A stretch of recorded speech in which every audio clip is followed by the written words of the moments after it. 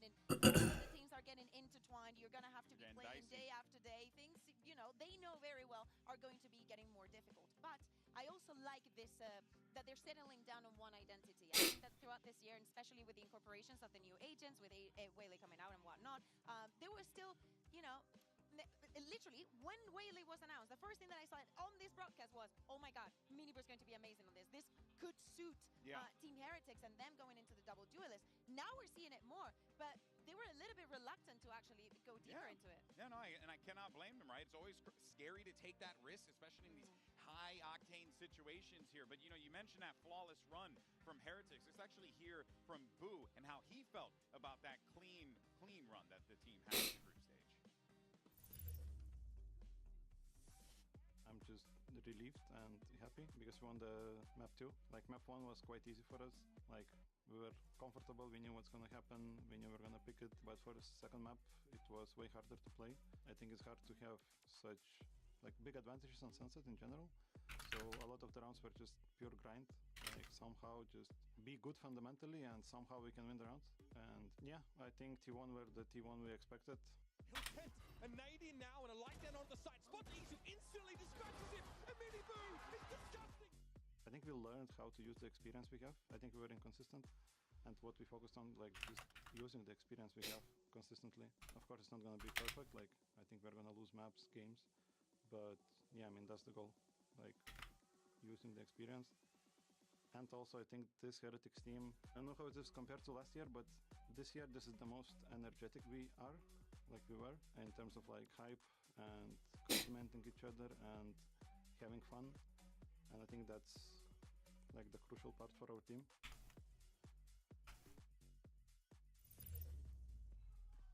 Well, you're hearing that from Heretics, right? They're keeping the spirits up, super important, but you obviously need your aces to go out there and do the thing. And that's the same for both sides of the field. You got Miniboo and Aspas who are going to be facing off once again here. And Kukuka, it's always a fun matchup to see these two players square off against one another. It's just fun to watch them play in general. But now, seeing the two of them having to duel off in the server like this, it's going to be intense. And when we speak about the journey for both of the teams, especially for Miniboo at the beginning of the year, he was not finding his footing. He was not finding the impact. He still had a great support system behind him. And in every single occasion that they had, Team Heretics will let us know that they were a team, that they were fixing things together, and they decided actually to stick together and evolve together through the game. It's good to see that Miniboo is coming in the form that he is to Chaps. These two players' narratives last year were that one was the bait and the other was the baiter. And I do think some has changed since then with, you know, a lot of talk about Miniboo just sacrificing for himself for the team, playing a lot of Neon,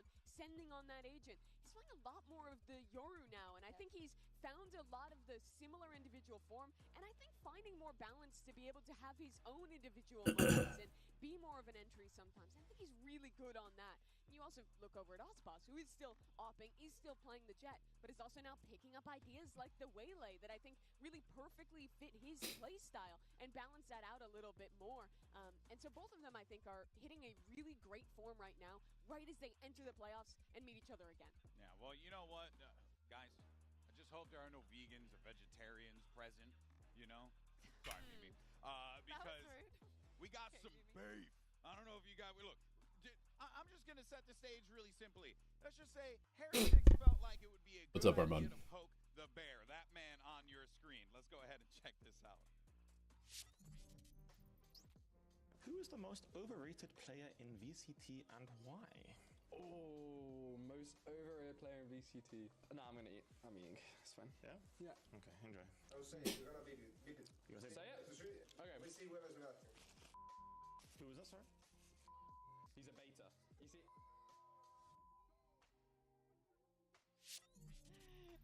I mean, it was blurred out, but I don't think Benji did a lot to hide it. The thing is that in the original video that then they took down because of the backlash, Rians was, you know, he was asked the question to which there's no right answer. Like, I would have cut him some slack because for you to name someone that is overrated, it has to be someone that is rated very highly. Sure, but what did he answer? Aspas. Yeah. Yeah.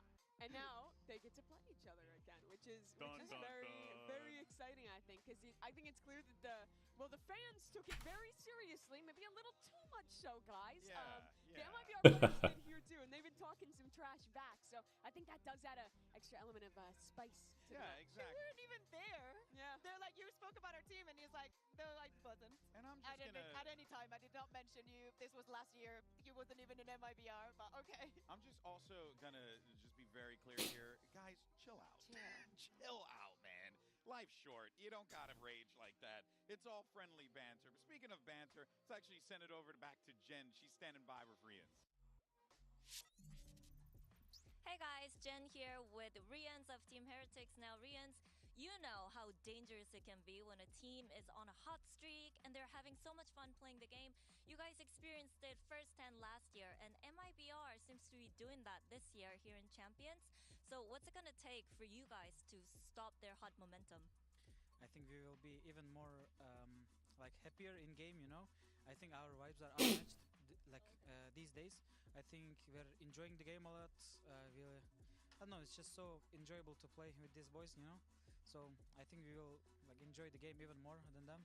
And it doesn't matter if they have like hot streak. I think we will have like even better, you know, like during the champs. So yeah, that's You're gonna out-5 them. But there's this clip going on. Care to explain? There's a clip saying Aspas is over. Yeah, I mean, I definitely think that it's not me. I definitely think that you should play every single team at least once, if not multiple times per season. It's AI.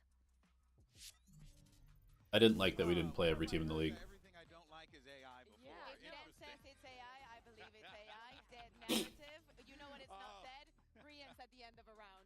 Yeah, it's true, man. This guy is unbelievable. I think the group stages should be you play every team, Because he's just got that. like the stage seasons. He's crazy. I know it's hard to do that, but This tournament thus far, if you're gonna do like a league, I think you should play a league system. You play every team. He's consistently fragging and trading in every other round. His utility is on point. This is Rians in rare form for a man who's already usually excellent. Yeah, I feel like in every tournament when things get dicey, there's always a moment where Heretics are in the brink of elimination, deal with the stage, but all the experience that they got last year, it definitely went somewhere. And amazing to see how these players have leveled up from then to now, and it's only going to continue to get better. All right, a little flashbang warning for everybody. That we have been seeing a lot of, and we talked about this a little bit. We've seen a lot more Waylay here in Paris. MIBR Heretics. MIBR, their goal was to shut it down and do it their way. Pretty similar. And they found MIBR getting significantly more untraded first kills, which is a pretty big deal. Pistols have been carrying them a lot. The rifles have been good too. Planting a lot on attack, significantly more than Heretics. About the same in terms of denying the plant on defense. About 10% more post-plant wins on attack, a little bit less on defense. So their retake's a little bit worse, post-plant's a little bit better. I mean, this is pretty even overall. To completely pull back, stay alive while still providing value on that entry. I think you contrast that to the Jet, where when you make the choice to dash in, you are 100% full committed, and you have no other choice. But this actually gives you a lot more options when you play the Waylay, and I think it's so great to see Aspas playing more of it. I love it for quite the opposite reason. To me, is the whole system that it's surrounded. What MIBR is doing is playing a lot of the KO, which is something that in maps that is not that popular. I love the system that they have created around it. So when Aspas dashes in, we've seen it in some of those replays, how everything is prepared, how everything's ready. Artson has been so good in shutting down the enemy Waylay when the approach is coming onto you. To me, it's more of the system that they have created for still seeing an Aspas that shines, but can still play like the Jet, just staying in, just with more tools, because the hinder is OP. It gives a much more like balanced opportunity for him to play different styles within the same composition, which I think is really unique to this agent. Yeah, and look, if coach loves it, if the team's working with it, keep doing it. You know, it seems to, it's brought them to the dance this far, right? We'll see, of course, how that plays out as the day rolls on. But that, of course, brings us to our MasterCard fan poll, where we ask you lovely folks, who do you think is going to reign supreme today? Which region will reign supreme? And y'all chose EMEA by a margin of 50.1%. What time is it? Hold on a second. Your Honor, the time zone narrative. I'll tell you New right York, now. 9 o'clock. Gamers don't wake up And that we're not early. up that early in New York. Chicago, 8 o'clock. Here it is. LAX, 8:58 in the morning. That's right. So you need more 8 dedicated a.m. in fans Lima. to answer to our polls? Is Time what zone you're saying? narrative, time zone narrative. Time zone. If it was There's a equal lot of people time, that it'd went be for both. 50-50. I'm actually in the both vote. Yeah, I think that's a fair. I actually EMEA because I think that I predicted Heretics for the first one, and in the second one, I still take Bonker and Strong as EMEA, so EMEA is winning. Oh, okay. Wow. Okay, so you kind of, I respect that. Now let's go ahead. I would never go against Bonker. That's how it Learned was my when lesson. Loud was in the finals last time, like was it 22 or whatever? I was like, hey, America! I just went for it. Technically, here are your predictions, folks, for day 2 of playoffs. I just got to say, I am having a bit of a rough one. But, you know, I just got here, so it's Wait, still young. Doug is caught up. Where's Doug at? Look at 16-6. Wow. Damn, he knows things. Okay. Should we like get him on the desk or something? He's a knower. No, it's fine. Okay, I thought so. Oh, Josh is falling behind as well. I've Typical. pulled up ahead of him. Typical. What is this? Oh my god! The The apple that fell from the tree, and you've actually turned into an apple? Is this what production has been doing while we were on the show? Yeah. Get me in there. Get her in T-bar? T-bar. That is the stuff of nightmares. You're saying that Genevieve is actually a mom? What is happening? Oh my, that is Je so n'ai pas funny. une pomme. That is good. C'est horrible. Oh man, that is some good stuff. Well, guys, it's going to be a good day. It's going to be a good day. We have loaded matches. Yep. And if yesterday is any indication, I would say better get ready, folks. Crack a Red Bull, strap in because Okay, this what is the map going pool going to be be here? a long day. Our squads are ready to take the stage. You got MIBR versus Heretics, and then after that, you have NRG taking on GIANTX. Day 12 of Champions Paris starts right now. Yeah, what are the maps going to be?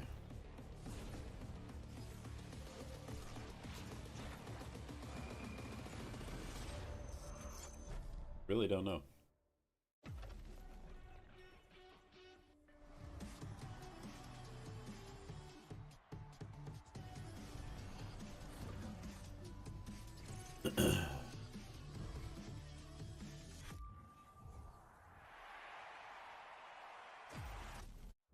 Yeah, MIBR has been banning Lotus, which is one of Heretics' weaker maps, but they've been playing it a bunch recently, so they've been picking it actually, which MIBR is kind of a permaban, looks like. At the start of the season, it looked very unlikely we were going to make any event in the year, especially not a champs. Being able to turn that around in such a short amount of time, it kind of just adds to the experience of making it here. This year, we didn't start well with kickoff on stage 1. It gave us a lot of lessons about it. We were trying to fix the problems, and I think we managed to do it really good. As GIANTX are playoffs bound! There is no team that can stop us. For the very first time in org history, welcome to the Champs playoff stage. Feels good making playoffs in the first seed. Beforehand, teams didn't think we were that good. Now people are going to be scared to play against us. I sacrificed a lot for Valorant, and I think there can be more, but I'm ready to do it in love for competition. Make no mistake, we're going all the way. It's up to Boo to push them back and away.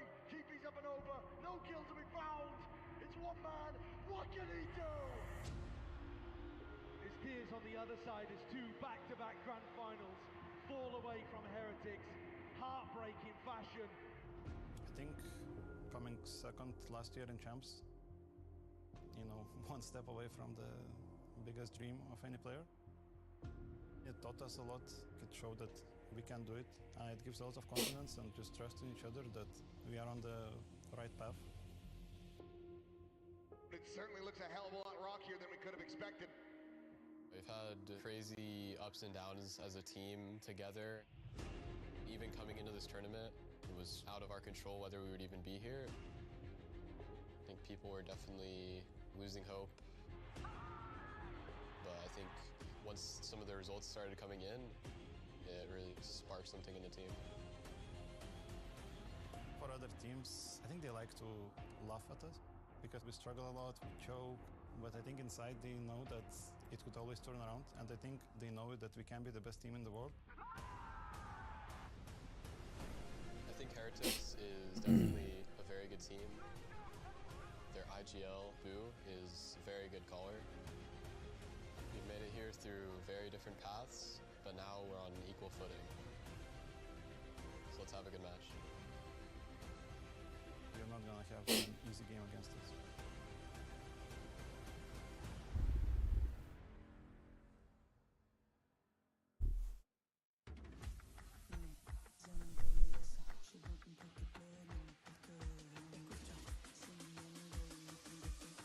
All right, MIBR, they need Osboss to go crazy today.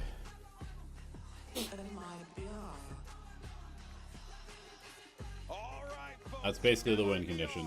Osboss needs to go crazy. Heretics and that man leading the charge, Osboss, has a bone to pick with these boys. And if he has Actually, he'll be sending them home with a 2-0. Kind of curious if I go all the way back to and brought them here to champions after a huge Amps. revival. Heretics, though, When they the played squad Lev. went down a peg last year, the team that was in the finals of champs back in Korea.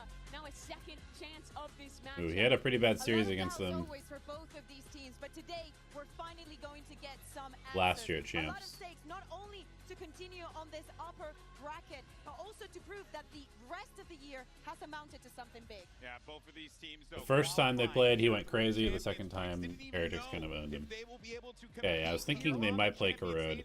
This is interesting. You got Corrode, Sunset, and if necessary, Haven. I think the tough thing for MIBR here is they had to leave this Sunset open, and that is I like this pool, actually. Heretics. It's a map that they've only played twice in America's stage. Definitely like this Two pool. different comps. They did win the last time they played, but they were playing double controller Neon with just Sova as an initiator. I didn't love it. I don't feel like they fully have the solve on that map yet, especially against I think this pool is actually pretty solid for both teams. Yeah, and Sunset is not a map that we Series should be good. I feel like a lot of teams ban it, but both of the teams came up with the same detriment, and is the fact that they have that permaban. Things are going to be left open. MIBR decide to go for Corrode. Now, in my head, I could think like maybe the buy, maybe even the Haven, maybe throw in a little bit of a curveball and prepare something very, very specific for Team Heretics. But I kind of understand this this pick of Corrode. It is not about map for both of them, so to me, it's about the tape and the understanding that both of the Guten teams Tag. have had. Of course, Heretics with Hello. a 2-0 out of the groups, they had a break. Bonjour. They didn't know their opponent, obviously, until the draw show. But they had that time to rest and actually sink Crucial into game in my what they can VFL. see Double here at Heretics playoffs. and Gem. I mean, the coaching on both The crucial sides, game for my pride, my really pick'ems. putting in that work, because there's been so much. Why who'd you pick? MIBR. The course of this tournament, with the tournament meta of Waylay and everything, and the You've lost your Mosquito mind. Con, Look, they've got a whole binder. And even just coming in with having to plan for new maps for Abyss returning to the pool, a lot changed. With It's the whole narrative. MIBR wins, Heretics runs the lower bracket for the championship. In this Corrode, Give it to me. All lower bracket run would be G2, but that was kind G2 of. I mean, the thing is, if anyone's going to do a full lower bracket run, pretty rough on the attack I mean, side. G2 are there To now. the credit Like, of it could, Heretics, like, they did I play feel like well. it's possible. Their macro was solid on that map, but I'm still hesitant to fully believe in them picking. You're still on the G2 train, I see. They're only going to last another couple games, maybe one. Why, who did they lose to? Heretics. How good having that global utility can be with the Astro. Well, We were showing some of the things that MIBR do on this Corrode, how these things are prepared, how we can degrain them, how they take care of mid and retake it in Many people are saying that G2 are going to... Many people are saying G2 will lose. I am not 1,000% in love with this composition, but I really All I'm hope saying is, that Heretics win this, EMEA What's up, best Camper read. Zone? Heretics has learned No a lesson doubt. or two from other people. Talk about comps I like though. We're going in with MIBR on this Waylay. This is such a good map, such There'll a be good 3 role MEA for teams in the top Osboss to 6 play. guaranteed. And to get to start out on the attack side That as is a well. They have ridiculous great number, ideas to actually. fast take mid or to re-clear that And 1 out of space. 3 is When they definitely get into a guaranteed in site, the top 3 watch as how well. MIBR fights deep on their hits, trying to fight into CT, get that little bit of extra space. The KO absolutely thrives in those positions, and the previous opponents of MIBR on this map got really caught off guard by that aggressive flashing into their spawn that MIBR was doing a lot in the post plants. Benji, are you baiting? Benjamin the fish? Before he baits, okay, I actually want to bring attention to something I was mentioning very early today, and it's the Wood versus Aspas. Now, for the 2 times that they played at Champ last year against each other, Wood versus Aspas, the first time, really, Wood did not have the time. I still do not find him 100% with this Viper, and I need him to show up, especially on the left side of the map. I need him to show a presence on B because he needs to be one of the... Yeah, if I'm Fraud, I'm picking on Woot every single round. His Viper looked absolutely terrible the last time they played. He's still going to be the one who oftentimes is in that direct 1v1 with Aspas, which is pretty cool to still see that panning out. Heretics was great on the defense. They locked G2 out of this one pretty much completely, but MIBR's comp is a bit more explosive. I think it has a lot more options, and it's going to be a lot bigger test in my mind. It's going to be a great game, no matter how you slice it, though. You got 3 great maps these players decided to lock in here, and it is all going to come down to who wants it more. Let's go ahead and send it over to your casters who are making their Champions Paris debut. It's the Legends of the Pacific, Achilles and Paper Thin. Thank you very much, GB. It is a pleasure to be back here in Paris. I'm Achilles.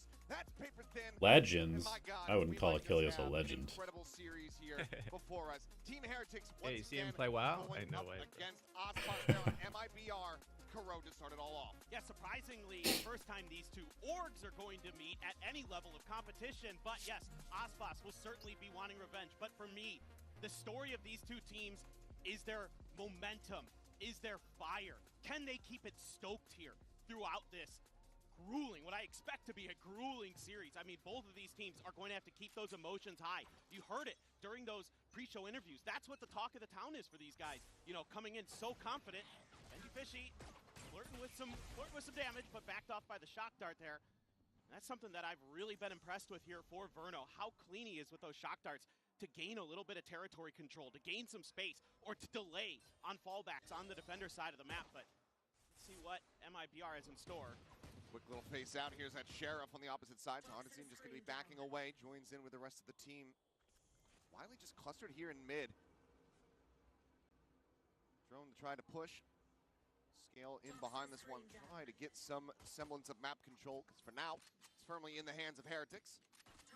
This is classic MIBR. They love to take these mid-round pauses to try to work the map a little bit, bait out some utility, figure out what their opponents are doing. And Heretics just going to fall back to the default, to the 2-1-2. Try to hold this off. It's going to be on to Cortezia. See what he can do as the Viper to get that extra angle, to get that extra flank. These executes for MIBR often really impactful, and obviously that guy on your screen, a big part of it. Flash going to be coming. Made up and over the top, Aspas going in, dips down, has to take that refract out immediately. Verno able to find one, but MIBR does get rid of Odyssey at the same time. Now the flank getting ready to come in, but noted, dealt with Woot. Able to find it with a headshot. Aspas, however, right back into the fray, gets himself into the site. He's able to find Benji Fishy, and Shenum does manage to take down the enemy Viper. The Fraud pistol strikes again. 2v3 for the attempted retake here for Heretics.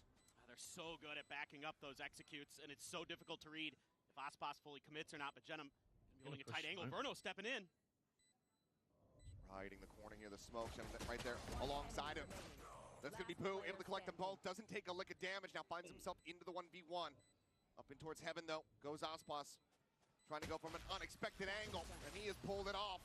The opening round here on Corrode goes the way of MIBR. Yeah, this is just quintessential MIBR. Throw a little bit of KO utility over the top. Verno there gets the spot with his util. Able to find that easy kill off of the refract from Aspas. And it's a flood into the site. They do challenge this choke and give it to the 1v1 for Boo, who has been good in some clutches at this event. Let's go, boys! Fraud's fired up, and you know, I got to talk to him a little bit today before the match, and you know, he's just so happy with the way the team's been performing, just really impressed with the way they were firing against RRQ, who he thought is a really tough team.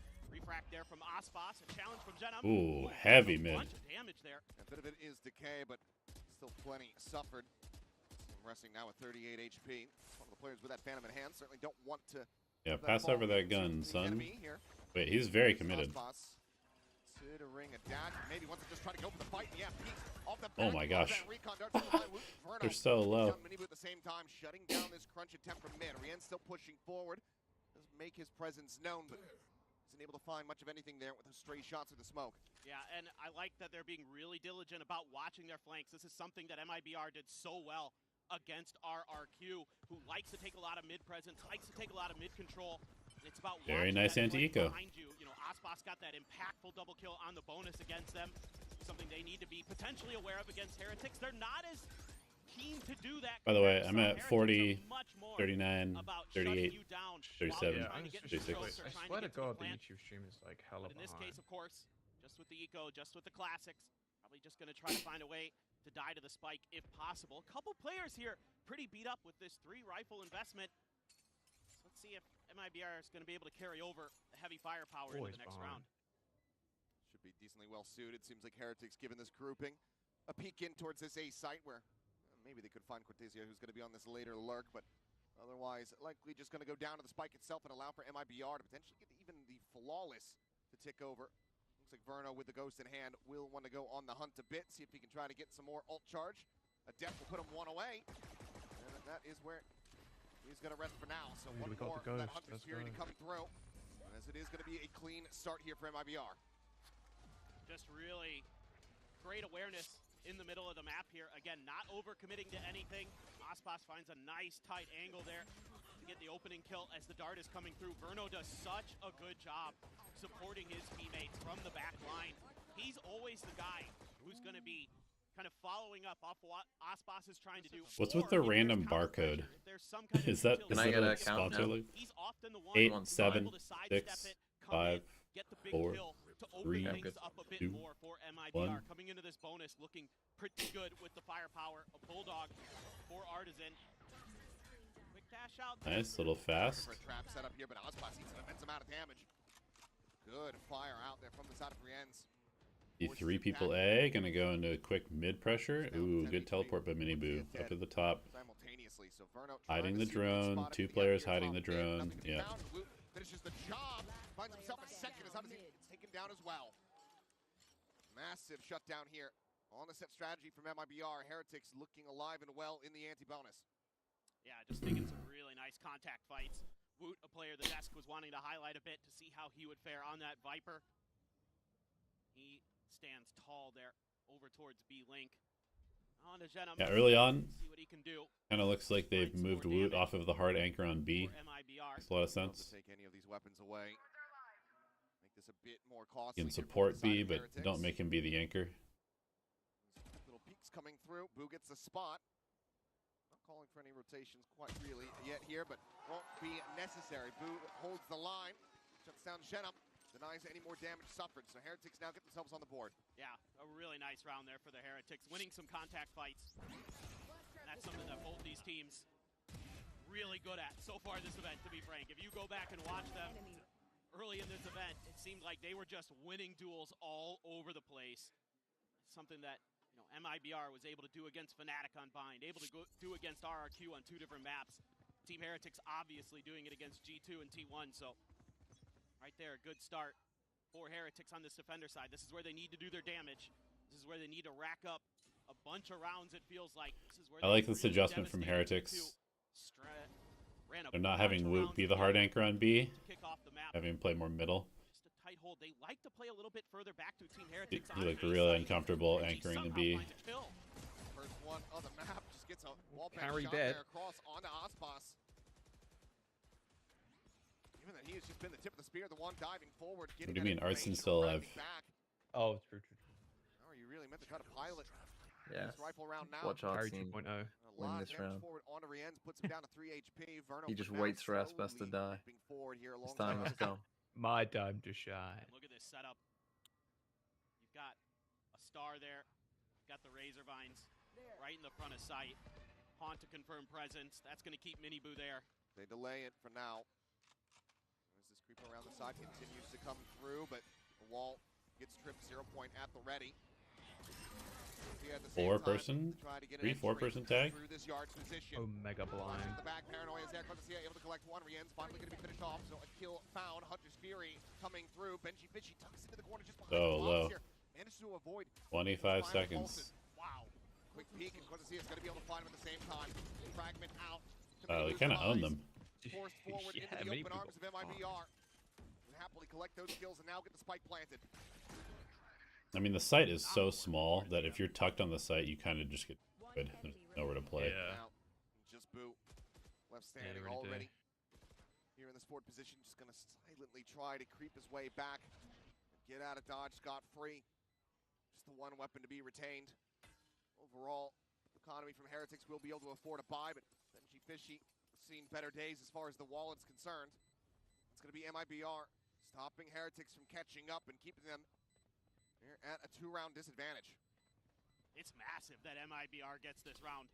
And they get it as clean as they did. It didn't look good. You lose Aspas at the beginning, and you're thinking, oh boy, there goes your entry pressure. There goes your ability to bypass that Astra and Vice util.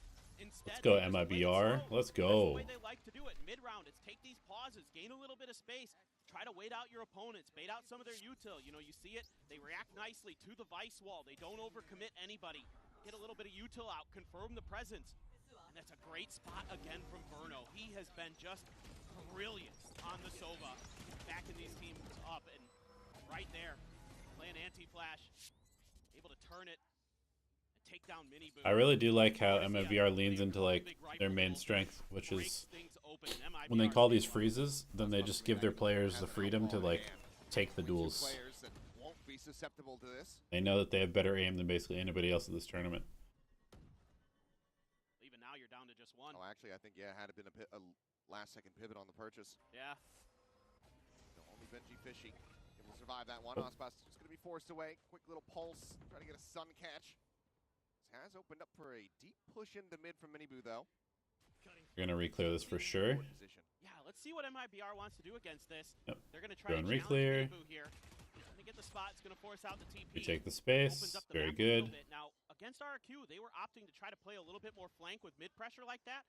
It seems like they're keen to make sure that that mid-pressure isn't real, isn't fully committed to. And then they're going to try to find a way through to the other extremities. Going to test those double controllers over on the B side, maybe. At least thinking about it. Ooh, Cortesia finds the timing. Seemingly, this is where the hit's going to go. Try to clear out any potential util here. You people are going to be stuck at A, though.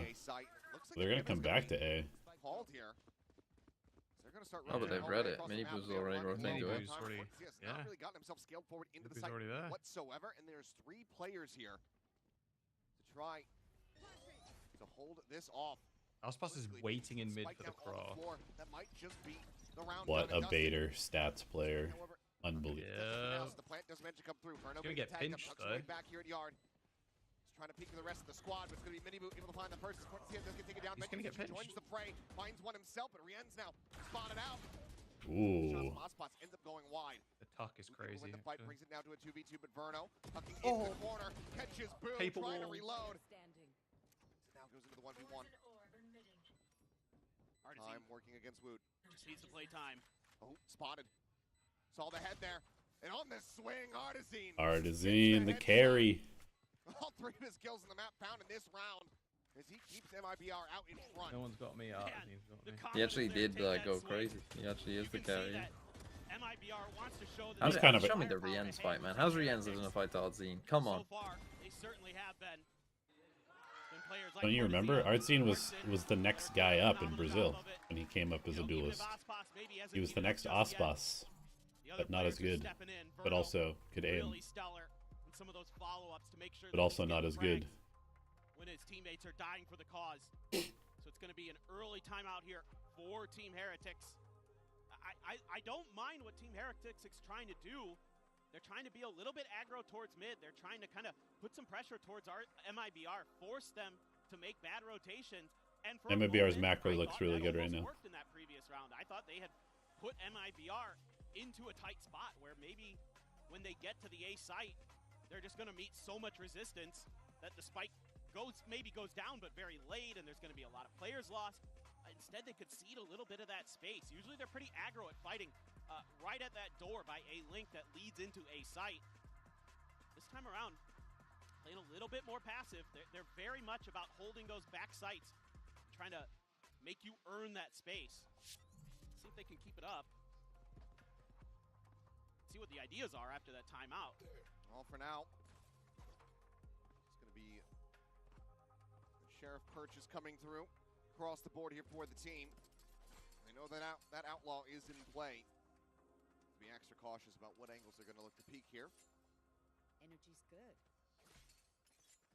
I think you're going to be... All right, let's go. Well here for the side of Heretics that could very much come into play in the next buy. It's very true. Need to see Early Rians pressure A. involved here Boss as well. boss. So far, a donut on the kill feed, and he's definitely a guy that doesn't feel like he's going to be held back. Heretics giving away mid. This event. Giving away mid control a lot. A slow approach towards A. He's looking to wait out this smoke, looking for an aggressive push, going up against that eco. Want to be a little bit diligent. Smoking B. Just the two controllers on this side of the map, though, and they're just going to cycle those smokes. Just trying to play as much delay as possible. A little bit of info, a little bit of space. You can definitely just burst this, though. They should be getting a pretty good read here that, well, they could be mid, they could be A.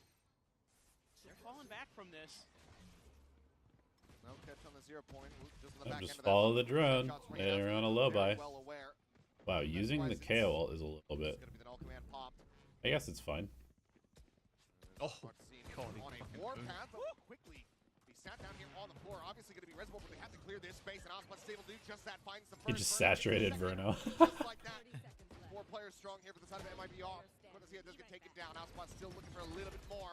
Won't be able to find it. Artesine very much starts to come alive. Solid round. Back-to-back big rounds from him. As MIBR not looking good for me and my Rien's IGL. Getting it going with that sniper rifle. I might have cursed them. Two best we have in the business with the scope guns. And he comes alive in this round. Even though there's that shot kill there on the Cortezia, everything else pretty much goes according to plan here. Love the way that Artesine uses his fragments to buy space and time. It's something he did so well against the RRQ. In particular, shutting down the Waylay ult that Jemkin was trying to bring against them. But he's been so sturdy. A little bit of a jump peek, spot on the boom. The exec time. I was sticking it. But Boo, on a repeat, does manage to find Ospas. That's a crazy peek from Boo. Something that's not going to be a concern for you here in the round. Geno's made his way up in towards heaven. Looking for the peek, and steadies the spray eventually. He's able to find Boo. Paranoia cuts off Mini Boo here. He sprays out some shots. Now they know there's going to be further presence reinforcing that heaven position. But MIBR, nonplussed by it. Not the best plan. So much for the retake here for Heretics. Know where he is. Going with the ult cycle. Spot out coming through, and Rien's on the peak there from heaven, able to find one. Tap of the defuse. A 3v4. Burnout looking for something, but Mini Boo is there from behind. Able to find it. The pit now blooming, and Benji Fishing gets the final shot. Pit kind of wasted, but they got to go for those ults. Let's see if they can start streaking a little bit. I mean, 5 already on attack is pretty good. You're going to have the Cosmic Divide. You're going to have the Vice ult. Pretty good already. Boo just finds a timing there, just reading off of the drone pop. He's going to be able to take Ospas down before he can even get the dash going. Fantastic work from the IGL of Team Heretics. And then you've got the ult as well from Mini Boo to really just identify where everybody is, and then Team Heretics just cutting them apart on site. Need a little bit more of that here. Like you said, Ospas died with ult in hand. Let's see if this time MIBR find a little bit more success. We haven't seen too much of the Paranoia dive into a link or even a elbow. Sometimes they like to do that. Heretics has had yeah, it's really all off the back of this Odin. a 32% win rate on their attack on this map. Is right there, looking to collect. They go one apiece between him and Ospas. Boo. Ooh. Shutting down the ladder there. Artesine still trying to work his way forward. Sends out the fragment. It's just waiting for the reinforcements to come swooping in. Ooh, the freeze call. Baking them out. Spike is heading towards this site. You can see that double linger. That was like an accidental freeze that was called because the spike was so far away. Yeah, I mean, honestly, this map kind of feels over. Like, yeah, Heretics has a 32% win rate on attack.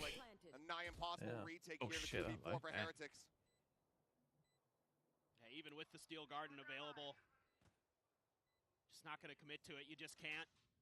You're absolutely right, Achilles. It just took them too long to get the read on what was really happening there. You know, because a lot of times MIBR is taking that pause, you know, with so many forces that are going to be grouped together, and they're just kind of looking to see if anybody's going to get aggro. Maybe somebody's going to. I really feel like MIBR's understanding of like just keeping a simple but like consistently changing macro on attack is pretty incredible. Just considering that Bruno is like new IGL and they have very little experience on their team other than Osbus. MIBR not showing any mercy here, not slowing down.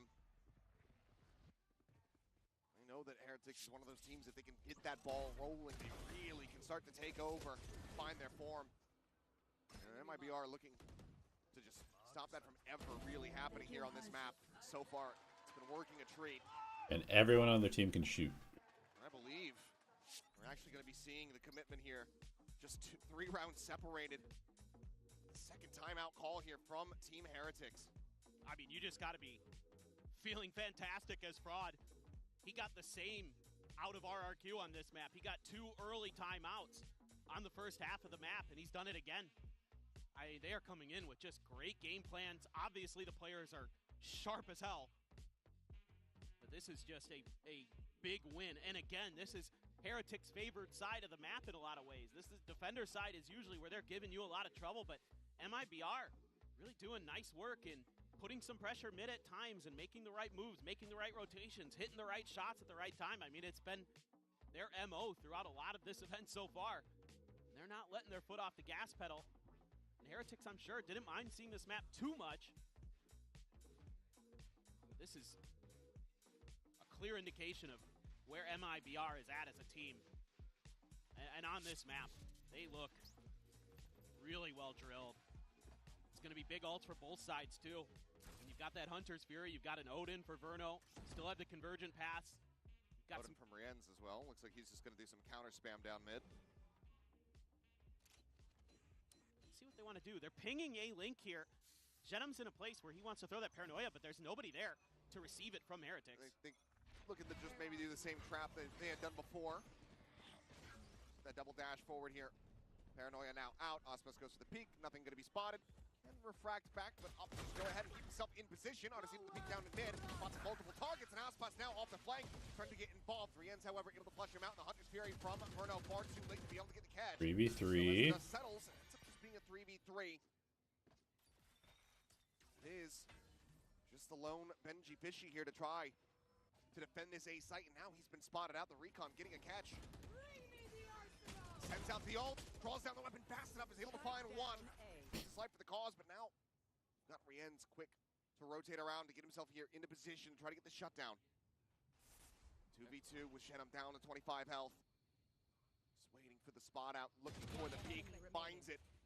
Spike down A. Shenum, I just don't know if you're going to be able to do much against this Odin. It would have to be instantaneous, but he cannot. Rienz. Let's go, we're back. We're back. He's an Odin player. As long as they just have a minimum one Odin, maybe one. Can they start to snowball these rounds together?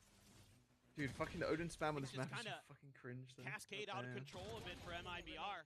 Heretics do a great job of. I think they just need to change how accurate the Odin is for the first few shots. It makes no sense that it literally beams people from like bullet 1. This time who's going to step up, get those big kills. Hunter's Fury not able to connect, and then MIBR forced over into the Vice util. That gives Benji Fishy the awareness and the time to get that crucial ult out and get the reinforcements there to secure the round. This time, really heavy presence early at B. MIBR turning up the pace, maybe. Just a little bit of a util dump, but no real skill forward quite just yet. Seemingly just wanting to see what kind of reaction and rise they can get out at Heretics. Blue going to be spotted there for a moment. Convergent Path is now going to be sent in. Osmos diving forward, but does end up hitting a couple of his teammates here, it would seem. Okay. Quietly, but around him. What? All the more pressure now on his shoulders to Actual stats player. Wait, what if he plays for? Noted here in mid. Wait, what if he plays for the ninja? How are you meant to play it? Finds the first. Oh, imagine if he played that for a ninja there and didn't. That would be pretty incredible. The only way out is to fight. The round win. It's a foregone conclusion. It will not be found. Nor will a weapon Nice round. MIBR. Once again, they open the door for one. Heretics eke their way back in. And then it just gets slammed right in their faces once again. It's this pause. Throws everything awry. They read that position of Boo right away. That's an odd smoke to be on top of the hut. And they're so ready for it. And then they're just storming through, clearing most angles other than the one Woot was in. It turned out to be not the end of the world for them. They were just cutting through. Still, Boo sitting on that Cosmic Divide. Rians has his ult, but it's an eco here. They're just going hot in towards A. Spray in, top of the bite, Rian's dead. No hope in hell. Artisine running down, Benji fishing. Just those aren't his kills, it's okay. Oh, dear me. He's just willing, so willing to put his life on the line, just set up and guarantee the round victory. Especially given the weaponry on the opposite side. Now once again, left to his own devices. Won't be able to find it. Verno with 3, MIBR with 8. So they look to make this a 9-3 half. It's so fun to watch this team. Once they decide to accelerate, he gets a glimpse right as he's trying to tuck into the smoke off the back of the snake bite. Oh man, Verno. I mean, Artisine, I just love the way he plays. He's so selfless. He's using his util really smartly, but right there, just setting Verno up for a big double kill. He's got 11 assists on the map already in the first half. 1 per round on average. It's been pretty good. He's also doing a decent amount of fragging in his own right. Boo, though, a solid advantage to start things off. Shen up. How he peeks in, maybe thinking that he's going to be able to find that player alone, but that second layer of Mini-Boo catches him off guard, and then suddenly it's a 2-player advantage. Start off the last round of this half. Oh, it's Nightfall. Thought for a second, Rians might use it just to buy a little bit of time. They're contacting with an op, I didn't even realize. Okay. It's good for the shot. Are MIBR just fragging out the last few games? I mean, that's a huge part of their game style, is that they just out-aim people. But honestly, their macro is quite good. The tempo that they play seems to be very confusing for other teams. Like, the way that they stop and start is very CS. It's something that not a lot of teams are super used to. Ooh. Yeah, bro, thought. Finding a nice shutdown, giving them the player advantage. Hunter's Fury going to be coming through, and Mini-Boo is way further forward than Verno could have anticipated. Unseen going to be pitched as Boo finds the shot. The defuse comes in, and Heretics. But yeah, a lot of their success comes because they just out-aim people. It's a dicey half for Heretics. At least they're able to find that last one off that early 5v3 advantage. Looks like for a moment, Aspas might just take things into his own hands. Nice little fadeaway there, but that ult from Mini-Boo, beautiful in a couple different regards. Gets the spot onto Aspas, gets the clear on to Verno on the backside. They're able to take the round. Some pressure here on the side of Heretics. Still some wiggle room to try to get themselves back into this map to get ready to swap sides. Need to start on a pistol.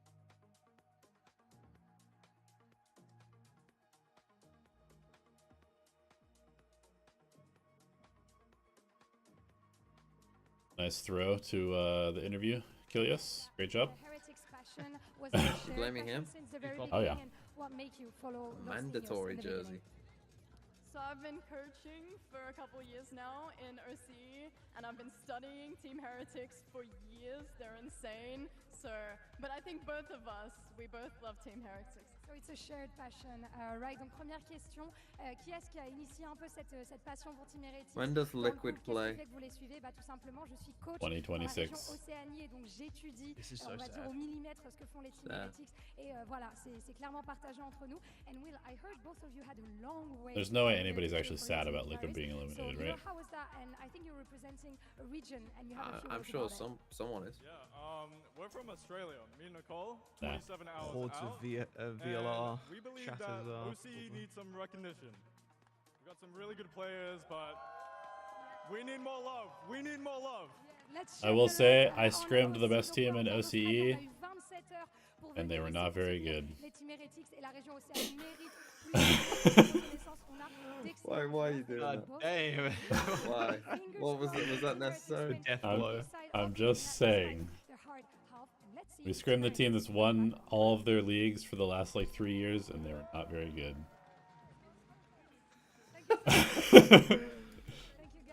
Don't worry, OCE. We know you. We love you. What if you put Autumn on that team? Some more of you, but They might be a little better, but they really only had like 1 or 2 players that could shoot the back. American is stomping down on the less fortunate. That's so true. It's just really so efficient. true. And Verno as Hey well. man, I mean, America is a meritocracy. If you ain't good enough, get out. Are people in Australia or New Zealand less fortunate than Americans? Probably not. They're probably more fortunate, to be honest. Follow up off of Aspas or whoever's going in front of him. Just so impressive, the coordination and the time that these guys put in. So they came to Europe and boot camped, and look at the results. They are playing so well. Hasn't managed to find any shots there over on towards Rian's. Always interesting to see when you not even a single lick of damage onto a player on the opposite side, but it looks like we are ready to go. Back in now for the second half, so 8-4, MIBR in a cozy lead, but a pistol win from Heretics. A little bit of start of the snowball. That could turn around very quickly. Look at this setup over at A elbow. A crossfire with Aspas, maybe trying to bait a little bit here for Cortezia. Jenum as well in place. Oh, whoop, okay, forget it. Well, he is simply lost his life off the rip. Boo's kind of had the number of some of these these MIBR players. Certainly has. He's gotten some big opening kills. Clear on the recon, I'll probably try to check. Not going to be able to get the grab here onto Verno. Lobbing in a shock dart. Okay, a little chip. Big shock. That shock is huge. Even more across the jump down loop. Playing up on top of the half wall, looking to try to catch him off guard, but Benji Fishy swinging the corner is just going to be able to find the headshot. Just like that, it's a 5v3 now with the spike planted, all ready for the side of Team Heretics. Double push in, Boo holding down this angle here in mid. Playing it quietly. Looks like no one really going to look to try to push the other side of Ring the did like just cut back 100, 200 damage. As quickly as they possibly can. Oh wait, never mind. Some of it was decay. Some of it was decay. Noise made. Swing at the corner. The first one going to be found. Miniboo going to be taken down. Look at the flick there. Over. Shenum now. Last one standing in a 1v2. Time ticking away. It sets up a smoke. Flash confirming presence. Bruh. It's a one tap. It's now suddenly Benji Fishy has to try to run his way forward into the smoke. But Shenum has the shutdown. But he doesn't have the defuse. Man, damn good shooting, but the time Jesus. just not there. Heretics, I mean, Benji messed up his movement, which I guess in the end meant that there was no way to win. But Almost goes away of MIBR. Again, a great opener for Boo. He's been so why is he tapping his recall after he steps out in the open? That was great. Down to .88. Don't worry, guys. I counted. It's all good, bro. The math was mathing. The math was mathing. Fantastic. Going for this stinger This is kind of interesting. It's the exact same kind of start that Team Heretics had against G2 on this map. They were down 8-4. They win a pistol. They start streaking rounds. Maybe they've got some of that magic in store for us here again. Been leaning into the stinger buys here. Don't dip quite as hard into the wallet there. It's been a relatively free walk up here in towards Yard, and yeah, now that presence is going to be known. Puts on the corner, looking for that second kill, can't make it happen. Verno will be able to shut him down, but is only able to recover a ghost here for his troubles. Firepower-wise, MIBR very much outclassed here at the moment. Just not going to commit to this too much. Verno looking for maybe a little extra damage, but other players lining up to either get some exits or die to the spike. See which direction Heretics ends up wanting to drift themselves. They don't mind going for the fights here, just stingers. Why not? But looks like they are going to back off. Okay. A quick exit through the defender's spawn here for the side of Heretics. So just a one-player loss, just a ghost on the floor. Exactly who they were willing to have die. Heretics starting off this half about as cleanly as they possibly could hope. Now the deficit, just the 2 rounds separating as we go into their bonus and see if they can get that conversion. Gonna be tough. If those stingers can sing, absolutely could be a game changer, could be a momentum breaker. It's MIBR so hot in that first half. There's going to be an early operator there for Aspas as well. They want to try to get him going with that sniper. Trying to lock down some of that Are you guys hearing that audio? Shenum's going for the glass cannon just to really Yeah, like someone speaking like behind the casters or something. Yeah, there's like tech people doing tech support. Post it up. Top of the hut here. Poison orb forward. The push getting ready to come through. The clear there onto the Thorns cannot make it happen. Fragment's gonna be coming through, but that's just disrespected. Rienz just swings in around it, eats a good amount of damage, but finds the critical kill. Burning out locked in position. Ooh, the stingers. And he is just scrambling. The stingers. He cannot. Out wounds, drops, and they just continue to play together. But I mean the game, not the round. The round. One after the other. And given the operator, given the no armor, Their money is going to be unbelievable after this. Back and watch that spike detonate. Crazy.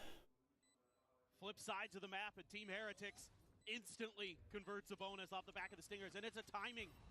MIBR's Artisan just a little bit unsure with throwing that knife in time. Had he thrown it a second or two earlier, could have potentially been a very different round. Maybe preventing Benji Fishy from using that Vice util.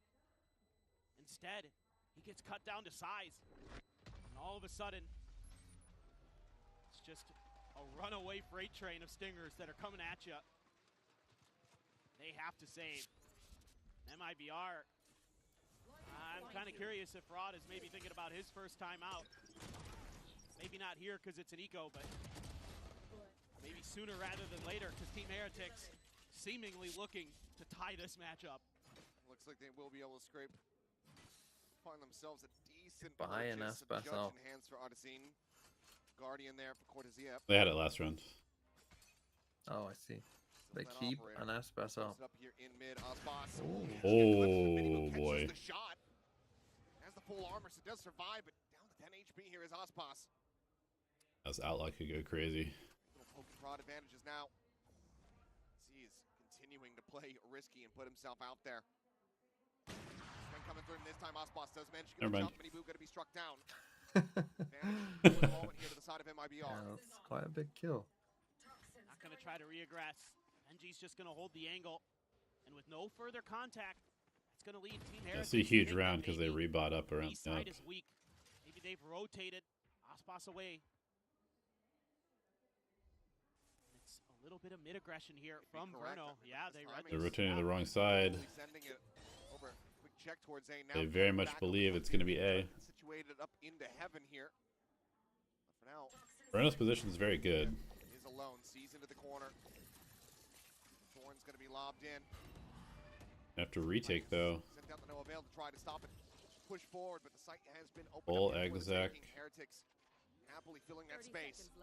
Great util there to back Cortezia off. Didn't give him the angle to shut down the entry point with his own snake bite.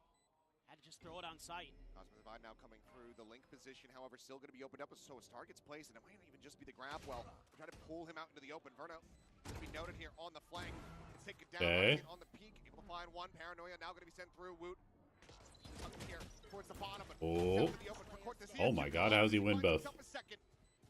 Boo dead. Rienz here on the site, all alone. The 1v3. The judge just bounce around the corner. Nice round from him, Yeah, really nice. Broad trusts in the team, and they get it done.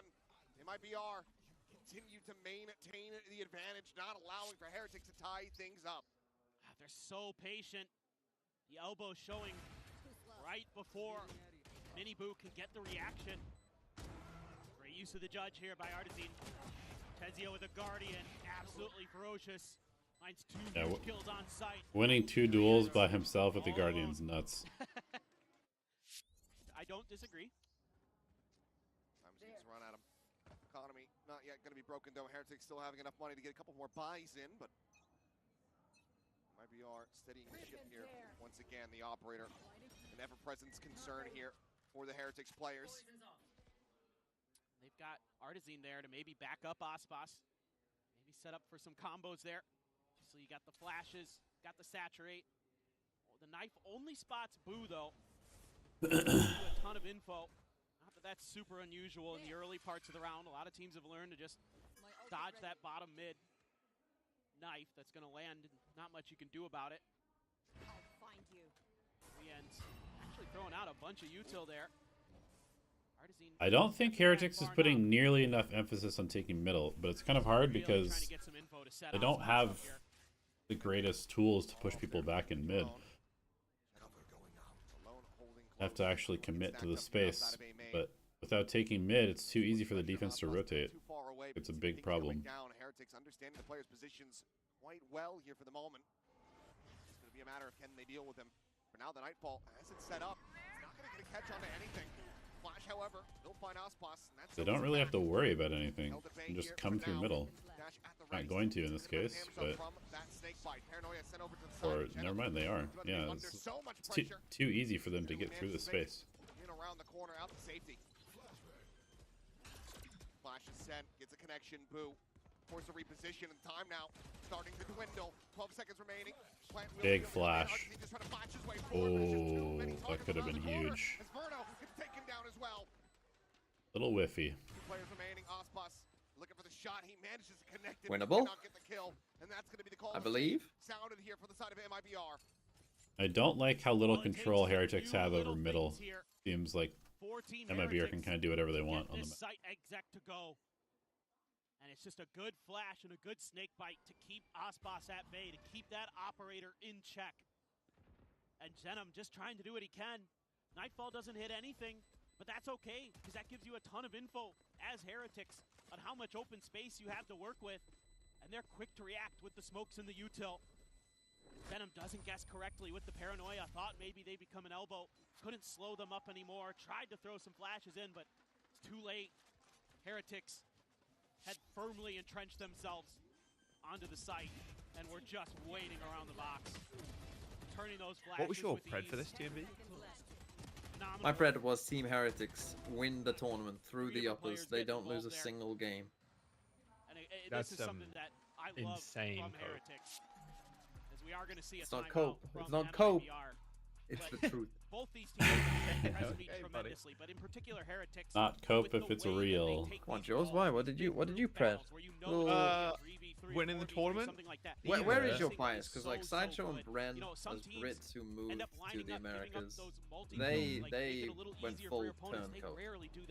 They did. I saw. Yes. Are you an Americas lover or an EMEA lover? I don't really have a bias, to be honest, and that sounds crazy for a Valorant watcher. I think everybody needs to have a bias. It's on the like form that you fill out when you become a fan. Yeah. But I don't know. Like this tournament, I think probably Paper X or G2. I think they look the best currently. But for regional bias, I mean, it was a career ahead for a long time, especially in like Overwatch and League of Legends. But yeah, Valorant, Paper X, G2. You missed a worldwide, is what I'm hearing. Exactly. Yeah, exactly. Hey, I'm just here for good games, bro. I don't care what region delivers them, as long as they're good games. Also, I did see that you hate watched Fnatic into a win, which is excellent stuff. Maybe they can shut down. I mean, set up for a nice retake. I don't know if I've ever seen you more miserable than yesterday watching Fnatic play. Like, there was just something about that game. I genuinely do think like, say if the first game was like this, you know, where it's like, you know, someone close, but maybe a little sleepy thus far, like, I think I wouldn't have cared at all. I think the problem was I got so used to the insanity of the first game. Yeah. And it was like, wow, Valorant's such a great game, isn't it? And then I was just like watching fucking paint dry. I got spoiled by the first game. To be fair, like, is it the Lotus or something? Like, oh no, it was the Haven, sorry. That fucking, oh no, Ascent, I think I was thinking of. That fucking map took like 6 hours to finish. Like, actual, like 6 fucking hours. It felt so long. I mean, it was a 7-hour day with no tech quarters. I mean, that is... Yeah. Considering the day that I went to go watch the games was over and under 4 hours. That day lasted 3 more hours. That was the same amount of games. It is pretty despicable how long Fnatic takes to do nothing. Like, most rounds. Yeah. It is wild. Actually, checking... What the fuck? Checking VFL, like, Ascent was one of their shorter games. How is that fucking possible? Still one out from main. On around the corner. It's definitely because they, yeah, it just feels like they did. Wow. Crazy round. Okay. I think you're seeing the benefit here as well, the Heretics buy. Like, where as soon as they won that bonus, you're right, that money is so insane. But just so much space has to be given up here. And to be fair, MIBR is playing to give up the B side. They're holding the A side as their strong side, and the Heretics able to just get through there and do what they need to do. And they get Benji Fishy, his ult, off of the spike plant. That pushes MIBR even further back. Are gonna have that no command, but it is a weak buy. Just with the classic, frantically backpedaling. Comes away behind the box here at Yard. Clone and Prowler, everything just being sent. Snakebite gonna be sent out to no avail to try to keep Chenem alive, but the spray eventually will. Nice little A split from Heretics. 3 sheriffs to try to make some magic happen, but it seems like Heretics thinking that they've done a sufficient job of drawing attention away towards this A site, and they would be overall correct. It's just Aspas slowly working his way back across towards that B site. Yeah, just trying to feel the map out a little bit. See if there are any traps. Any re-clears of space. Could be coming their way. Heretics looking now towards that B site. Wait, elevated. Shifted in. Yes. He's going to have to go absolutely nuclear here. On my command here of who else is in the call, it has your name here as Donald. Is your name actually Donald? Yeah. Your government name? Yep. That's rough. Yep. You're just gonna hang him out like that? Goddamn. Slowly making his way across. I just mean, you know, I mean, it makes sense with your political views, but... 0-1 to talk, bro. Double face forward. Verno finding the shot. Rienne's going to be taken down. Minor amount of damage suffered there from Artisan. As Fragment goes forward. Now held at bay. The snake bite buys some critical time. A drone considered, but the time is just not going to be there for them. Christopher Columbus. Looking to try to displace the player. You're trying to think of the worst Christopher you could. Genociding the natives. With smallpox blankets. Third kill. The time is not there. They cannot get this defused, but it's a damn good effort and a good deal of damage dealt here by MIBR. If only it mattered, but Heretics are oil barons. Will gain the lead here for the first time. Yeah. Well, it might matter if MIBR still streaking some rounds together, but... For Heretics, I mean, MIBR fighting tooth and nail, getting some good sheriff shots, creating some good moments, setting up for some good double faces, but it's just too little too late. And now you're going to be sitting on a bunch of ults for MIBR. Everything but the Viper's Pit.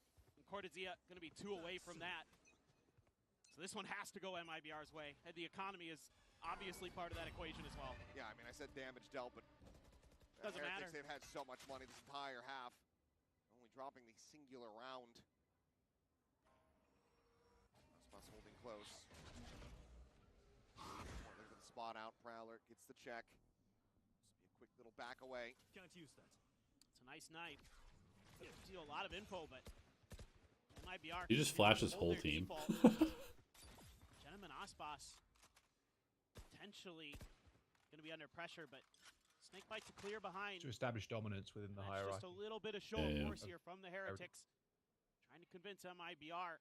Okay, gonna go for an A split with the Yoru ults. Even though now Imagine. A little bit of util over towards A links, and now you're really should have alarm bells ringing in your head as MIBR. The ult as well from Mini. Aspas is in trouble. Coming through. Quick check from Aspas, and he cannot escape. So fastly do they peek out. They need the old global tactic of run forward there. Around the back of the smoke is able to find one. Yep. Stopping Mini before he can escape, but now he is alone here on this site. Desperately needing some reinforcements. Finds himself another kill, but he did incredibly well. Damage dealt, and boom, boom, so very low. Wow, we just got the fit down. That's so crucial. Moving here just around the corner to try to catch them off guard. His eyes get focused forward. Verno on the check, still here within the pit. For the rest of the team. Wow. Guy to snakebite. Yeah. What the fuck? Yeah, he had like 20 health. So. Yeah. The round goes the way of MIBR. Empty investments. They once again tie things up. It's just a crazy back and forth.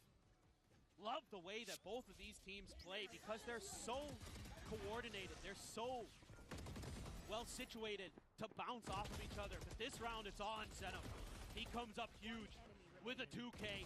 Even though Artisan maybe a little bit late, you could argue, with the null command That's big. to prevent They did handle that very well. coming through. Doesn't matter. There's I really do think that playing on the A side is like almost impossible. There's nowhere to hide. It wasn't. It was only an investment of 2 of the ultimates here. It's so small. Utility covers everything. And it's going to be sent there off the rip, as expected. Forward here on B main. Minibu scouted by the 0 point, still pushes his way forward. That haunt might make you think that something's amiss. They check, but they check the wrong corner with the... Oh my. Throwing the check in, and Big. No, mid control now. The gate crash, joining with the rest of the squad, but he goes for the base. He just gets taken off.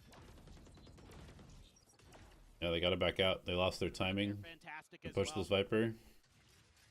If you lose that pit with Cortesia in it, the game has been good, Klepto. It's been good. the round could go haywire real fast. Instead, it's a big rotation.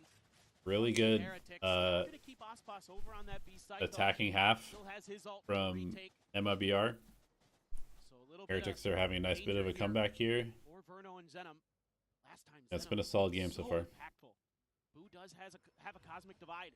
They can get to a spot to use it. He's got another smoke already cycled up. The paranoia still in hand. A TP for a quick exit. It's going to be hard to try to lock down this element. Verno watching on the cross angle. Paranoia now going to be sent through. It's a massive connection. The spray, however, does get a good amount of damage in, but it does not find those eliminations quite just yet. Game down. Both down to 30 HP. Another smoke cycled forward. The bite, the seize, neither getting purchased. And now they're just pushing out of a smoke to their demise. Spike down A. Flash in, Woot there around the box. Is able to get the spike planted. Good discipline. And now finds himself in a 1v3. Now it's forward, spots the first convergent pass. Damn. Okay. They really wanted him. Oh, the wide swing. God damn. I'm trying to remember, TV. At what point last year did it feel like EDG could win? Because, like, I feel like this champs, the only team that maybe is giving me vibes of, like, they could win this is Paper X at the moment. But even then, I feel like they've been kind of shaky. Like, I really like still have no idea. Like, this is the thing that people forget about that champs. It's like, the upper final was Lev EDG. And, like, it felt like, how the fuck are these two teams the upper final? Yeah. Run into Aspas, that's gonna happen to you. I still have no idea who's going to win this event. I don't feel like anybody's really stood out.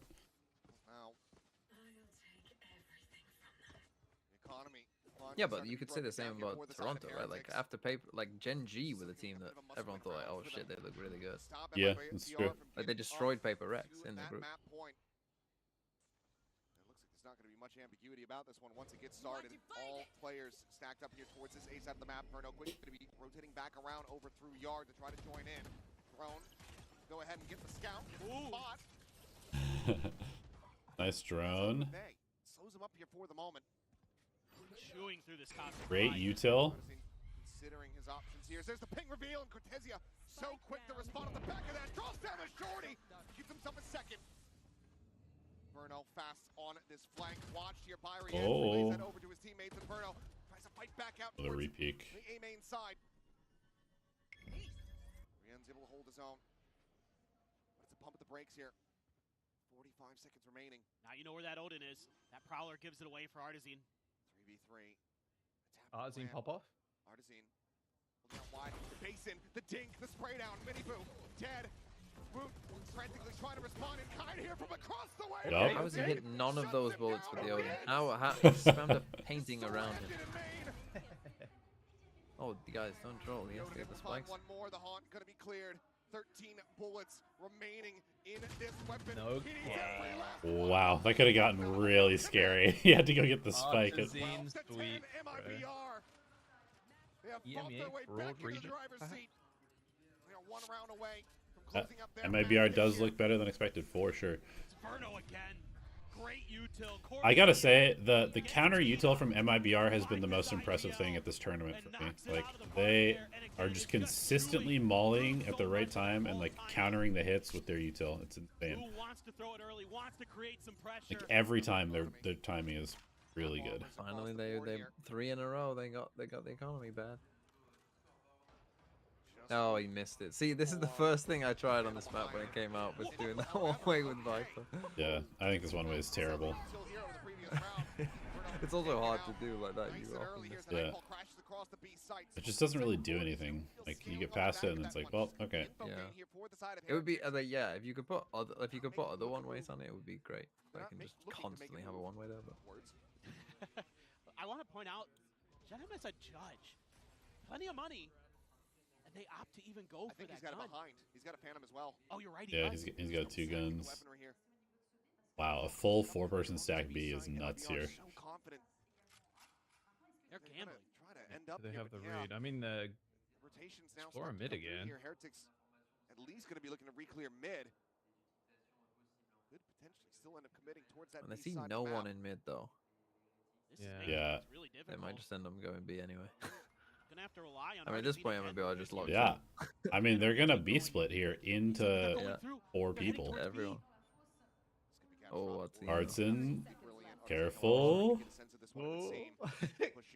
Dude, he's so fucked. The Guardians spam. Still 3 people here. This is still losable though. I mean, 18 seconds. Time they have to plant the spike. 5v3 now. The bound forward. The time, however, starting to tick. Ospas able to find one more. I mean, they should be able to kill him now. Alone on the side, Or not. Oh no. Oh my god. God damn. Team Heretics hold on by a thread. That's crazy. Need one more to push this into OT. What in the world was that? What a wild round. Gets the spot right before the toxic screen goes up. Able to track him down with the Guardian is Miniboo.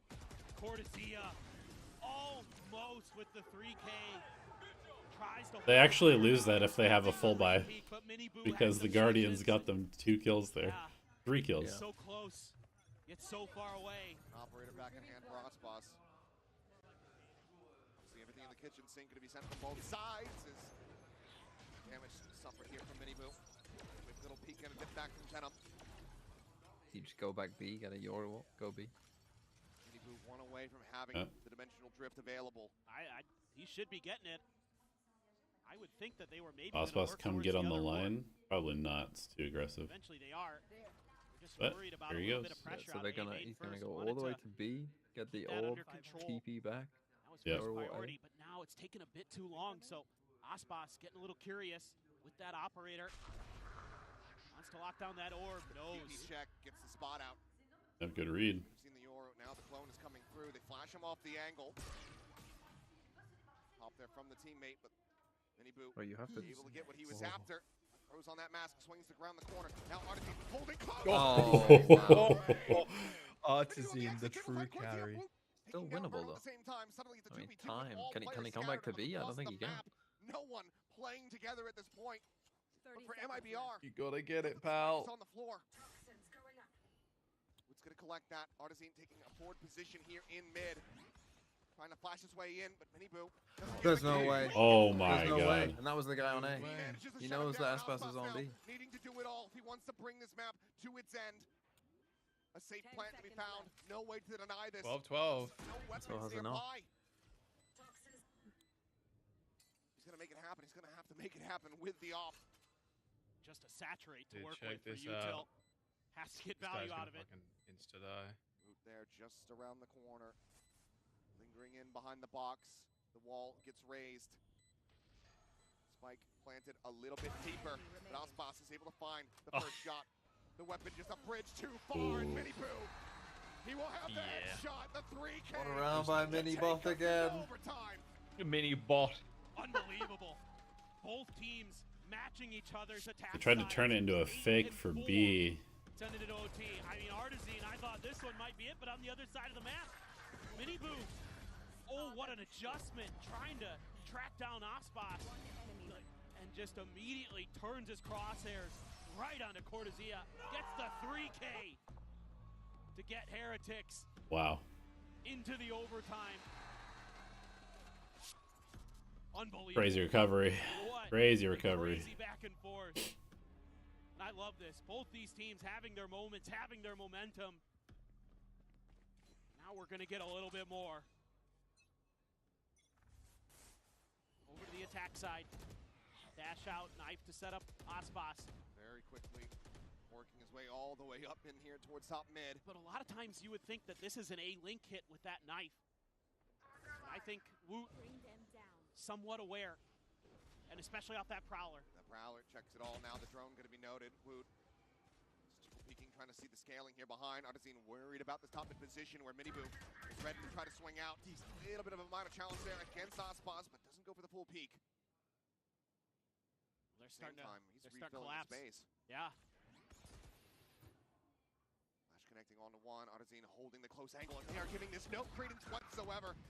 The kill able to be collected, but now they're swinging from behind. Great repush by Rians. Oh, damn. Oh my god, the layers are nuts. He arrives as well. The layers are nuts. And not for very long. The opening round of overtime. Oh, it's a messy one. It's layers upon layers of flanks. That's MIBR coming That was crazy. getting themselves up to map point. I mean, this was just such Layered a like a timing fucking thing. cake. Initially, I thought Heretics were going to just be able to The fact that Arteen's got 3 from that though is insane. Like, I mean, the fact that he's alive. Last bullet. Ooh, yeah. Yeah. I get it. I think it's a decent read from Heretics, but there's Wait, that one who do we say was the carry of this team? They've been so good You could about say. something Fraud has been really driving home for them to make sure. How good is the knife timing here? Extra little piece, that extra little check of the flanks. It's amazing. Pretty good. Pretty good. Exactly when he needed it to be. Spot up on the trouble. tree, some damage on the spray there on the Miniboo. However, have the use of the try to delay, but the fragment He's in. be there. Miniboo already. He is in. Up over to the half wall, but Cortezia able to shut him down. The peak coming through Burno. Hello? I mean, what a performance by Arteen. Incredible. Incredible last 2 rounds. Had to go to distance into overtime, but MIBR firmly find their footing. And they do not allow for any further resets. Man, the playoffs here at It is pretty remarkable that every team Aspas joins just immediately becomes a contender. Like, that VLR comment is still amazing. At the start of the year, the top 4 in Americas was MIBR, Sen G2, and who the fuck was the other team?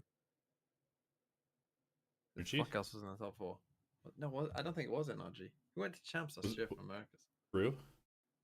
Yes, it was Crew. It was Crew. Yeah, they were the top 4 in Americas at kickoff, and there was a VLR comment saying Americas is still just the same region. Sen, G2, Crew, and Aspas. Wait, that's legendary.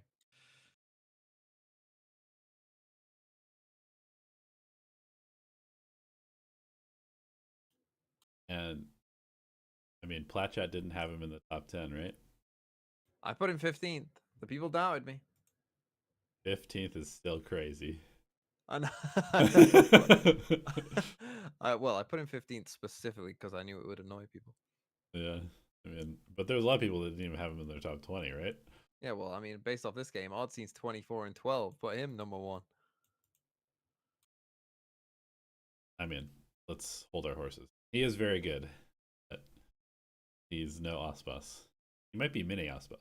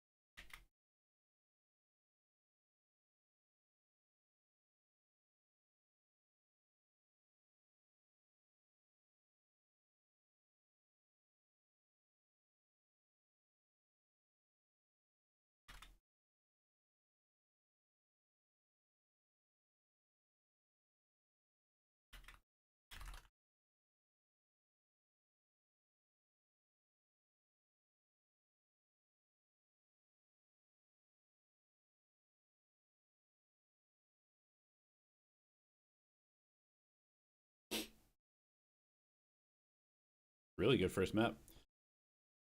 Yeah, I mean, so my whole narrative was that Heretics were going to be, because they've been very like hit or miss this year, where they look insane and they just kind of are asleep for a map or a series. This was going to be their sleepy series, and then they're going to wake up and be like, wait, we can't go out like this. Go on a run.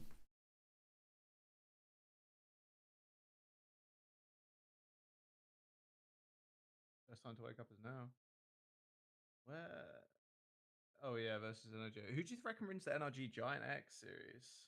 I have energy. I think it's pretty close, but I think energy just has experience diff because of Ethan. Yeah. I picked Giants because I just wanted an upset. Oh. Fair enough.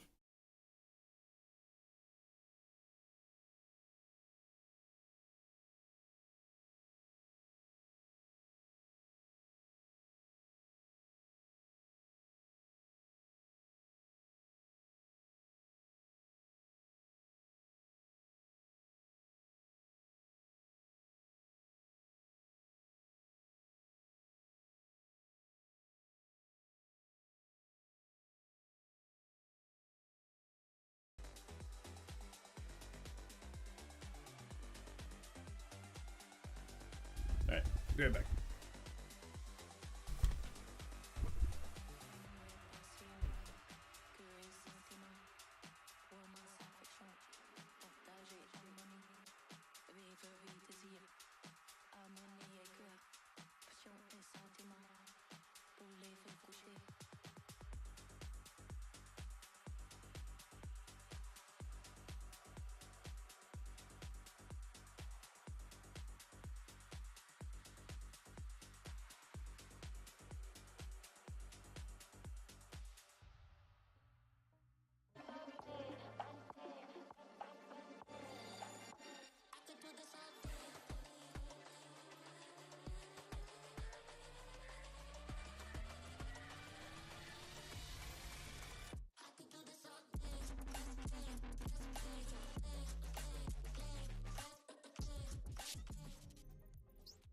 Here with Coach Fraud of MIBR. Honestly, defense scared us a little bit, but you guys are now 3-0 on Corrode, and I think we can all agree that you guys have found your identity on this map.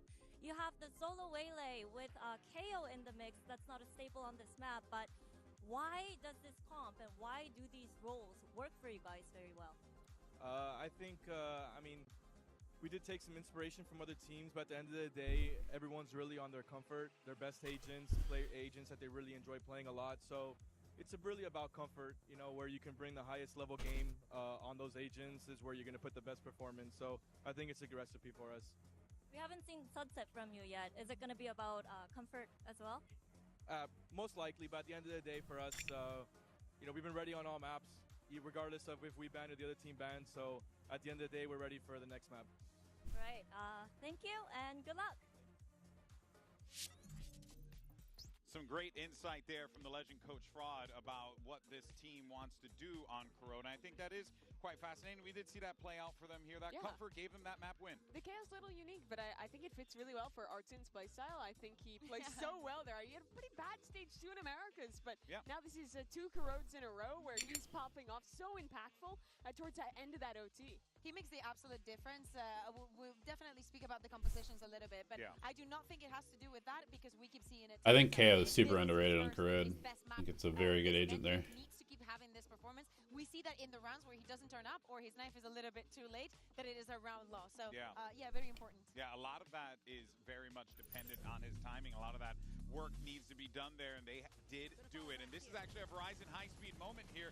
And again, you're really just talking about, Mimi, a MIBR team that really found their identity with it. Yeah, and I think you also get to view some of the KO value here. Watch how that knife cuts, rotates through elbow. MIBR loved fast-taking this mid-control, and I think because that knife was always landing, Heretics didn't really feel comfortable to fight into mid early. And so this is an attack half where MIBR was always either going for these fast mid-takes or contacting into that space in the mid-round, which meant that when they were making decisions towards the end of their round, they had very fast rotations compared to their opponents and had great ideas of exactly how the Heretics setup was laid out on their defense. Their mid control is really good. Need to be fixed on the the side of Heretics, how they interpret that defense, and also how they adjust to like fix mistakes, because there was clear gaps, and especially Wood was not having a good time in the first half. On the second one, he recomposed himself a little bit, and obviously we got to that overtime. But for both of the teams, the defense, you know, still work to be done. Yeah, you were certainly seeing Heretics struggle to be able to make sense of what they wanted to do when round after round. And it was one in particular that sticks in my head rent-free when we were like, you know, they got to play a little bit more forward. They got to take more space in mid. And then they did just that. They did find that success, but then MIBR adjusted really quickly. It's like you're just really seeing some quality work from MIBR here. Of course, Heretics forcing that OT means that this is going to be a long series, folks. Oh, yeah. Get ready, okay? We got Coach Nilzinho standing by ahead of map 2. Jen here with Coach Nilzinho of Team Heretics. Now, Corrode was super close, but it slipped away. And when facing teams like MIBR that's pretty much momentum heavy, it gets tougher to play them as you let them get fired up. But now it looks like they're fired up, so it'd be crucial for you guys to match up the energy with them. So can you give us a little temperature check on how the boys are feeling? What were the talks after Corrode? Do you feel like they're ready to mentally reset? Yeah, for sure. Very much like you said, we spoke to the guys that were a bit nervous. And obviously, like you said, they're a high momentum team, but even in that game there, we slowed their momentum down. We came back from 8-4 down, so we know we can do it. It's just controlling our own emotions, really, and making sure we're not nervous, and we'll be fine. So hopefully that's out the way, and then we've got one of our 2 best maps coming up next. So yeah, all good. All right, thank you for your insights, and best of luck. You know, we often talk about it. Curious, what does MIBR play on this map? The reality is, when's the last time they played Sunset? Mental plays such a factor in all of this, right? Yes, you can be the best aimer in the world. Yes, you can have the greatest strats and best compositions. But at the end of the day, if your mind isn't mentally... Yeah, they've tried several comps this year. None of them look that good. What we saw from a Heretics squad was a team that... What are they going to play? They probably were a little jittery, but I did not get a team that was like... I think MIBR played exceptionally well. Okay. The supportive players. And Heretics... Gonna go with what they did against Loud in week 5. Okay. Sunset has always been one of Team Heretics' best maps. And why is that? Because first of all, when they started, like when Sunset became a thing, they took it as their home ground. They started implementing a lot of things. I think that MIBR established a lot how to play the Sentinel here, and it's one of definite advantage towards Heretics comp wise. MIBR are playing a comp much more akin to what Heretics used to play with that neon into the mix, whereas Heretics, they're making a bit of a change here. Previously, they were playing the double duelist with the Raze in the mix here, but right now, they're hovering a bit of a pivot onto the solo duelist and making that trade-off to pick up the Viper as a second controller instead, which is quite interesting. Not a huge Woot Viper again. On this map, but a chance for a mirror Viper matchup here. Yeah, Woot Viper again. I don't know about this. The main difference coming into this match, as we were mentioning, Really don't know about this comp actually. Yet in this tournament, so there was not a lot of take for Team Heretics to prep for. But seeing the changes, seeing them also moving and steering away from that double duelist, looking for more control. I mean, really just we need to see why all eyes on Woot. Like, how is his Viper? Because it has not looked comfortable on the road. Early on in this one, right, was kind of an issue they had. Of course, credit to MIBR, Mimi, for shutting players like Woot down, but big opportunity here for Very curious to see. They got to force that map 3. For sure. Not a lot of tools on the other side to help with Ospa. What do you think about the sudden pivot to Woot Viper on every map? How he can pilot that neon that's a bit not a great fan of it. Than his opponent's Yorin. Yeah. Let's find out how this one shakes up. Are we going to go to distance? Let's send it back to Steph and Clint for map 2. Thank you very much. We can only hope that this goes the distance. Heretics, their pick of Sunset has been such a strong map for them. Should it be well slated considering how close that Corrode was to go all the way over to Haven. Time will tell for now. MIBR starting things off here on this defending side. Let's see if they're going to be able to draw first blood once again. This is going to be really curious for me. For Team Heretics making this change up on Sunset. Maybe seeing some things in their VOD review that they didn't like with the Raze. I think makes a little bit of sense to me. I think there were some gaps left open on their defender side on this map, so that's where I'm looking to kind of see some real big impact. Obviously on this attacker side as well, it's Sunset. The map leans that way. You're going to have a little bit of extra control. Easy contact onto A. Setup. They're leaving A wide open. This was a heavy stack towards mid B. This should be a wide open site. Yeah, primed for the taking. A little late on the utility. Get all their ducks in a row. Get everybody. I mean, they just fully contacted into the site. It's a good read from Heretics. To the corner. 4-player approach from that backside angle. Decent chance Heretics just owns them on this map. Chaos here from Street. Recon getting players pinged out there. Zaspas, quick little jiggle peek, bounds forward, gets himself over towards the spike. Odyssey able to find the first mini boost, going to be taken down. Damage going to be found. Woot here at backside. Will find the one, swings out, however, will just meet his demise. But Benji able to find one, catching. All right. Strike again. Pistol goats. Goddamn. Fuses there, and it's going to be another pistol to MIBR. What a great retake here, all set up by Aspas. Doing a little bit of a jiggle peek early with the dash. And able to absorb the paranoia right on site. Counter paranoia from Zenom to set up Cortesia and Artisan. They're able to get those crossfires dislodged and displaced. It's got them on their feet. Big pistol round win. By the way, Aspas, got an interesting little tidbit here for you. Your all-time VCT champions kill leader. Up to 1,194 in champions, just champions. Doesn't have the kill lead overall for internationals. Obviously that's Fuzz, but Top 15 player Aspas. You had to get that in there, didn't you? I mean, okay. Something's a fucking scrub and it's fucking shit. I mean, so far he's just had a very lucky year. Closing in on Wood's position, but all in all, Heretics similarly getting ready to swing around this corner. Singer's able to find one. Temp does get a fadeaway second kill on a mini boo as well. What was looking like a very dicey situation. It's going quite well here for the side of MIBR. A little bit of an overextension. Aspas does get taken down. Benji Fishy able to find him with the. No, I think I kind of trolled myself because every time that we have scrimmed PaperX, we put a huge emphasis on shutting him down. So we probably have made him look significantly worse, just in my personal viewing experience. But we always get owned by Forsaken and a site. So Heretics, maybe an opportunity to at least get that spike planted, gain a little bit of added cash. But they're so quick to rotate here that they're getting the info. They're going to seed over the orb. And Benji Fishy, assuming he's the one who gets to plant the spike, if he gets there, he dies. He's going to steal Garden coming into the bonus, but oh boy. Has both of them lined up. Does Verno. Very nice. Good little triple flank. Come through just a little bit too slow and cautious on the approach. Understandable though. Still a Alright, what's the aggro play? I assume they go aggro or stack for their bonus. Crossfire setup. Trying to match his Woot. But Aspas so quick to adjust. Verno quick on the rotations through mid. Starting to see that MIBR's early game strategy is to put a lot of pressure mid, a lot of pressure B. Try to play a bit more for retakes, so it'll work well in the pistol.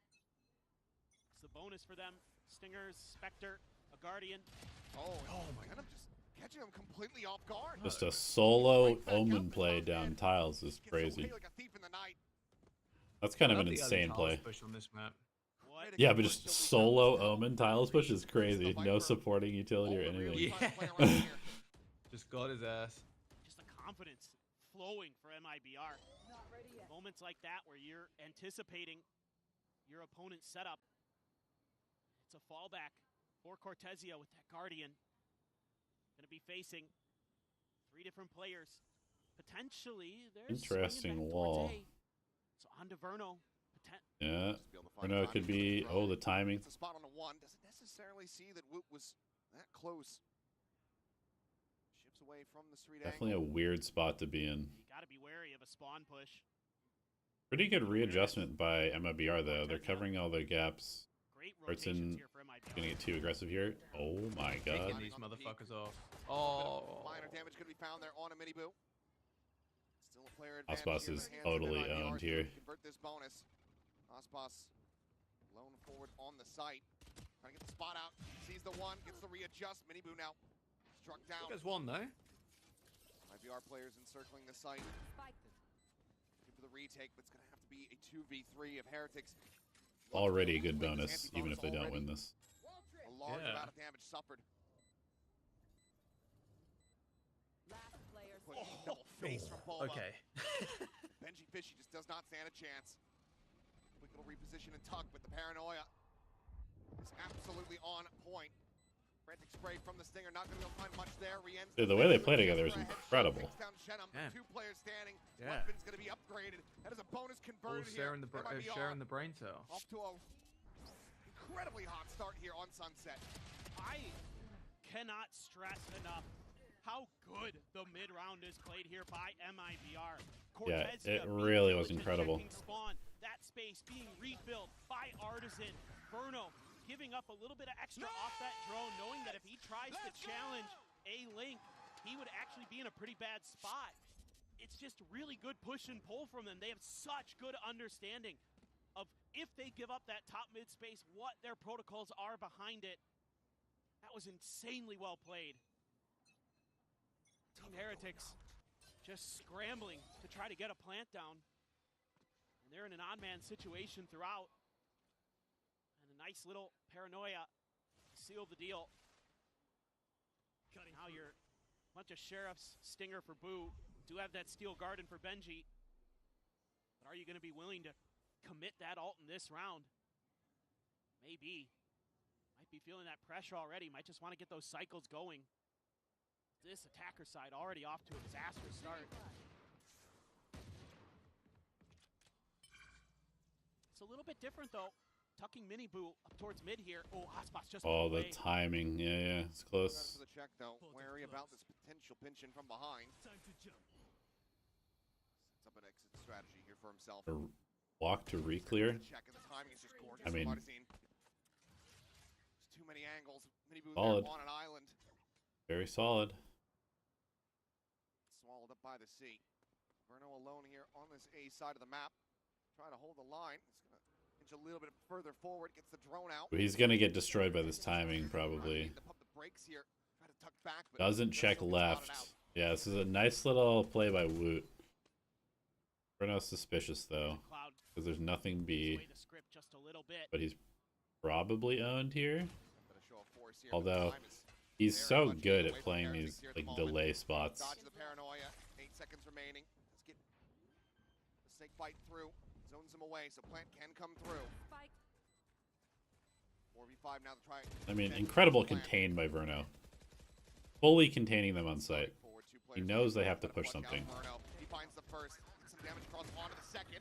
The Boo and Rien's managed to come with the goods. Kills found, so weapons gonna be Oh my god. Frantically barrels stuff to get that kill, and he cannot. Ends up getting taken down, and just like that, MIBR now at risk of dropping this round. There's the shot from Rien's. Well, that's the MIBR I love and know. Come on, Heretics. I mean, Verno played that absolutely perfectly, but they just lost some duels. On the retake, and Heretics, they are so well positioned. They know they got to get in and clear Verno out. Oh, Oswald had an outlaw, I just realized. Not able to get the slide and the kill. Might have been a different situation. I felt like another one of those. Hey, they played super slow, so let's just rush and panic.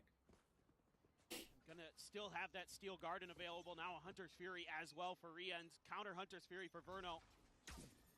Maybe Oswald's up at A. Start of some good things here for Team Heretics and clear the door. They're putting a lot of pressure.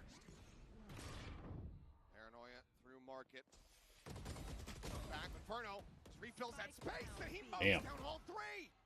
Last player standing. Yeah, I don't know about a fast market split with this comp, Heretics. I don't really think you have any acceleration built into your comp at all.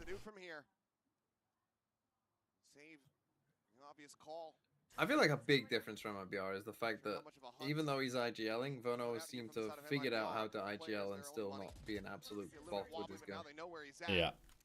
Ospas starting to rotate forward, gets onto an angle. Because like his stage 2 stats were worse than FNS.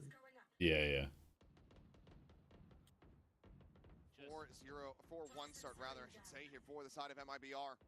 It's just got to be going for the save at this point. No hope. 1v5. See if MIBR wants to hunt a little bit of cash there. Could maybe consider it. Seems like they're not going to be too overzealous about it. Are pushing their way through tiles, so maybe some collision here over towards this A main side of the map. Artisan looking to try to check that corner. Pulling back around the opposite side, but with 15 seconds remaining, he's going to have to fight at least someone. Congratulations to MIBR on top 3 finish at champs. I mean, they definitely could. They definitely could.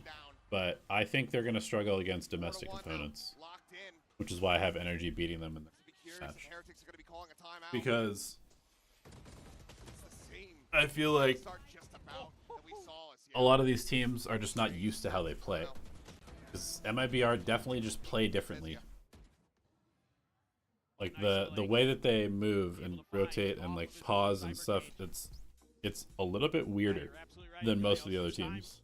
It feels weird. It's just a great read here on the timing for the swing for Verno. It's a little thing. It's just, okay, they just dumped a bunch of util at Artisan. I'm just gonna swing in off of this toxic screen. We'll see what happens. It's a huge 3K. So it just continues to be those hot mechanics, the great individual moments for MIBR that can be difference makers in some of these rounds. I don't mind what Heretics is thinking there. You know, things have been a little bit slow at the starting of the rounds between these two teams. It's also just the Osbus way, right? Just no matter what, always top 3. They want to try to make a quick market push. Just Verno right on point. That guy right there. Has Osbus ever finished below top 3 at champs? Still going to be hanging on to his ult. Osbus is going to have the overdrive in the back pocket behind the operator. 8-2 start. Man, yeah, I don't know. Both Sovas I don't think so. Some success. Rienz, this is a map he was fearsome against T1 on. A lot of that was on the defender's side. Right now, they've got to stop the bleeding. It's going to be another eco for them. Rienz going to have the hero rifle. Half armor behind it. Big stack towards A. Doesn't mean much. Heretics are very ping-pongy. They like to toy around with the map a little bit, but it's often in death balls on their attacker side. It's a 4-1 splits where they're just feeling out the map a little bit. See if they commit here. Drone to check. Osbus trying to find a way to dodge it, but not going to happen. Has to fully retreat. Actually going to reaggress towards the site again. This is dangerous. Look at that stack. Oh, he wants to peek into this one. Dude, I can see the collat in the future. Oh, okay, well. It's a decent amount of damage there. Down to Nice little jump peek. Probably shouldn't go for it. Opened up from Verno across the way. Finds a tag on the one. Not quite able to confirm that kill though. Miniboot does survive. Taking their time, but because of the way Heretics plays, we're going to send one extra player over. Yep. Yeah, he's always been top 3. Smoke towards street. Gate crash forward. Flash is going to be dodged. Osbus trying to get out in front of that smoke. Doesn't manage to make it happen though. Does get zoned away once again. And for now, Heretics. Okay, no drone for retake. Slightly problematic. Benji has ults. This could be bad for MIBR. Never mind. Like they swung before it. Fight out from Woot, the swing to the smoke, and all players just fall to the wayside as it's just boon out. Verno loves this jumping around. Yeah. 5-1, MIBR get themselves a flawless round win to continue to stretch this lead. I mean, they almost get Osbus here. It's some pretty good layering of utility by Team Heretics to keep him uncomfortable. Take him what is this orb by Woot, by the way?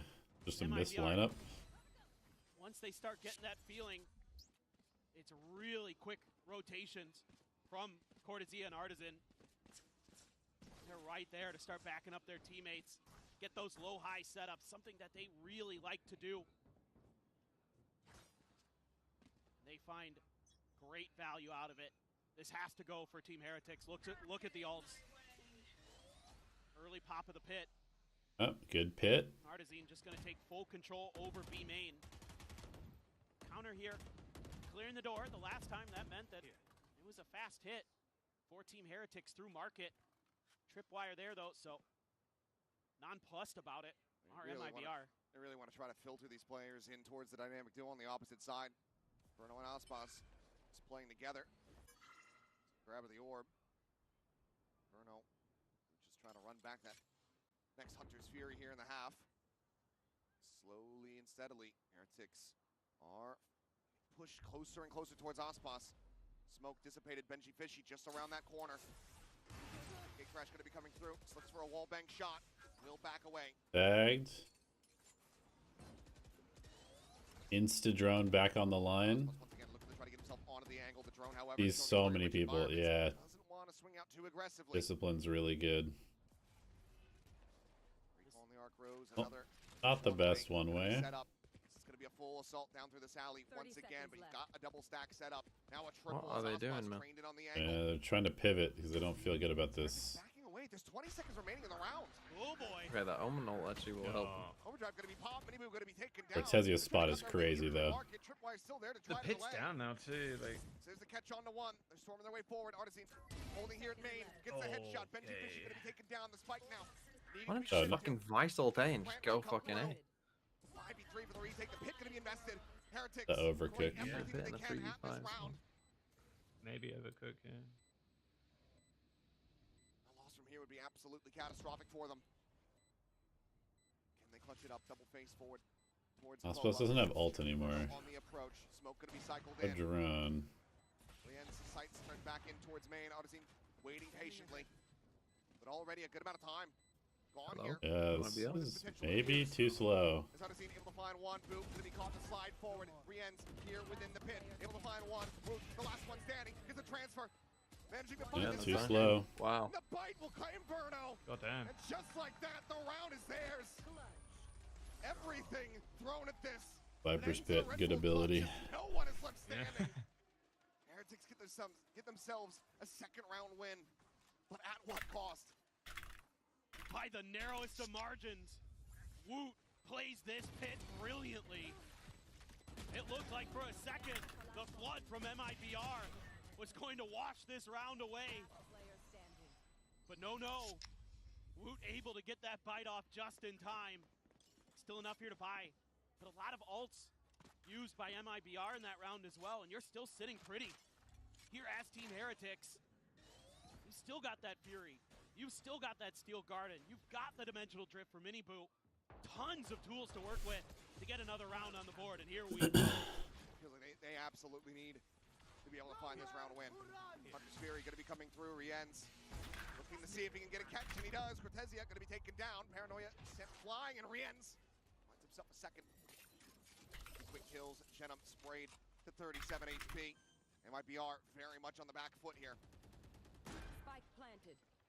Weapon recoverable for Aspas to try to swap out that operator. Now does hold it. Shock Dart going to be good as two players have stacked up, but counter spray from Mini Boo across the way.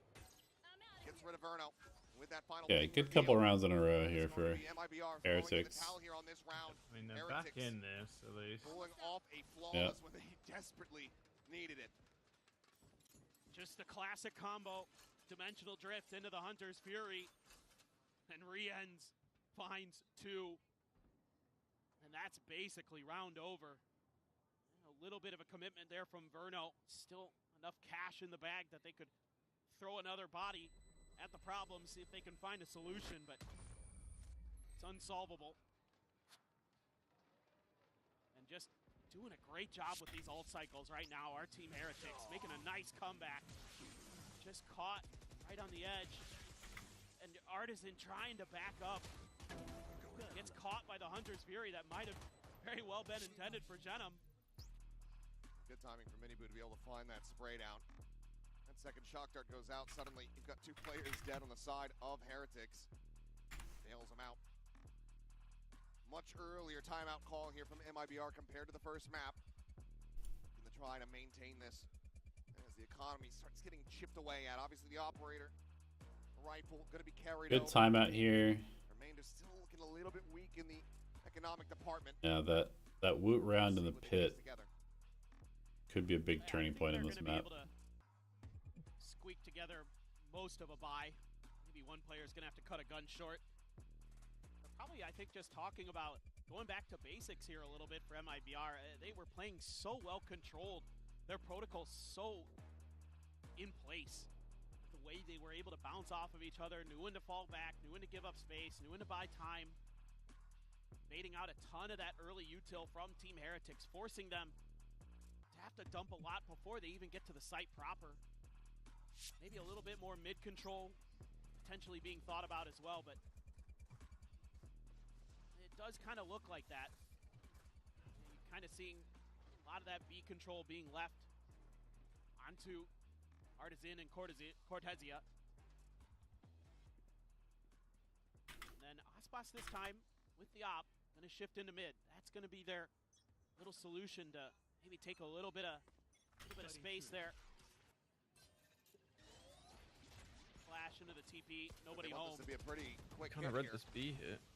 King reveal does find Artisan there for a brief little moment. Snakebite going to be thrown in just to try to delay. But TP forward to the opposite side of the cyber cage. Miniboot frantically trying to spray back. He's unable to find any kills there. It's a little bit of damage, but now Aspas going to be struck down. Great shot from Rienz. Will find the kill. Op going to be scooped up here by Artisan, but now that Seal Garden infested, catching on to 3 players. With Verno still all the way across the map, looking to try to join in as quickly as he can. What? Classic is out. Artisan has managed to find one more. There to go ahead and scoop the kill, but that has certainly delayed things as the spike is not planted at all. Benji's got it. He's actually inching it closer towards Boba. Manages to win the fight there versus Jenna, but now Verno on the approach from the flank out of market. He finds Rienz. Pinned in. That's Benji Fishy all by himself. Swings into the shock dart, swings into the headshot. And good recovery. Timeout call from Seems like every time that they start to lose momentum, they kind of wrestle it back pretty quickly. From Artisan again. They're not letting Heretics go on a run at all. Just really well played there. He reads where the TP is going to come out. Does a little bit of damage, falls away. I was wondering how he got that classic kill. Just caught Woot coming through. And then they're able to really hold the line. Get that spike trapped there in the back corner of B site. Benji Fishy had to win a big fight, did, but Aspas flirting with this mid line and getting it too! Oh my God. The Boom Brothers absolutely bashed as Aspas has him lined up. Dialed into his sights. He's pretty good. Verno looking to try to get the wall bank shot there. Doesn't manage to find the damage. Round's over. 3v5 off the rip is absolutely brutal, especially with how slowly Heretics have been trying to play out these rounds. Your entry power, your smokes, all gone. Unreal. He just finds those moments time and time again. And as much as I have loved the way that Team Heretics spaces themselves, that time, just a moment where they aren't quite where they need to be. And Aspas catches them. Still haven't cleared the trip. Finally gonna hear it. Rienz sending a little bit of util over towards B. Trying to at least keep him honest. 30 seconds left. I don't think this is too confusing just yet for MIBR. Just leave one to watch market. Reading it decently well. Got Artisan here to try to hold the line. Flicks the first, sends out the fight to delay the second. Now you know where Rienz is at as that drone comes flying through. A kill found. 10 seconds left. On to Verno. That is all. Lead confirmed at the half. Well, your MIBR pick's looking pretty good. Now up to 7. Looking for 9. Wait, so one of... If MIBR win have this... a round start like this. Trying to offset if Giants win the other game... But somehow, some way... And it's MIBR Giants, and one of them will end in the top 3. Yeah. It's going to be Aspas, right? I mean, I guess he's never missed a top 3. You could put in there as well. But. Frustration shown on the coaching staff for Heretics. And that's going to also warrant timeout from them. This has been a wild start again, but they've been able to come back time and time again. Once they get their energy going, you know, Neo Zinho was talking about it with Jen during the post-map interview. They just need to not be nervous, and they need to get some of that energy back. But right now, I'm not seeing it. Yeah, it's looking like an MIBR sweep.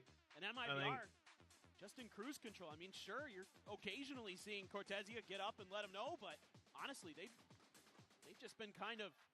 Oh wait, they've just been... if MIBR beat Heretics, they have to come third. Yeah. I mean, they've just been clean. They literally have one first death. MIBR. One first death so far. They're going to be able to make that happen. It's going to have to be through this 10 rounds. That's rough. What happened to my goats? Know that these players are capable of hitting those shots. We got two fucking brothers sleeping. That's the problem. We've seen it in this tournament.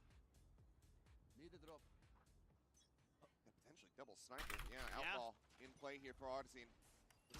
Looking to try to hold down that mid angle through market. They've got plenty of money for the next round. Can throw an extra wrinkle into this one. See if avoiding it for now. Well, avoiding one of them. My ult is ready. Hunting Fury back up here. Verno finding the timing to be able to safely collect that orb. There's a drone. Not going to go deep enough to actually get the spot check. Just riding the wall here. Tuck back and he finds Boo out into the open. No smokes. No way to clear it. Oh, Jesus Christ, man. The wall falls and Boo. Fuck me, man. And I was saying to people who had double MIBR on their VFL, like, I don't know about that one, Chief. What do I'm fucking shite at my own game. Yeah. He's a fraud, perhaps? Like everyone was going through their teams yesterday. It's just full of like double MIBR. And it's like, why is everyone going double MIBR? What a blessing it is to have this guy on your team. He is dude, he's just so freaky with it, man. Rien's and Miniboo are swinging. And Saint Aspas is sending him to their grave. I mean, you gotta just be so paranoid going around the map against this guy when he has an op. Yeah. Do not line up, guys. Come on now. Heretics players are certainly feeling very rattled. Looking for the double TP forward. Into the poison orb and does manage to collect the kill there. All the bullets from Verno. That's okay. Well. Yeah, that is a massive pick to be found. What? Is that 3 or 4 collapse this half? That's 3, right? 3 collapse in one round. My God, it's like they're fucking Heretics players are attached to the fucking hip, like glued together. The double reveal. They know exactly where he's at, and they have him surrounded. Rien's has been incredible for Heretics. He does nearly find Jesus him there. Christ, man. Through the box. There's the reveal. There's the kill. The first step. I do think it's time for Heretics to get wooed off of Viper and just go back to what was working. Put him on something that can play aggressively. You know, like totally hamstringing probably your best player. He is a god. That is just... I've never seen anything like it. It's always Miniboo as well. It's always fucking Miniboo lining up for this. He's got a magnet attached to his belt. He has been throughout this whole half, but 9-3 the lead. MIBR out in front. We'll see if Heretics can run it back after the break. The collats are brutal, man. It's just like round is over. Breaker. Surely the mental's in the fucking dirt now.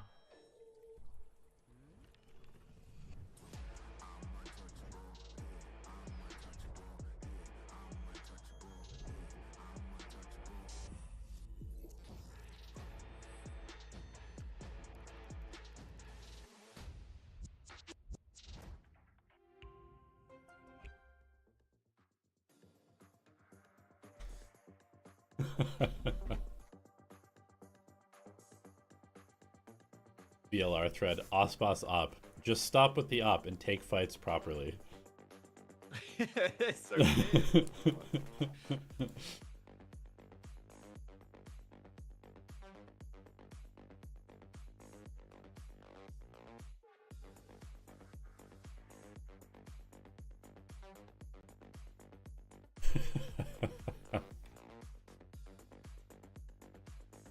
Alright. If Fraud can go 4 for 4 on pistols, he's truly the GOAT.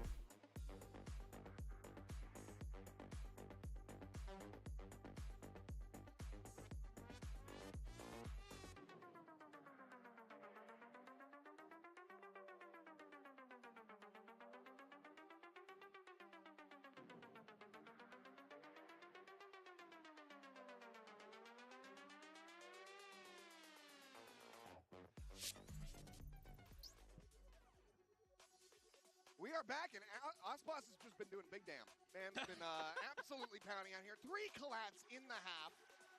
Absolutely an insane performance from this guy. 14, 7, and 2 here. Yeah, if Woot plays passive, then Heretics struggles for sure. Presence at Champions and is putting on another show. It's just such a treat to get to watch this guy play. And what form MIBR has found as a team. Still, Heretics can answer back. We know they can. We've seen them do it multiple times. We've seen them do it today. Yeah. They were down 4 to 8.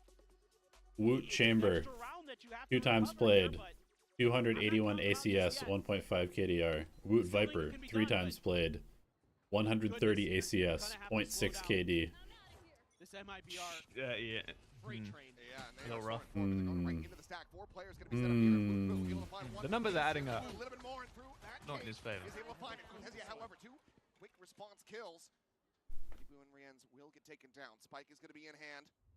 Players join together. Both of them full HP. Slowly just cut noise. Rotate across. Now I'm going to be eyeing up that B side of the map. Yeah, both teams just kind of going, I bet you're going A.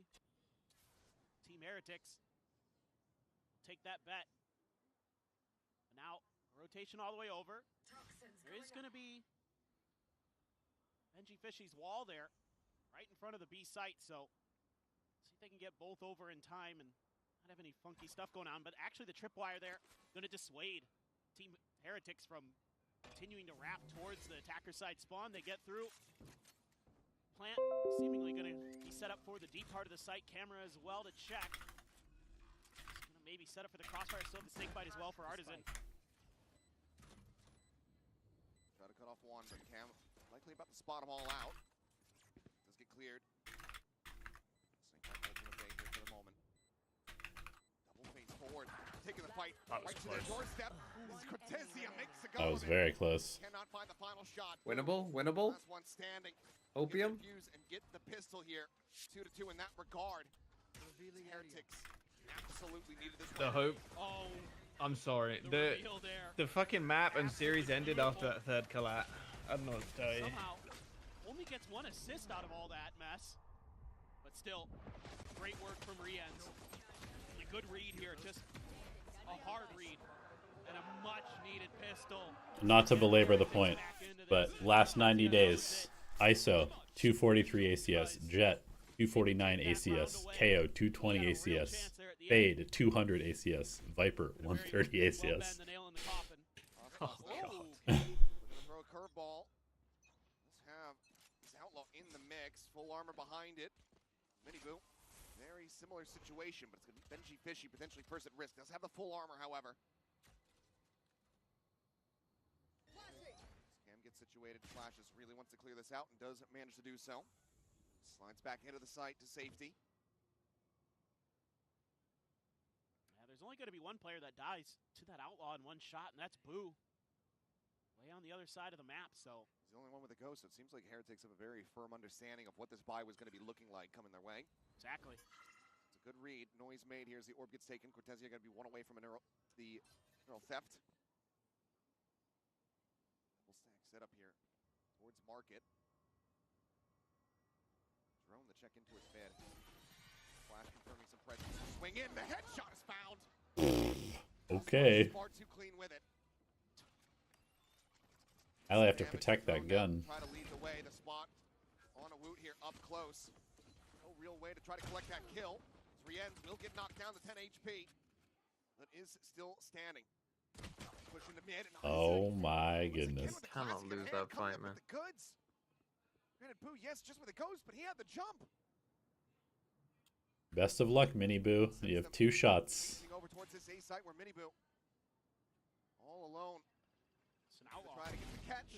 Does manage to find it, but the spike has already been. Spike is in. 10 seconds left. Plant coming in. A 3v3. The weapon advantage still very clearly there for the side of Heretics. There's Verno. Ooh. Big kill from Woot. Cortezia still a bit away, trying to join in here with the rest of the team in Miniboo. Big kill from Shut him down. The headshot found. Batezia now alone.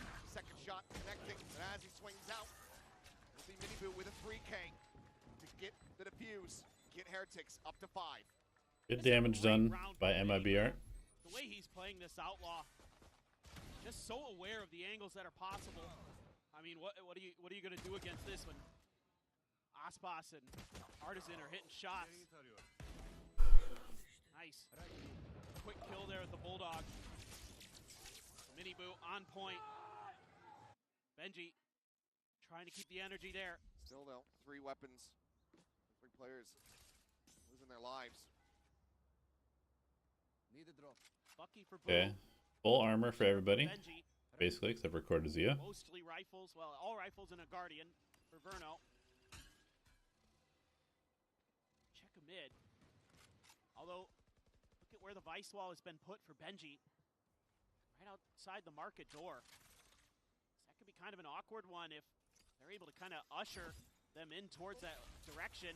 Boo has to backpedal. Very aware snakebite. Brothers playing together here. Bucky just around the corner trying to flash him in, but Artisan hits the first, finds the transfer, and that's the ace. Artisan. Still that Vandal in play here for the side of Heretics in Rien's hands. He's gonna need to make it sing. Come back from this disadvantage. Quick rotations though. Great dart. Quickly gonna be cleared out. Drone immediately dealt with. Not allowed to gain much vision there at all. Snakebite gonna be layered in. Aspas knows that there's a player lurking here within the smoke. Just putting himself right out in front. I know. A little bit of backup. The smoke now falling. Yep, they pick their targets, find one apiece. They're all invested. Clean, clean, clean, clean. Stop the streak from Team Heretics.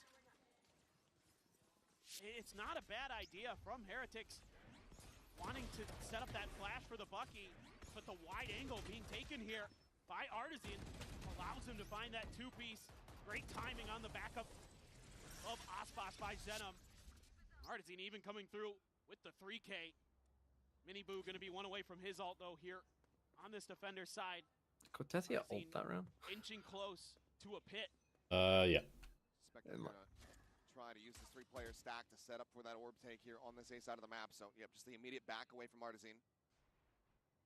Has to allow for it to happen, so dimensional drift now available.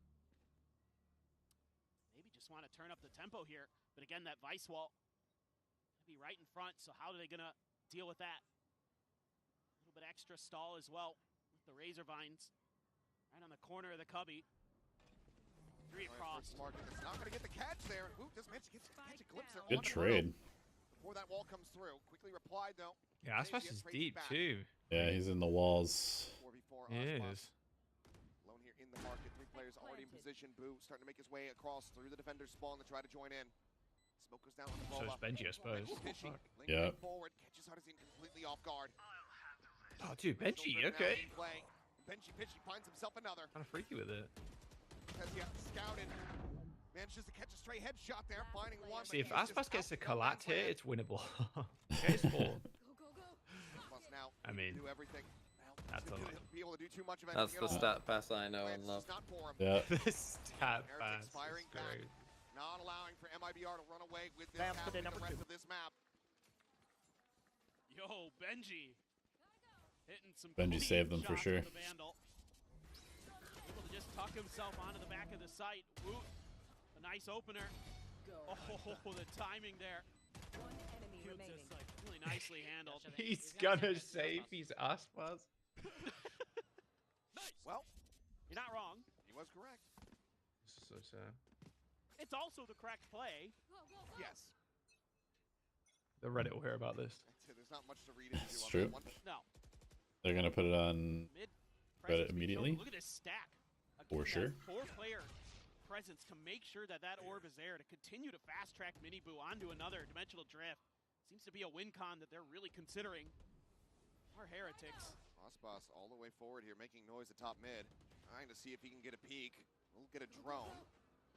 Smacks away over towards tiles. And we'll get the spot out here on the Okay, the Verno, are they gonna punish? Probably should. Yeah. Great counter utility again. The counter util is incredible, man. Yeah. Oh, they got shit on. Cortezia. Oh my God, Benji. Out. Benji saying this site is his. Plenty more targets for him to try to challenge against. Finds himself another. Ospa's going to be taken down, but not before Rienz falls to the wayside as well. Recon cleared. Cut it off. Invested, try to go ahead. Plenty of time to work. Out of their hands.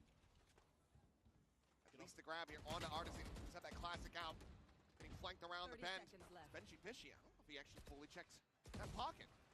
Burnout pressuring no, I into can mid. just go away. Fucking There's hell. so many duels happening. Up the A site. It's now prime for the taking. Oh my God. Dude, if Arsene just wrapped further. Yeah. Come on, Benji, get an ace. Get an ace. They need it. Between the two remaining Can players. they? You've got Shenum lurking Fuck here in is mid. this? Oh, I kind of love this actually. Yeah, why? Yeah, why was he aiming at the floor? For the one. Benji Pishy now. An ace clutch. Come on, Benji. Delays for the boy. I mean, 2 shock darts. You got the recon. You do say the shock darts, the recon, it's all available here for Verno. Probably just needs to insta-stick half. Check towards alley, nothing going to be spotted. A tap. He's just begging for it. Now looking to go for the half hold. The recon gets the ping. Oh, the burnout. Oh, he played them. Get the ace! Just forget that. Get the ace. Oh, come on. I mean, that was incredibly well played by Verno. Yeah, that was real nice. Up 11-6. Man, he plays that so well. Didn't even need the shock darts. Just uses the recon to confirm the timing on the spike diffuse stick.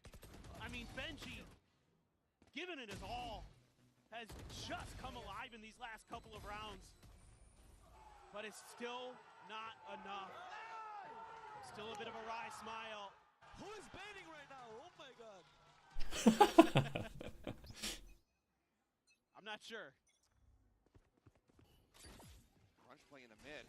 Big change up here for the side of Heretics, but Shenum very quickly able to get away from this. They've just been so aware every time that Heretics tries to get aggressive. You know, you saw it on the attacker side when they went for top mid. It's just great responses from MIBR. They're so ready for these situations. Does Fraud have an assistant coach or analyst or anything? That just shows the great prep that they put in for this event. On top of stellar shooting, I mean, again, going back to that win. Okay, there is an analyst. With Verno versus Woot, that opens up the round for him to clean up the final kill. Get Benji, scoot over, get the plant. But now they're walking into a big stack, and this is the spike. Oh my God. Just out in the front. Bit of a double take there from Verno. Able to find the kill all the same. Some shots from Rienz. Back the opposite side. Dude, Verno jumping like a fucking frog, bro. He deals with him either way. He literally just jump kicked him in the head. Come on, Benji. Ace. Oh. You're begging, it's not happening. How is your team doing on VFL? Terrible. Oh, really? Terrible. Oh, 121 points? Sheesh. What a treat it is to watch Verno play. What's mine at? Let's have a look. Can't speak enough. Yeah, I was going to say, I think he was mid-air when he popped him. When you're that close. He just got 40? What the fuck? How's that possible? No way to pump the brakes. All the timeouts had been committed in that first half. Look at the ults. So much available. I forgot to take fucking Stacks and Smoggy off my goddamn roster. Half armors on everyone aside from Wood. Set up here towards this A site. Hit at the ready. He's continuing to scale forward. This could potentially be to his demise. Oh, it's over. Oh my God, they can't. They can't lose a fight. They can't lose a fight. Genuinely, unless Benji shoots laser the one shooting, it feels like they've won every fight on this one. Pick them apart limb from limb. Oh no. The shot from Shenum. Oh, doesn't matter. Fuck you, boo owners, not getting the -1 as well. Incredible. Yeah, talk your shit. Talk your shit, bro. 3 collats in one half is fucking great. That's got to be some kind of record. What a showing here for MIBR, taking down a team that hadn't lost a map coming into playoffs, and then they 2-0 them. It's fine. Actually, you're right. You had the script all along, Elevate. You've got the script here. Heretics go to lowest. They realize they need to start playing double duelist. The return to form from this squad is looking absolutely incredible. It should be striking fear into the hearts of every other team. Oh God, still remaining here in the playoffs. Aspas finding a stride. Verno's calling. Artisan opened up to just fry in his own regard. It is just gorgeous to watch. This is a team to be feared. This is a team that absolutely could upset our expectations and go with the distance. Brazil is back, baby. They absolutely are. Rod doing an incredible job to get this team realigned. Probably consider a name change because he's anything but a fraud at this point. Incredible work. He never has been. He never has been in my book. Absolutely. They've been playing so well, man. Send it down for our Verizon post-match interview. MIBR, Alright, have fun with the next game. MIBR, I need to go do some shit. Peace. I'm gonna have to borrow our Goodbye. IGL Verno for this one. I'm gonna have to borrow you for a second for a quick interview. So what a beautiful story you're writing. First of all, first as a rookie, now first year in VCT. So yeah, how did you keep, like trusting yourself the whole time? We know it didn't work out with NRG at the beginning, and now you're like fragging, IGLing, doing everything. So yeah, can you tell us about it? I think it's pretty simple. I don't think it's anything complicated. I think we just learned how to play each map in our style, and we're comfortable on the maps, and we're all comfortable with how we play together. So yup, it looks like it. Really simple. Always a team effort, right, for you? What? Always a team effort. It's not only on your, because on your perspective, like what are you the most proud of, this year? Because you had tough times and now you're back. So yeah, how does that feel? I think I'm definitely proud of how the team has improved since we qualified to champions, and at the end of stage 2, I think we've all done a really good job together, and everyone's playing really well on the maps. Everyone understands the maps really well. He does not want to talk about his past. Donc beaucoup de mots pour ses teammates. Je lui dis, le début d'année a été un petit peu compliqué pour lui, donc de quoi est-ce qu'il est plus fier? Tout simplement, mes teammates et moi, on est très lucides sur les maps, on s'est beaucoup amélioré cette année, on est peut-être dans une de nos prime formes aux champs. And second question, we've seen a beautiful support for all of you guys. We have family, we have relatives, coming to cheer you up. We even have your mom in the arena. So I want to know, what does it mean to you having this constant support all over the year, all over the places? It's definitely, it's definitely amazing. Just happy to have people supporting you, I guess. Donc très content effectivement d'avoir du support. On a vu des parents, des amis, de la famille, et du coup oui, ça lui fait trop plaisir d'avoir effectivement ce support-là. And last question, you're going to be facing either NRG or GX next round. What's your prediction? I think the Giants are a good team, but NRG play with a lot of experience, so it really comes down to who's better on the day, I think. Okay, so no answer. You need to give me one. NRG or GX? Pick one. We'll go NRG, I think, but I think it's close. You're going local, and we're going to see if we get 3 matches. Thank you so much for joining me, Verno. I think you can get back to signing because I hear you have people to sign maybe autographs for. Thank you so much for joining me, and good luck for next matches. Donc dernière question entre NRG et GX, qui va gagner? Pour lui, c'est GIANTX. Pour lui, c'est NRG par contre, mais ça va être un match très serré. Let's see if Verno is right. All right. Thank you. Can I go 4 for 4? 3 for 3 in Pred so far. Can I go 4 for 4? Give me an energy over Giants. Energy over Giants. 4 for 4. Perfect predictions. I've got the script. The human body was built to move, not trapped at a desk.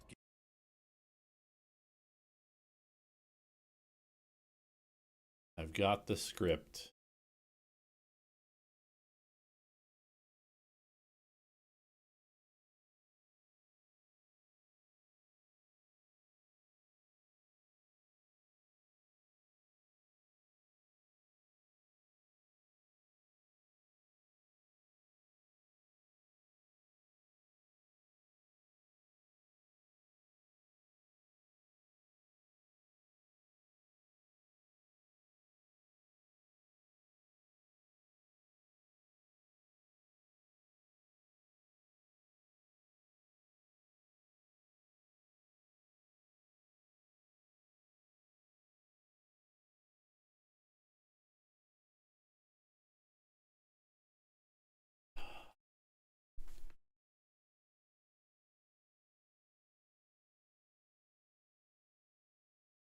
You thought you had MIBR in your pick'ems? Yeah, I mean, I think most people probably had Heretics, I would assume.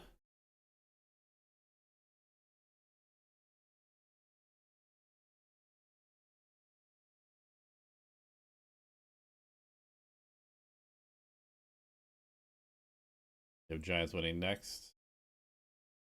Yeah, I mean, I think the next one is probably like 55-45, something like that. I definitely think NRG have a bit of an upper hand just because I think they are running on confidence pretty well. And I think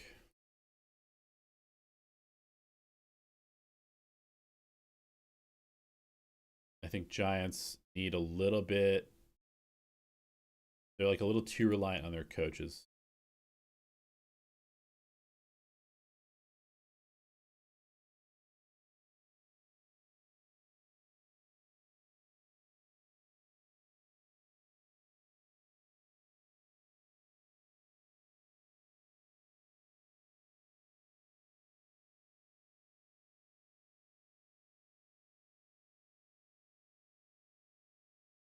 He placed Heretics for lower run to finals. Yeah, I mean, to me, they seem like a team that will lose a random game here and then wake up, but they also definitely could just bomb out. That's totally possible. They might just go 0-2 and be done.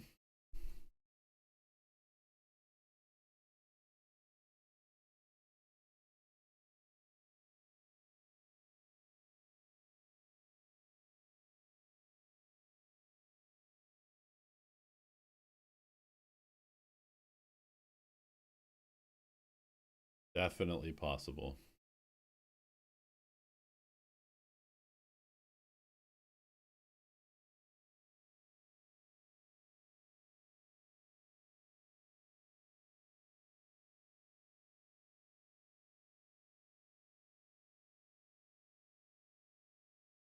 All right, here we go. Here we go.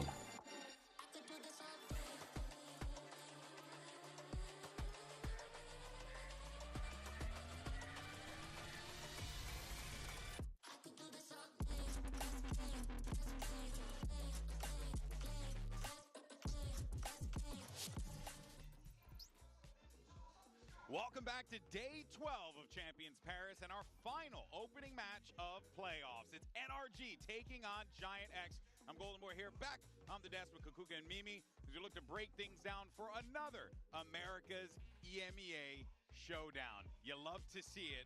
We love the regional rivalries. And more importantly, we like to see teams that we haven't really gotten to see on the champ stage, you know, often, or even in these big global events often, being able to square off against each other, which is going to make this one quite the ride, because this one is insane. I mean, firstly, the fact that Cloud, we were talking about this before, Cloud has been on the team since Lock-in. Yeah. Oh my God! And tweet on screen. Yay! Back then too. I remember the Burger King jerseys. This jersey. You know? Oh God, Nuki, Ryan, we miss you. Yeah, NRG's looking a bit the different. Subway jerseys. No, but seriously, we have so many players. Crash is a great example that have been in and out. Another one. So seeing someone that has been a mainstay in a team that has seen so many changes speaks volumes of the quality of a player, that Cloud has. Very different routes as well for NRG. After Lock-in, they had a lot of success in that first year of the partnerships, had a lot worse in 2024, but have now had the redemption here in 2025. For GX, it's really the first time that they've been a global contender for a long time. One of the lowest ranked teams in EMEA. They struggled to even make playoffs in most stages, but now they're here with a roster that looks excellent, has been reinvigorated with the addition of some new rookie players, and not only have they made it to champs. Wait, so that okay? If you lose today, you have to play tomorrow. Have an opportunity to go farther. I just think it's so crazy because, like during stage 2, I said this almost every single day. Like, wow, yeah, eliminations are tomorrow. That's nuts. Because as Mimi was saying, bringing in players in the middle of the season and in the middle of the year usually points to the situation is that bad. We have to, take whomever. It is lovely to see, first of all, that it was someone from their academy. So it's like, there's I like that the system is built that working. player The up. teams have invested into their academies, and they bump up a couple of players in. But the situation, like, looked from the outside was like, oh, it must be really bad for this to happen. Maybe GIANTX is already thinking about 2026, and we were blatantly wrong. Yeah, I mean, it just sometimes that's just how the cookie crumbles. But on the other side of the field, you can kind of sort of say the same thing for NRG, right? This is a team that, well, firstly, right, this is a massive achievement for them no matter what, because, this org has been wanting to hit these highs in the playoffs here at Champs and all that good stuff, and especially for this team being able to make it to Globals. I mean, look at that there. The last time they played a Global was in 2023. So, that's not a little while. That's a decent amount of games, decent amount of heartbreak in between those times. Yeah, and they've never really been a mainstay to make it deeper in those global events. Obviously, the last time we saw them there was getting groups at Champs in LA, but here's a much happier shot of them in Los Angeles after their qualification here to France, where NRG have found a great season for themselves. They've reinvigorated their identity after what started as a pretty... you just see him and that's all you can say. Yes, because I've known Strong for many years. Bonkar, I've known him as a player for a very long time, so to me this is another EMEA team. Sorry. Okay, sure. Also because they're very good, and I want them to do great things. So you're just setting the stage she early might here. be coping a little bit after Heretics' loss. But look at the placements they've always here. liked the lower bracket. No, I want to show this, Greg, because NRG, right? Look at how rough the early placements are and how much they've had to change this year. They start off getting 8th place in kickoff. They had Bonkar then. They get rid of him. They get rid of Verno. Stage 1 also doesn't go their way. They make another coaching change. They change their IGL. And now they've returned into Stage 2 to make it all the way to the final, beating out Sen, and make it to their first goal. The biggest change is they got orange jerseys. I love what they've done in someone to cook and run a comp around ranked agents, ran a Clove Chamber. from North America. And Yeah, I mean, there's definitely ways to do stuff like that. We did a little bit of that this year just because we had to do a lot of, like, patching of holes in our team and our drafts. But for more on one of those rookies, we actually have Jen Lee standing by with Scuba. We got words with him earlier today.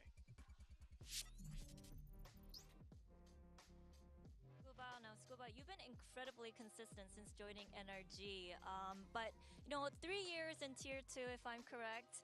Now we see all of your hard work and patience paying off here in Champions.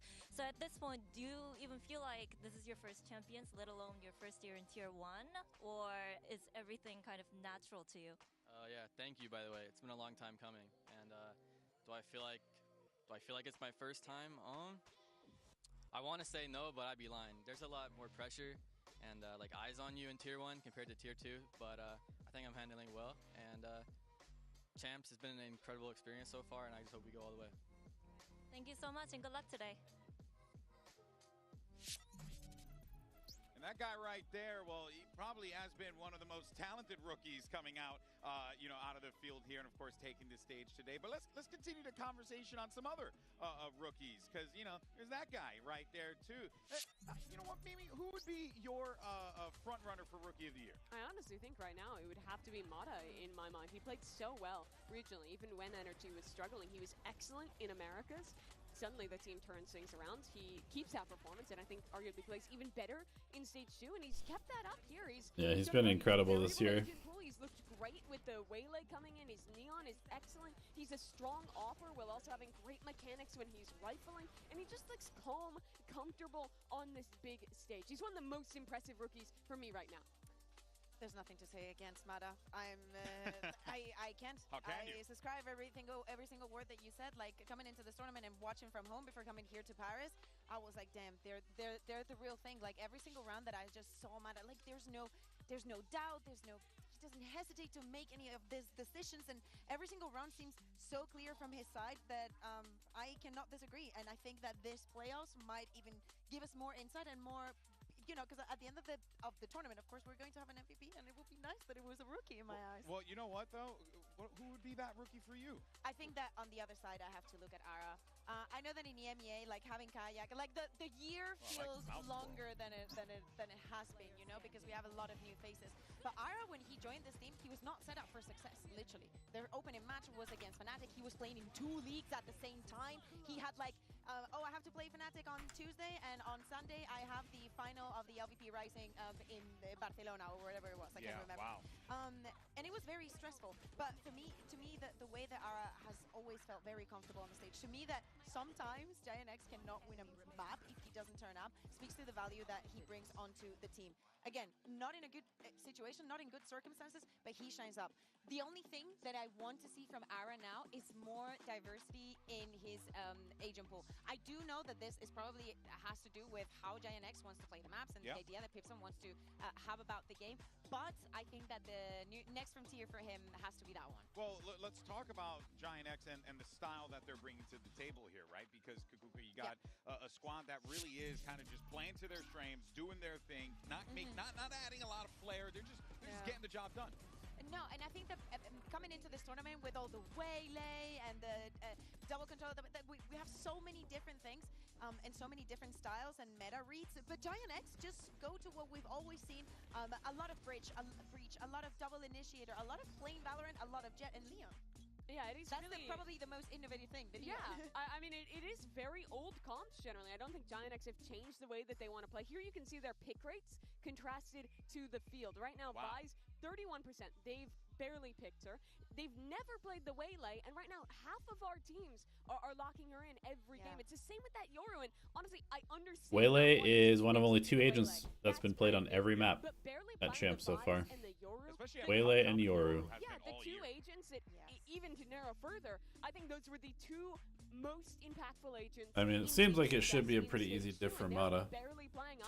I just feel like he's been better overall. But yeah, I mean, if NRG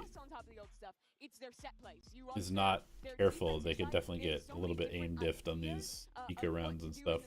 How to go aggressive. They have a lot of set strats, even if the compositions themselves aren't as exciting as a lot of the other new stuff that teams are bringing in France.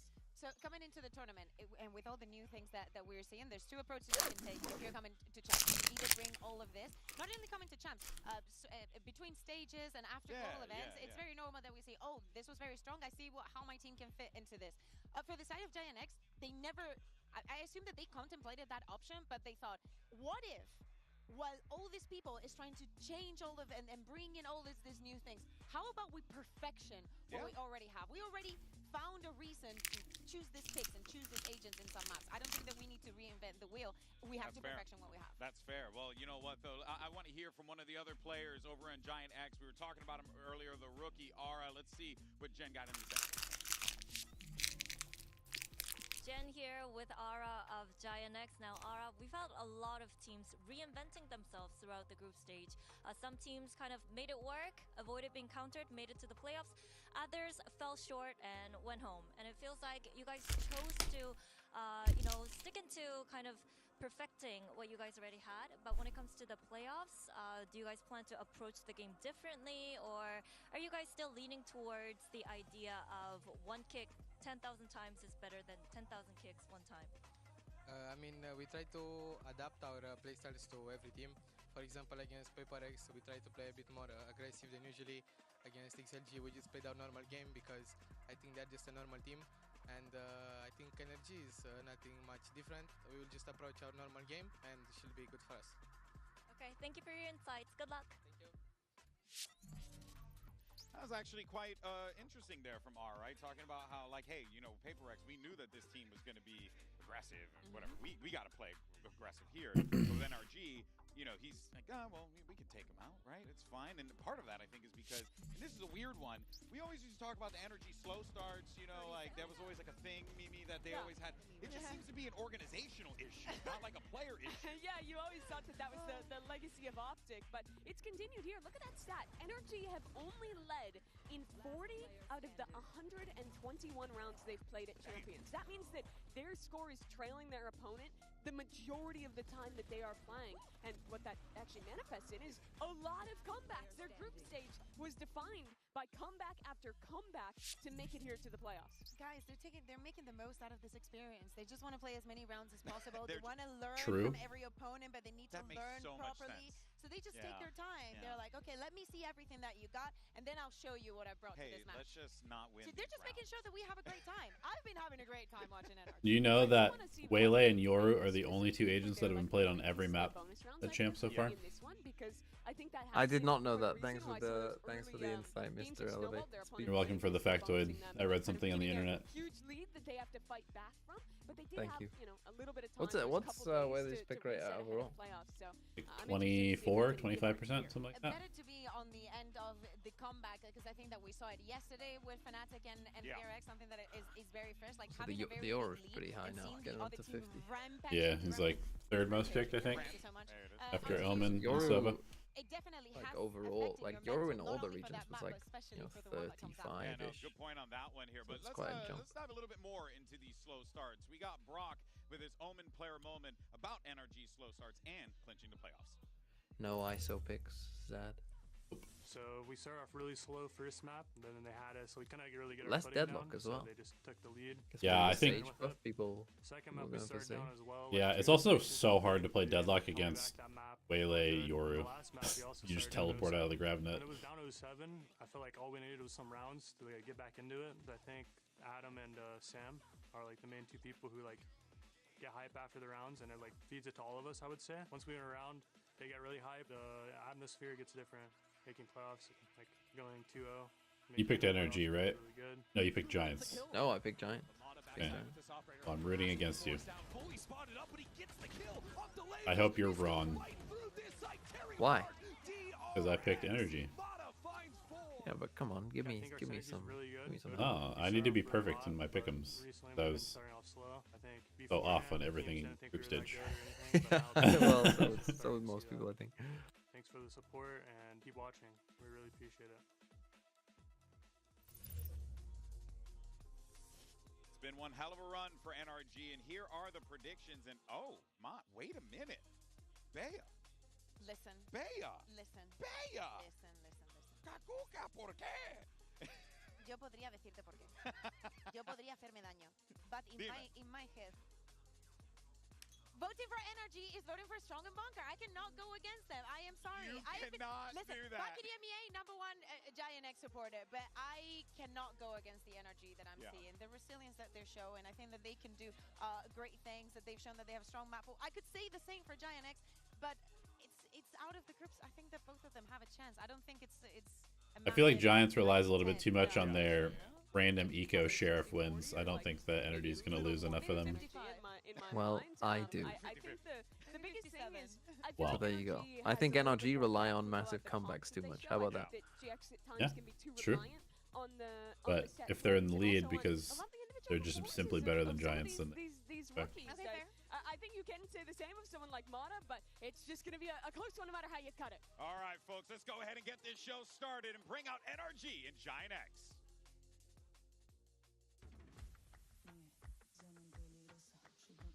Surprised you haven't hit on like jersey theory though, because as soon as Energy got away from their boring black and white color scheme, they started being a good team. That's fair, honestly. If Giants came out with a little alternate Burger King jersey all of a sudden, yeah, the the Subway workers jersey. Yeah, this one would be over before it began.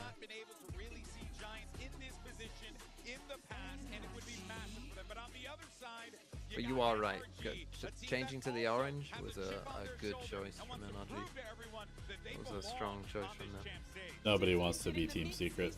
Invested in Tier 2 talent, found rookies to bring into their roster to come back to full strength right at the perfect moment and make it here to champions, make it here to playoffs.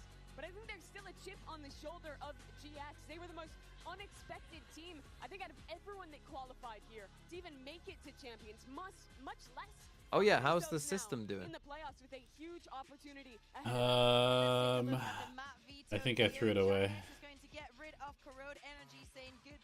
I threw it away after groups because I was wrong about almost everything.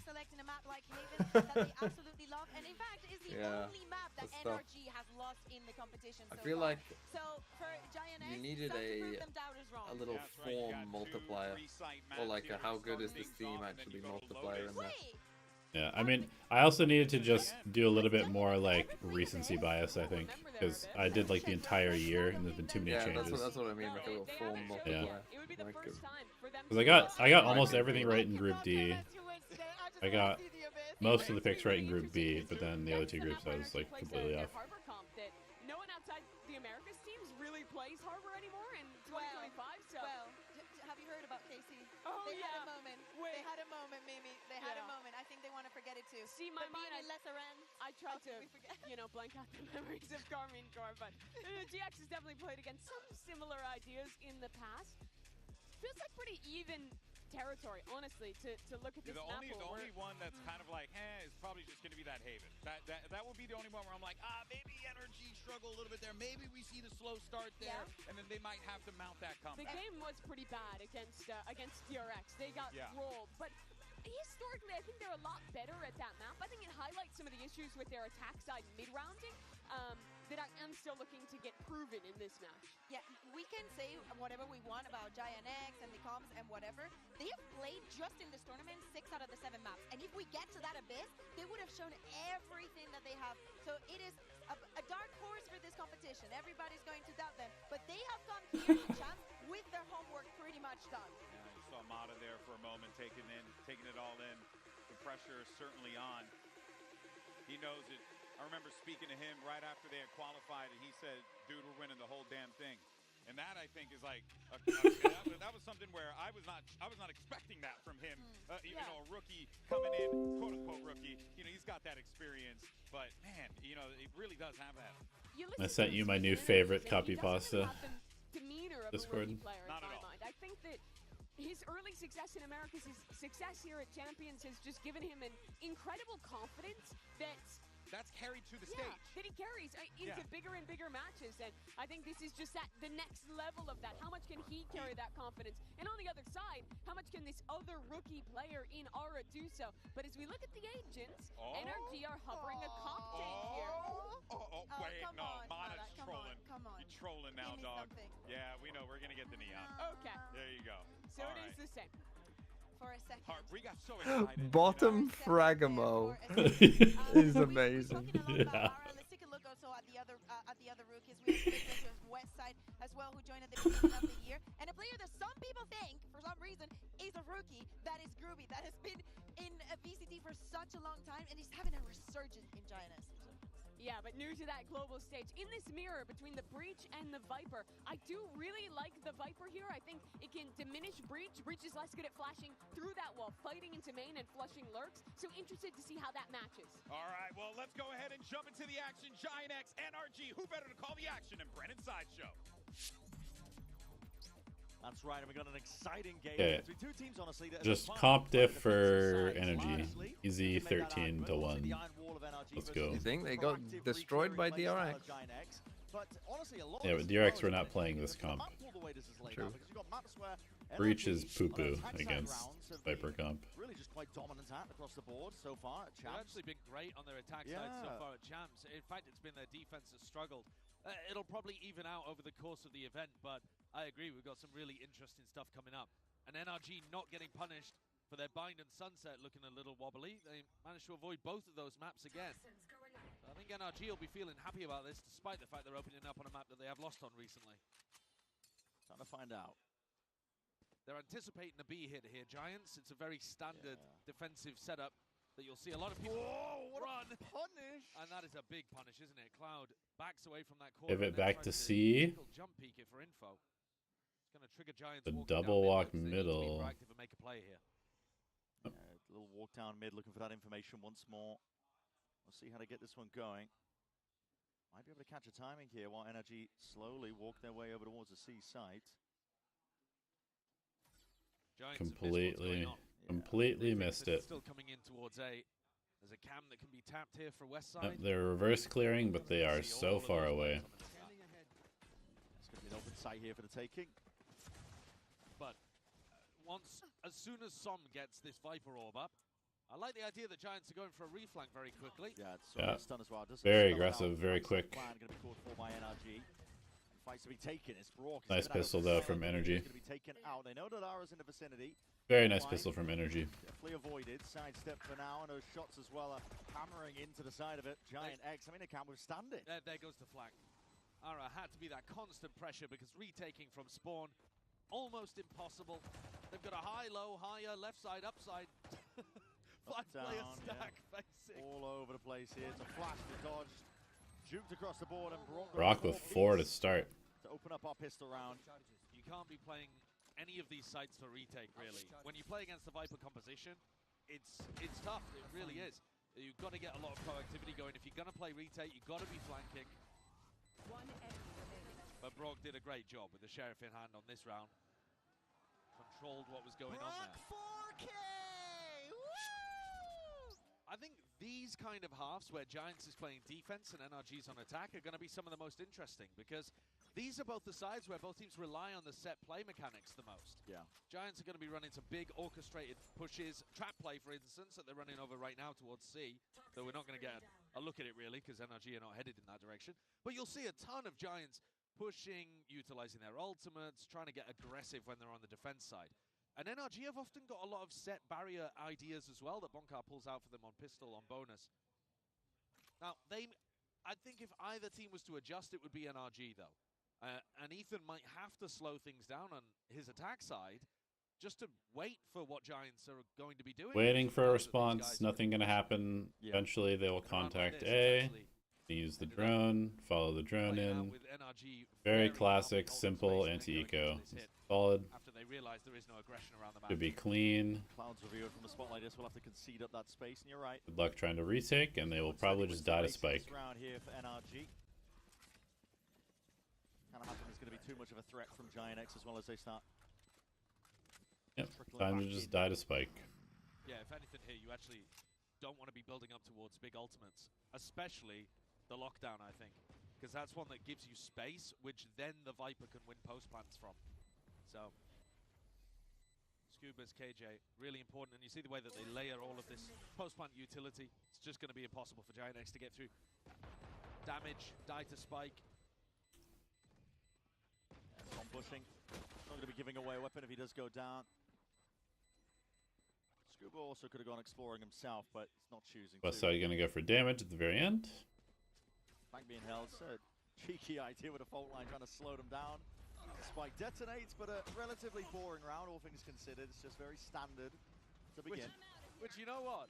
NRG's games, I think, have been some of the best of the entire tournament so far. They've only played two matches. Little tech pause right off the bat. They've only played 2 matches, NRG. But I feel like Ara is permanently having problems with his in-ears. They come back on Abyss from 11-2 down against EDG. Somebody needs to get Ara some new ears. He's having problems with his in-ears like every single game. Was a great one as well. Some ear transplants. The stat that the desk was talking about how they've been only leading for a third of their rounds despite going 2-0 through the groups has meant that the matches have been incredible. Yeah. So, you know, if you're planning on taking a nap because of how the pistol round and the follow-up went, wake up. It's probably going to heat up very quickly, this game. Might have a minute here while they sort out this issue. Yeah, you can do a little you can do a quick ass-pass snooze Sure, here, meditation, some mindfulness, practice it. Tilt the chair back ever so slightly. It's interesting when you compare the story. This is at least the second time I've seen him fully swap out his in-ears. They're both teams that made it to their domestic finals unexpectedly. I don't think either of them were favorites to make it into a finals in EMEA or Americas. We were thinking in EMEA it was going to be, you know, Fnatic Liquid or Fnatic Heretics, you know, something like that. Maybe even Liquid BBL as the bracket went on. Have you ever tried screenshotting and zooming in on the papers that the coaches have, using AI to enhance them, steal their notes? No, but it's always tempting. I think about it every time. And now, both teams making it through to playoffs. Again, fairly unexpectedly, I think, for GIANTX. A lot of people didn't have them being able to make it out of the group, but they did an incredible job. Yeah, for two teams that are really defined as well by that defensive play, I mean, at least one of the things I'm looking for, I think, is that evolution of the teams. See what they can add into already fantastic defensive rounds. Like Iron the iron wall defense of NRG. That's what they call themselves in the scrims. Sure. I like it. Yeah. It's a good name because it's also, just to explain a little, both of these teams do have drastically different defensive styles. Yeah. GIANTX are going to be running a lot of trap plays, a lot of fast pushes on defense. They're going to try to get up in your face a lot and use ults and pushes proactively to throw the attackers off their game. NRG are going to scuffle with you a little bit, but ultimately when you hit a site, it's the crossfires, the defensive setups, the way they play around smokes and objects on the site. The hard anchoring is the thing that really does it for NRG, and both teams are very good to watch. See a big stack up here from GIANTX, looking to try and get that fight early on for that lobby control. See with the snake bite. It's going to be refusing a bit of control down towards A short, and we're going to see immediate rotations. NRG just posturing for now, leaning over towards the C site. Recognizing that there's 3 players over there, they feel like C might be a little easier, and does appear to be the case. They've also got a really good buy on the bonus. Just looking at that. Just down to the fact that they barely even died here. That's going to be the lane going up. Paranoid on one side sweeping forwards. Gradual take at a C site, which is given up here, so full retake being played for by Giants. We'll see if they choose to. I love playing retake against Viper. We'll see. Smokes are going to be alternating. Yeah, I'm already kind of worried. I think it might be over. Mada still has stun as well. Wave of the retake. And then 3 rounds in, it's over. Come back up. Yeah, Som barely getting out of there now. The fault line does cleave its way forwards, and there needs to be a bit of pushback. GIANTX is trying to make their moves. Garbino, my goat. Onto this site. Whoa, whoa, whoa, whoa, whoa. Clean as anything with their retake. It's up to Brock just trying to shred them. Oh, Garbino! But he's no match for it. Garbino! On your team. Garbino! Whoa! Strong bonus, getting the site for free. Yeah, I think that should have been on your team. From NRG's perspective. Look at this through on the replay, and I think it's Garbino who ends up doing a huge amount. I mean, that recon also was incredible, but Garbino just gets let out here through Garage a little too easily. You could argue that Brock is baiting his team a little with the way that he's backing it up. But I think wow, Sideshow calling somebody a baiter. A little better. They need a recon break. Biased casters. But Giants will be super happy about how that one went. Let's see how this one gets taken. Getting a lobby, no real pushback, so it's given up with ease. It's identical. Yeah, I mean the exact same round. Run it back again. Walk up How broken is Neon after the nerfs? And Westside strips are going down. That's the cage, though. That's I mean, she's not like super broken. It totally depends on who's playing her. She's definitely good. I think she's probably like. She's probably like the most stable duelist in the pool right now, honestly. Yeah. GIANTX keeping the same defensive setup going, and NRG recognizing exactly how to break through it. Westside's trips were gone in the first couple of seconds of the round, and as soon as they're down, and I think Neon and Raze are both viable on Lotus, but it just depends on which comp you're playing. Got to build the comp around it. GIANTX are already going to need to make a pretty big adjustment to what's going on here. Despite Giants winning the retake in the previous round, you can't really rely on that. No. I'm saying that. They did win the round, so the evidence in this maybe game... they could, but... but, you know, we've watched a lot of how these comps interact, generally speaking. You don't want to be playing full retake on the C side. Yeah, for sure. 3 guns saved, and they're going to be able to drop the teammates. That's a lovely work by Mada as well. Cleaves his way into the site. All that util. The flood defense did not work out in their favor. Okay, so slight adjustment going on here then. So instead of having double trips over towards C, they've got this trip over here, which is designed to be able to stop the Viper from taking a bunch of space up through short. It's going to give Cloud a bit of peace of mind as well. Might be able to just solo hold onto this one. Fault line. Slows down the A lobby attempt. This is NRG looking to make their moves in a different direction. A lot of posturing going on here. Turret's going to get broken though. That's Ara asserting himself, and now trying to gather up a bit of courage, maybe rejoining over towards the A site. Cloud could very quickly be overwhelmed. Needs the backup to be arriving here. Shock dash just in case there are those trips. The lane goes up. Woods Cloud is down, dropped. Just trying to take that fight towards the back here. Attempt as well, seeing these players look to flood back in. Flickless and a whole team even just joining Ara in this defense. But listen, NRG are not home. They Became knocking, but immediately going to be backing off. Bit of a bait and switch. And there is that gap over towards C. How quickly do Giants reclear? Very quickly, actually. They've already taken all of this info towards A long. Question is whether they can actually beat NRG to the punch. How can Westside slow them down? The end is on B here, though, not C. Dart over towards the back there. Ethan's already in, trying to get that plant down. Fault line in through Main just to try and cut this one up, and it just tries to play Westside in, but Som's got the coverage there. He's got that main choke point. Util in the hands is not ideal for this Giant squad right now, and Flickless has got it all to do. The spot like this, back against the wall, between a rock and a hard place. It's an impossibility in the face of Ethan. It looks so nice from NRG.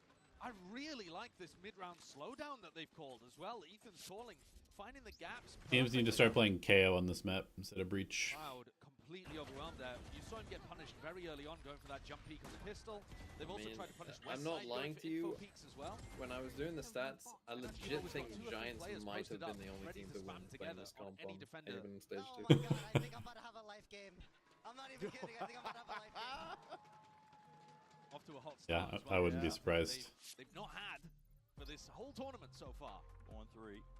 I'm wondering if that pivot over towards B was a read specifically. Oh, it's all going wrong. Okay, next year you have Wolves to root for again. Right. Oh man, Wolves. Into a pivot through to B was called. Oh, it would have been so nice if they were here. I respect to A man NRG can for finding dream, all of though. these gaps at the moment. A man can dream. Giants. I really just, I'm so baffled by what happened to them. They had like the weirdest year, I feel like. They were so bad to start. So bad. They just lost the map pool changed at the start of stage 2 completely fucked them. And then for some reason they thought like, let's just play these maps that we haven't had any time to practice. Like they kept, like, they were playing Corrode and Bind consistently in the first part of stage 2. They just fucked themselves. They did get fucked over pretty hard because they're literally their best 2 maps rotate out. Series, which I think is weird. Unlucky. The other map is Sunset Treasure. They have been gradually improving on, and this time they decided to get rid of it because. Why are you skiving the first game? Do you have Heretics players on your VFL like me? No, I have MIBR players, 2 of them actually. For fuck's sake, man. Everything's going wrong. I'm also in first. I keep getting higher. Gira Aspasin. Going to get tested here soon enough. Let's go. We'll just remove him. Instant trade though. Have any Giants players or NRG players? Go on the trigger. No, I'm not. I'm not a gambler. Shots, why not risk like this for Giants? Anything to even it out. Potentially get Respect. Gambling is bad, kids. Yeah. But if you look at this map, Vito, I don't know why Giants picked Haven over Ascent. It is confusing. Yeah, I predicted they'd pick Ascent. They didn't. I was literally saying like, NRG got rolled by DRX, but that was probably just because DRX were playing stuff that they'd never seen before. I will tell you the reason that they didn't pick Ascent. Because all tier 1 players and all tier 1 coaches fear starting on defense on it. Or fear starting on attack, rather.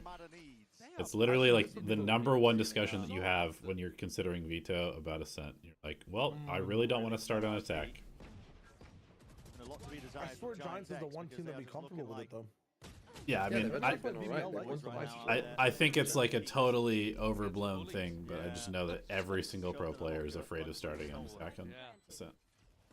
I don't know what BBL thoughts are on that because I think they have a comp that's like designed for attack almost. I don't want to say explosive because it hasn't really been that, but it's just been but very they're not here. Yeah. RIP. Calm, methodical.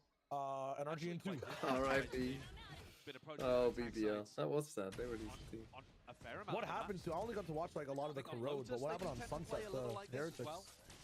They got boned. Just got mauled completely. Honestly, just a bad Heretics turned up. Like it just felt like, which is strange because I thought like it looked like Corrode might go that way as well, and then they kind of pulled it back and got to OT, and it was like, okay, well, even though they lost, you know, they're at least in the game. You know, they aren't gonna get destroyed on Sunset, but then honestly, they just did like it genuinely looked like MIBR were just like if the teams were flipped, you would be like, yeah, this makes sense. But they just looked like the clear better team. Honestly, Shio, all you need to know is that Woot has basically half the ACS rating, KD, everything on Viper than he does on every other agent that he's played this year. He played Viper twice today. Jesus. Broken down here. Still at that minute 10 mark. Yeah, I don't know. I predicted that Heretics, if they were going to lose, it'd be just because they weren't on form, and like they haven't solved that issue yet. of like they'll have 1 in 7 games where like they just forget. Cloud and Flickless group up to go and clear that.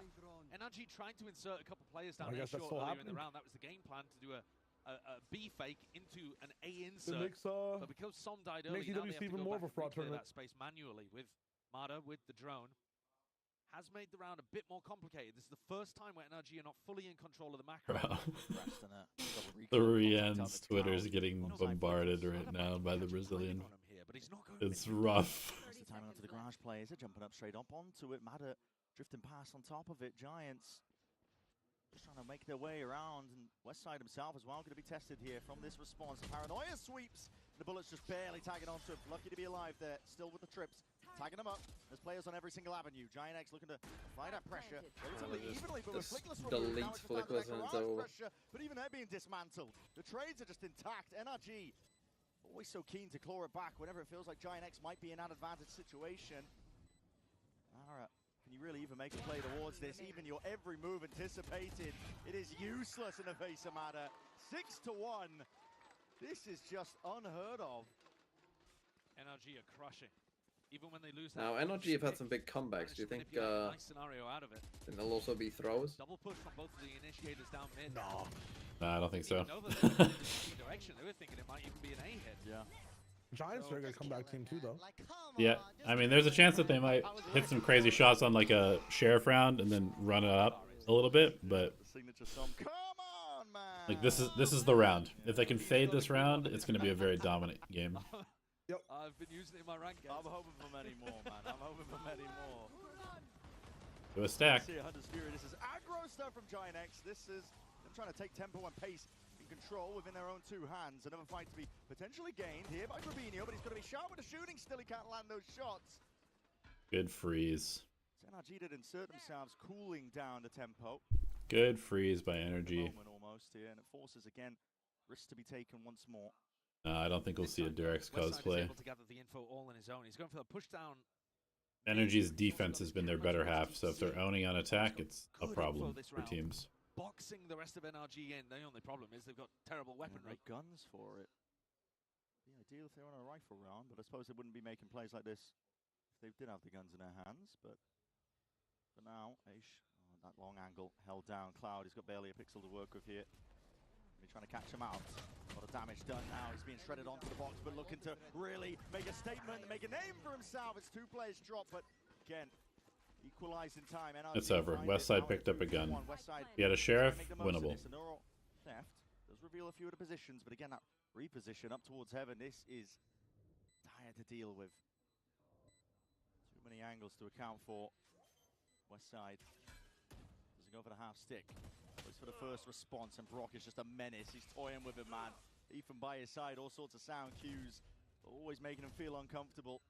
Never in control of the spot and situation, barely getting any time to see if he can make the play. It's Ethan. Just too much discipline. 7-1 now. NRG still leading. Doesn't matter about too much discipline. Need a turnaround. Brock Odin is coming out to play, man. It's beautiful to watch. I hope the Deads are watching as well. Me too. It's been a long time with this gun being extraordinarily powerful, but few using it to the level. You guys are playing perfect. Like, I'm not kidding. Bro, I'm not kidding. Scuba's onto something. Yeah, it's looking like it, isn't it? It's never uncomfortable right now for NRG. Giants swapping things up, putting a trip to stop the B plant, and then swapping over so that Grabinho is helping Westside hard anchor towards C. Oh, the turret might be off.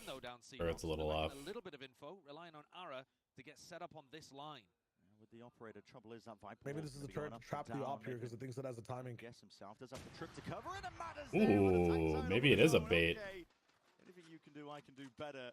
2 of the best uppers that we have right now coming out Amada's from ready to clear it too. and Americas, both rookies. Amada takes the more aggressive swing and wins. Point as well that we haven't really talked about, but you're right, you know, the duelists. Seen some of the best stopping so far this event from Mada, from Ara. That head-to-head though, Mada is the one to come up big. Now there's about 47 seconds left. Not much in terms of Utah being broken. It's been gradually being brought further and further back on Giants' side, at least with the defensive setup. On West side going walkabouts, looking for really deep mid-round information. It's a stack from GIANTX that is not going to be to any avail. 30 seconds left. The smoke there designed to pull people towards Garage, but GIANTX just leaving it. Yeah. Here's that trip. Trip. Looks like chance to punish. Scuba is going to be dropped onto the flank there. That's going to be causing a little bit of concern, and a lot of ults popped off in a flurry of action. This is GIANTX looking and attempting to punish, but NRG just vacated. They sidestep it. The pits drop down. This is going to be a plan down into C. That is such a good adjustment from NRG, utilizing the fact that they know the West side pushed out. They realize C is empty and they can get a pit down. Post with the up. Like Saw one. Willing to just move with the punches that GIANTX have thrown out. There's still that threat coming on from to the flank. These cages obfuscating the line, and now looking to hop all the way back out with that paranoia. But right from the side, there's Ethan immediately traded out with Som. Supplementary there with the fire. Flash in your face, but this pit, how the hell do you deal with it? Hard going. GIANTX feeling like they have to make at least an attempt to scale forwards, but no signs of life from them. Mada is just dropping them, saying... Okay, I don't want to start drama, but I just have to wonder. I feel like if it was anybody other than FNS, the community would be like, wow, this guy kicked this coach and they were terrible, and then he left and they brought back the coach and they're amazing. Okay, West side has pushed out C. That means nobody's... Well, yeah, I think everyone understands. So like, it was just too late. Team just didn't work. But yeah, well, I mean, yeah, you got to question NRG at the start. Why the fuck are they bringing in a coach in IGL that fucking don't agree on how the game should be played or don't get along or whatever? Yeah. I mean, that's just terrible fucking man. First kill goes his way. With Mada dropped out of the action, potentially there's a chance. Find out as well. Still, Grabinho wants to hold on to a lot of that A lobby control. He's alone in the process. Calling for reinforcements to back him up. NRG slowly prodding, looking over towards mid. In that area. TP back from Ethan. Turnaround has been essentially instantaneous since FNS stepped down. Now, here it is, okay. Swinging from behind, Ara. That overdrive, he's not going to get much done whatsoever. This is desperation by GIANTX. Timing might have been better, but here it is. Ethan's found his target. West side, how the hell is this guy still alive? Shredded. Down to barely anything in the cleanup. Fucking hell, man. I mean, they are just toying with them. Good night, Giants. That last one left. Guardian in hand. Only weapon to work with. Yeah, it's going to work out perfectly, too, because it's going to be Giants against Heretics, and Heretics is going to have a full game to reset against the local opponent. Just be like, well, we've always been better than this team. We'll use our game against Giants to put Woot back on Duelist, to reset our mental, and go on a run. And Scuba just hops in here with no cares in the world. Optimistic. Up too. Yeah, it's all smiles. Remember the beginning of the map when Bonkar was screaming, looking so locked in? Now it's easy breezy. Complete flip on the switch of the emotions here. Ara does finally get that off again in his hands, but how the hell Goodbye. Oh my god. They're in their heads, Later. man. Every play the Dude, Giants what is going on? It's NRG one step ahead. It's like they've never now going to be picked the placed team down. that throws his Viper Wall. Well, you two, you have to break this one. An aftershock is shocked out, but it is lacking ever so slightly, but not quite enough. It does break it down. NRG calling for the pause once more. West side, risky business again with these deep pushes. This time, though, with a rifle to work with. That might be the difference they needed. Still with Mada, he's watching for it. These info peaks again being punished. Why do you need an info peak when Westside's already locking them in? You already know that they're over towards A, and Westside now going to be getting contested. Feeling the heat as well. Players See ya, nerd. moving all around him. It looks like Mada just has not a care in the world with the way that he's pathing. Gonna recognize where Westside could be, but the shots are missed. His timing and chance. On wide, Som's going to be the one to be playing that backstab now. Off from the side again, feeling it from Philoclus. Take that swing in that fight, not ready for the position. This looks like a tier 2 team against a tier 1 team. The game of cat and mouse, but NRG just flowing around the map. Any sort of weakness, wherever the gaps are, they find it, they get the plan down. It's just been consistent, beginning to end so far. Yeah, they've got such a good awareness of when they're running into the stacked site. I don't think a single time we've seen Ethan direct his team into a site that had 3 players defending it. Every time Giants have got a stack somewhere, usually over towards A. Yeah. Ethan feels it out, realizes the resistance, and either they're getting a punish on somebody, or most of the time, they're just pivoting elsewhere. And this round, they ran straight past Westside. You know what? He was the player supposed Map to is be a boxing them tax in. And he's left True. alive now in short. Looking to hunt down his guns, though. Might not be alive for much longer, but never mind. Rourke. That peak. Got through the wall, and Banner gets him. Where was that from? What angle was that? There's no way. That's incredible. Don't tell me that was through B-Link. That has to be through a link. Well, yeah, we'll get the replay. I don't know where that was from. You gotta look at a replay for that Bang, I know that for sure. These are the kills earlier. Oh, there it is. Now he's just holding from there. I didn't know where the hell Matter was playing at this point. It's still a crazy shot. It is a crazy shot. 14 and 4 is what Matter's sitting on right now. Scoreline top of the board is all out. Jovial. Yeah. Instant action again, but at this point, Giants might be out of luck. Everything they've tried Nice. is working, and they've got no pushback onto B. Stealing the Caron play. Abusing the fact that Flickless is stacking over towards A. Defense in a jungle gym right now. Man's just jumping around his own smokes in one way. He's causing all sorts of havoc and chaos. The drone to try and clear him out. We'll get that time, but he's got a TP. And the round is over. Still spam down. The round is over. You let them plant on B with this comp. It's over. Plenty more Utah where that's coming from, and NRG are willing to just play this one out. Nana Swarm's going to be replacing it shortly after that. What else have they got up their pocket? And we'll see it now. Matter with that just swing. Save. He does adjust his aim in time. Kills. Yeah, just save into the next half. Best chance in a long time for a round win. Oh my god. No way. No way. Good night. We've seen NRG pull out some ridiculous comebacks, but Giants look out of this one. Yeah. I look at Westside. Bro, how do these teams not know how to play against this comp? It was the most popular comp in Haven for the entire year. Well, the thing is, some teams were just not even playing the comp correctly. Like Most of the teams are not playing this comp correctly.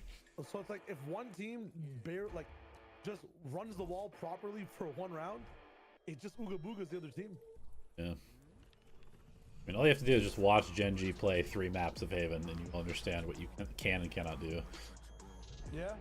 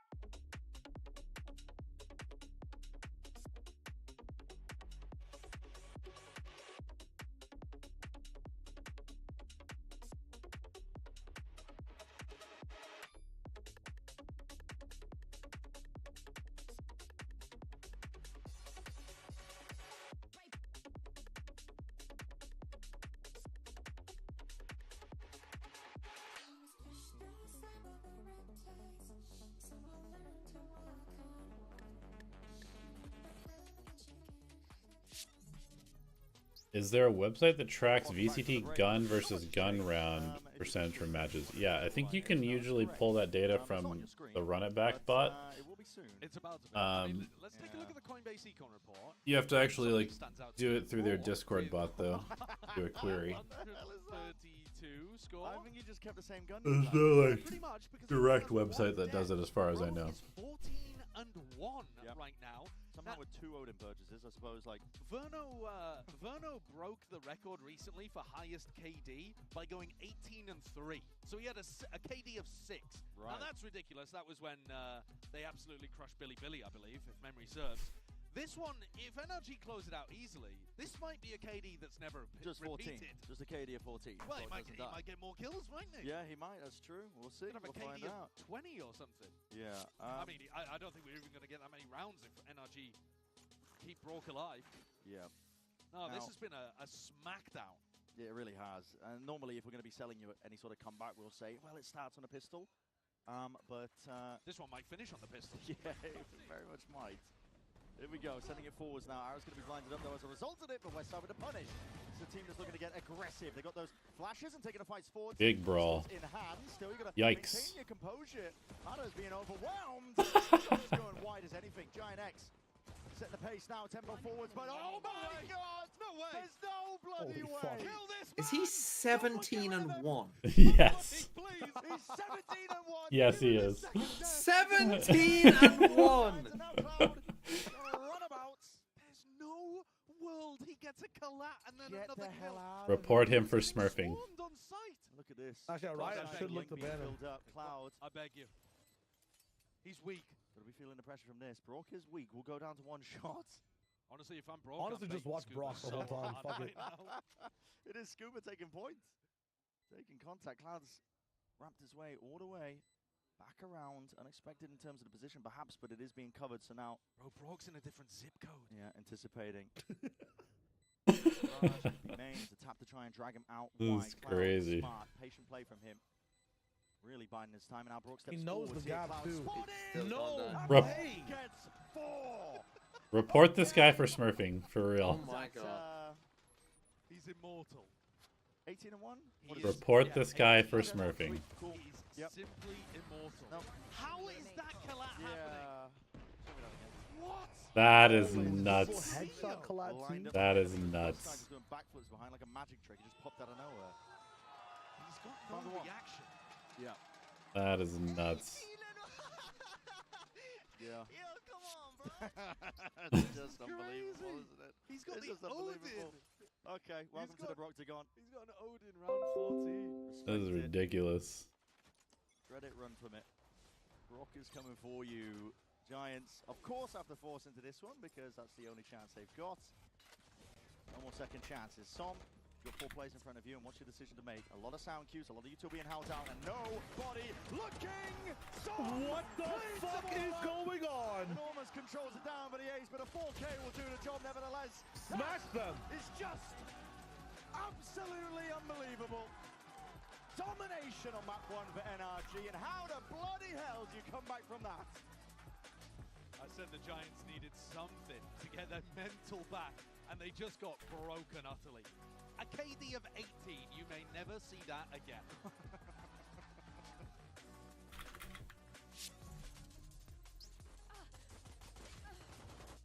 Always me, bro. It's always me. Oh my god, I think I'm about to have a life Scuba game. got 4 Bro, you kills. guys are playing perfect. Are we peeking? Like, Scuba got -1 from his kills on that. That's amazing. He's getting +3 for the map, but Got the new iPhone 17 Pro and Verizon picked up the tab. No way. That's me. Handsome.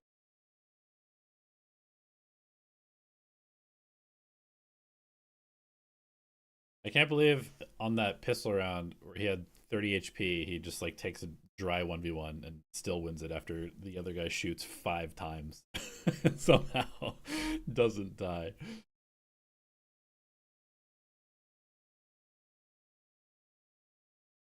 I feel bad for the people there for these games. This is what I felt when I was there. Yeah. It's like, fucking Like, hell, well, it's already done. This day could be an email. You know what was weird though? I was thinking like, oh, I mean, because you are there for like hours and hours, like, but the time goes quite quick, doesn't it? I know you've been elevated. Yeah. I mean, while you're there, it definitely, just because you're so invested in like the roller coaster of the game, it feels like it goes by pretty quick. Because it's like if you like, you know, I'm thinking about, because like if you think about it from like, I guess American sports is a bit different. You are there for quite a while, but if you think about like a football game, how long's a basketball game last? 48 minutes plus a bunch of commercials. Yeah, I mean like the Basketball time that you would be there. 3 hours, bro. 3 to 4 hours. Yeah, there's so many stoppages of play. 2 hours for basketball. Dude, the last but 2 2 hours minutes, is fine. Like 2 hours isn't that long. It's not 2 hours, man. The last 3 minutes of the game are like an hour long. I'm not even trolling. I'm not trolling. When there's 3 minutes left on the clock in the last quarter, that shit takes an hour and a half. It's fucked.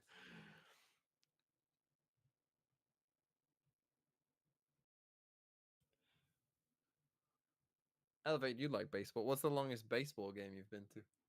Or been in? I mean, those can last a very long time. I mean, the last, what, like 3 years or so, they've made a bunch of changes to try and speed up the game to try and appeal to TikTok brain. So now there's like a clock between pitches. And yeah, makes sense. But I think the average time for a baseball game is probably like 2.5 hours something at this point.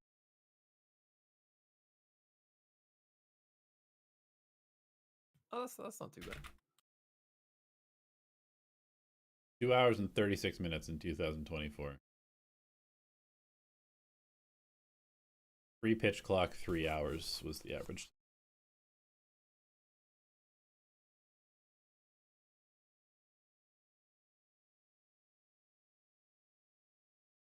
It got way longer when teams started like trying to min-max their like pitching matchup, so they would like switch out pitchers. It's like, oh, lefty's coming up, okay, put in a lefty. Okay, a righty's coming up next, put in a righty, and you'd have like pauses for play for them. Stuff every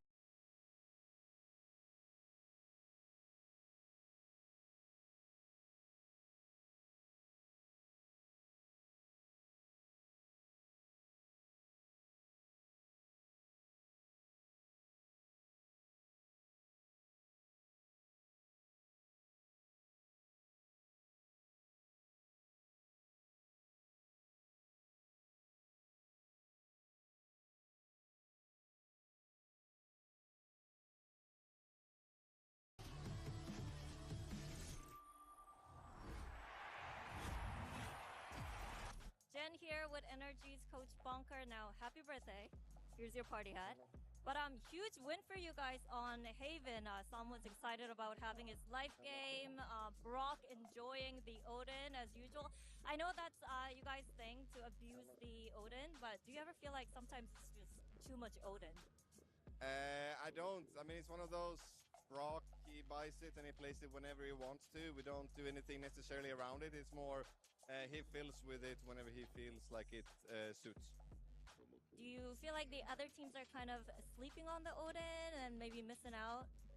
I mean, it's really hard to use. It's not like you can just buy an Odin and play it. Like, you need to practice and you need to have your reps on it. If everyone knew how to use it, they would have already been using it. So it's just hard. So I think that's why they're not using it. You guys know how to use it. So next up is Lotus. You're gonna do the same thing with the Odin? I mean, I think so. We do like the Odin for sure. Thank you very much and enjoy your birthday. Enjoy the second map too. Happy birthday to Coach Bonkar. The boys definitely giving him an awesome birthday gift with because, you know, you guys remember when we had a segment where we were talking about NRG's slow starts? We were trolling. We were just trolling, obviously. Kidding. Brock had a 2.4 rating. So sorry. No, but let's talk about our HyperX Reflex moment of the day first, and we'll talk about the rest of the matchup. This one, of course, is going to go to Scuba and the rookie here. Just really everyone on the team, Mimi, just stepping it up, and it was just great to see, especially with that closeout. Yeah, it's funny. This is a clip from the first half, but the second half was only Reflex moments to close it out as well. But Scuba was playing so well, bouncing around there, getting the kill with the shorty, immediately pulling out the Phantom, getting that one too. Every player on NRG is playing with such immense confidence right now, and it shows in the scoreline. Yeah. Oh, most definitely does. Yeah. Speaking about scorelines, we all saw what Brock did, and that is 100% the highest KD that we've ever seen in a global event, going 18-1. That is just math-wise, a map has 2 pistol rounds, so 50% of times one team wins both. The map is unfair. Basically, half of Valorant map shouldn't. I mean, that's a crazy take. Map number 1, you're seeing it right there. Everyone for the side of NRG had their moments, even like with Scuba and what we just showed. I just realized the Scuba kills, those were 3 of his 4 kills that he had in that round. Not because he was playing bad, literally because bro was just sitting back chilling as Brock killed literally the entire team. Bro, the pistol set me. I lost it then. Like, this was GIANTX's map pick. And this was a tough one. And now we go to one of NRG's best maps, the Lotus. Yeah, which, you know, kind of makes you feel like this is bad. You know, like it's like a Wiggum meme. You know, like, wait, am I in danger? It's like I'm confused. I don't know. But of course, we'll see, right? I don't want to count GIANTX out yet. Alex, we're not going to see the abyss. Please, GIANTX, I really want to see the abyss. Believe in them. You got to believe in them. Okay, I'll go get my GIANTX jersey. I have it downstairs. Exactly. Yes. Got to give him a little bit of space. All right, well, let's actually see what's going on over in the GIANTX camp, because I believe we do have Coach Pipson standing by with Jen to find out what's going on and also how things are going to be looking going into map 2. Jen here with Coach Pipson of GIANTX. Now, Pipson, not the greatest start for GIANTX. Strategy-wise, everything looked fine, but it was just the aim duels and the mini-games that seemed a little bit off, and that's strange because you guys were shooting back against HyperX. So what was going on in Haven? Just nerves, comms weren't flowing. What went wrong? I mean, to be honest, we started even with a little bit of hesitations in our own decisions, and when you are hesitating, it's much harder to win the duels. But I don't know, we are used to losing the first map, you know, so it's fine. We spoke right now, so I hope second map will be different, because I don't think there were like a big issue in terms of how we move. Like we had a lot of like normal situations for us, but we couldn't make them work. Thank you for your insights, and hopefully you guys bring it back on the second map, the GIANTX way.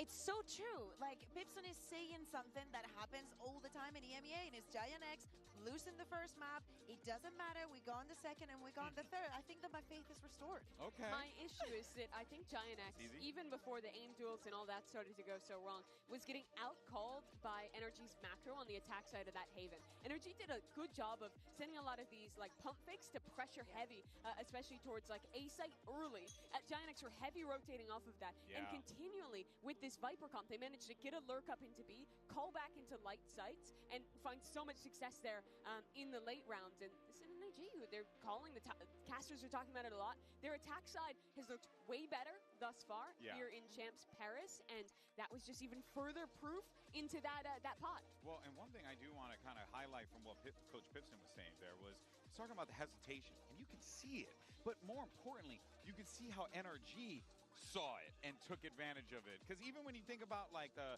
HyperX reflex that we showed just now with Scuba getting the 3K, his 3 of the 4 kills he got, right? But even in that one, that final kill he got into the garage and he knew where the guy was, and that hesitation gave him that opportunity. He was pre-firing coming out of that. It's like all those little things really do add up, and that is the reason why NRG just absolutely slapped on that map. Honestly, do it. No, why did you? You should have picked the Phoenix, honestly. In this situation, like, you're feeling super good. You just had a hell of a massive team.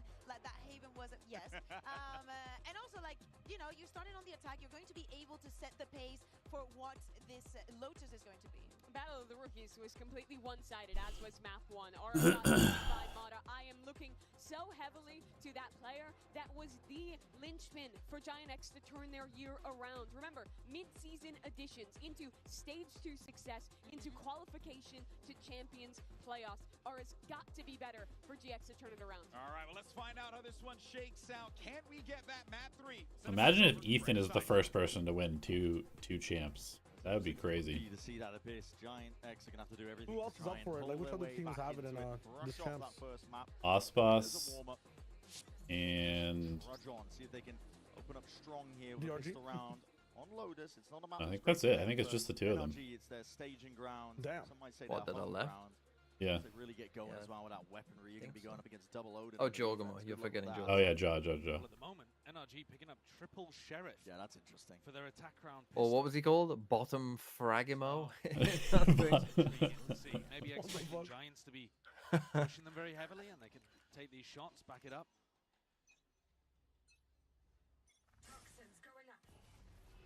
So they've got in store for us here. Haunt over the top. That's just dodged. Crouched down by the smoke, but still Grabinho is getting aggro, aggressive as anything, now trying to take that fight against them, not realizing that he was overwhelmed by potentially totally alone taking duels. See, what you don't realize is Brock is about to go 1 kill and 18 deaths this map. Yeah. Okay. I feel like this is a lot of pressure coming towards A. I believe it. A peek there, though, and realized that there's no bodies behind it. They're being pretty slow to rotate. Maybe he thought he got timing. Yeah.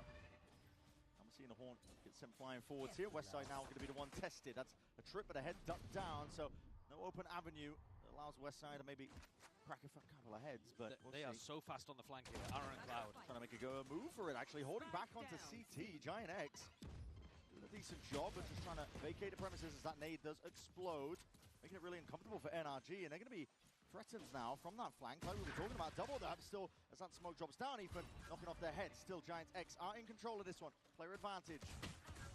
Stairs, a lot of damage done. One shot will do it onto the CT players, trying to make the swing out now forward. That's damage through the wall. West side almost going down as a result of it, but Scuba has to adjust and has to really expect multiple angles now. Does he expect this? Cloud spotting the position, the damage is done. He's already trying to run this guy down, surely. 19 HP, Cloud just needs one shot, and he'll land it. Pistol round here for GIANTX, maybe a turn of the tide. No way he's talking shit after one round. Started spitting early. To get the pistol, equalizing their round 1 in the match so far. But they are also playing, I think, with a little more confidence. Yeah. Robinho took that fight over towards Rubble, thinking that it was only a lurker there. He didn't realize that NRG had dodged a horn, but they were also just really fast on the flank. Very happy to contest over towards CT. Pipson with a pep talk. Might have got Giants mental in the right place. Early season aid. We're working towards it though. That trip's going to get ate up by the Prowler, so Matter's not caught with it. He's got a bucky in his hands. He is leading the charge for his team. Might be weaker weaponry, but again, this could do some serious damage. He's taking the time straight through them. With Bullet just shredding them, pellets to the chest. Scuba from behind the classes into the red. And the cleanup, oh my, it's brought down to that 1v1 in the blink of an eye. And a single body shot here would take down West Side. He should have won this, honestly. Scuba, scooped up off the floor. And West Side's wondering where You're this gonna read guy's the coming rap? from. Yeah, he knows that he was on the A-lurk. Both players expecting the other to I be think you proactive. should just say. Exactly, max brain power. Just stay there and don't do anything. Trailing now, and like you said, both players anticipating proactivity. West side now realizing, well, okay, might have already been onto the B side, might have even got the spike, but West side is one now lacking a lot of information. Yeah, if West Side goes for a little info peek to see if the spike is still down, Scuba may catch a timing on him. And again, just one body shot needed. 30 seconds left. Scuba's still up, he can prop the wall up and down. So that confusion and chaos.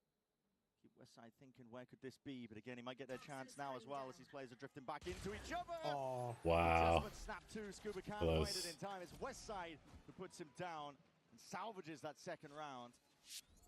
That could have been a disaster very early on then. Giants, they've done such a good job picking up the pistol round.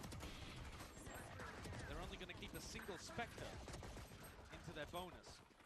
So very early opportunity for NRG to fight back. Took everything there from West Side to be able to even get that one across the line. Heavy damage then being done.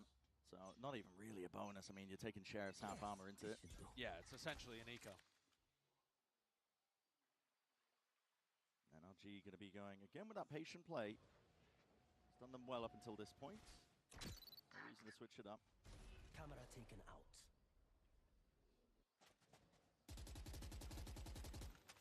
I'll be very aware of the chance that it could be a trap play. Big over rotation from Giants, trying to get into a stack. It is Giants who let loose, and they do have the stacks. Stack the players at least in the right place. Bodies grouped up. I feel like this orb is not good. For a play. What have they got to deal with this? It's a one-way. Orb's going to be dropping down. Paranoia being held for that contact. Just taken off from afar. Nade rebounding. Sees does connect. TP! Not in time. Som can't escape. That's a gun down. And that might just be a gun donated. Grabini They are going to give the gun away. That's kind of interesting. What a shot. Immediate with the adjustment. Immediate with that acro aim. Still Scuba is there with a cleanup. Claws it back into the favor of NRG now. They can get a bit of a move on over towards A, but they did give up guns in the process.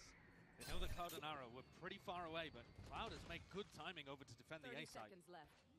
And with the Spectre, 26 HP, barely sees Matter in time, and he can't quite adjust his own aim. And they know exactly where this guy is too, so it's going to be okay. Looks to do work of it, but it's a 1v3 that he's dealing with. It'll be a huge round to win. There's too many angles as well to clear. Just in pit, it's going to be Scuba who takes a peek and contact first. The head rolls off the shoulder. Energy looks really good right now. That conversion here, a little bit of damage being done there by Giants. They look very good right now. Yeah, it's not a terrible round, but at the same time, allowed Scuba to get the ult online, so Giants now have got to be fairly proactive, and they have been actually. They've been challenging around the map so far, looking to try to take the fight to NRG. trying to make it tough for Ethan to find the gaps in the defense. And now they've got an op in the hands of Ara.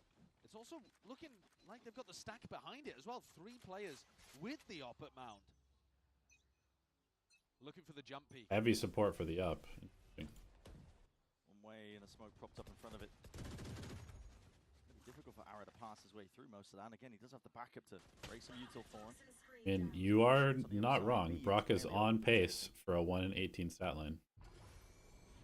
The tap on the door, though, stops you from feeling super good about going into that B pivot, because Cloud is now clearing all of this out on a timing, just as Ethan was starting to take a bit of that space and think about a B split. He swaps spots with Brock and goes over to see if they can put some pressure on West side. I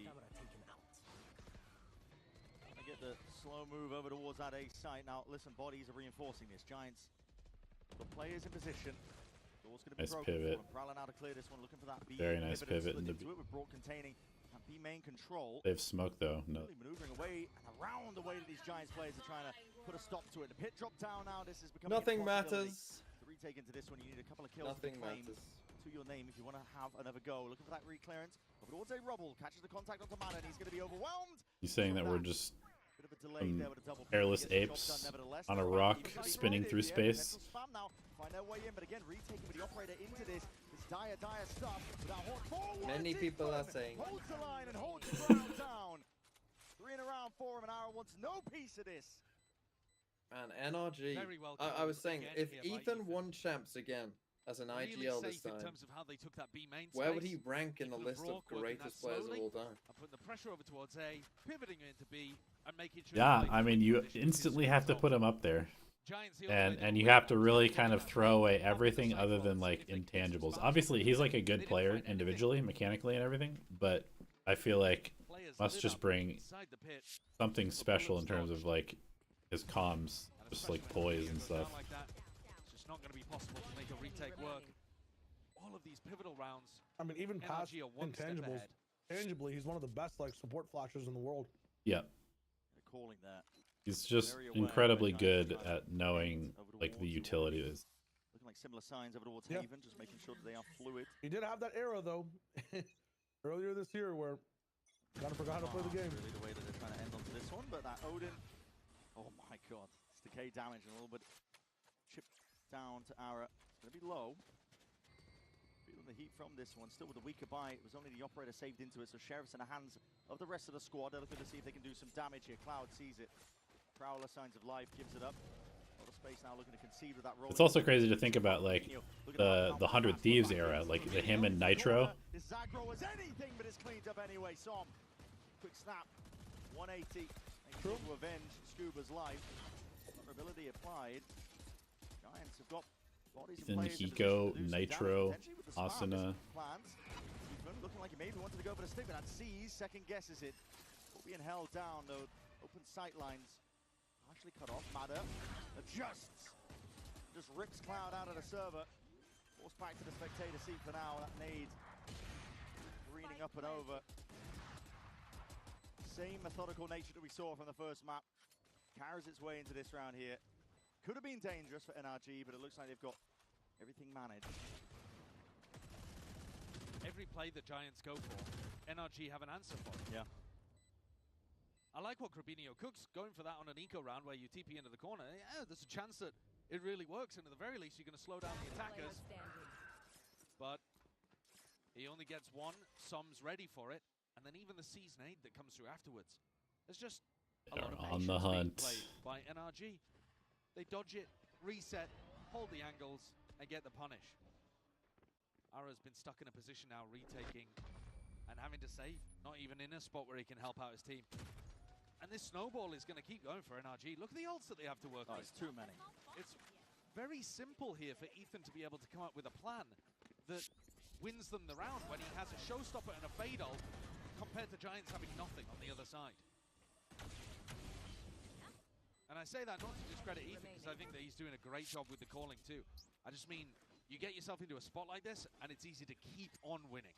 It's tough to stop the momentum that the attackers can get in some of these moments. The Giants are going to try to challenge Mound by the look of it. That's their answer. Flash immediately being broken. It looks like NRG don't really want to Hard commit, hard play into this one. Even that deep trip layered down by Westside. Once they gain control towards it, Ara trying to reinsert himself back onto the line. Has assistance just to break some of the util in case it does fly forwards. This is very aggro from him. Hasn't been able to play the game recently in his past few rounds. Prowler will have to be respected. Rest of NRG looking to flood in all the way off the backside of it now with that boom bot being And they kind of gave away where the slop is by smoking off C. So. Yeah, just wrapped his way to the side there. Opened himself up. Showstopper committed, but Cloud beams him down regardless. Too many targets to account for. Matter don't really know which way to look, and now it just leaves it down to Broken Ethan. 2v5. Mother's choosing to do a side on C, but he's be hot with the heaviest gun in the why not? game. Money, business is booming. You don't really care about losing the guns. Shouldn't be around the Broken Ethan coming out though. If this was on Haven, I wouldn't bet against it. Man, I think past smokes like being added post death.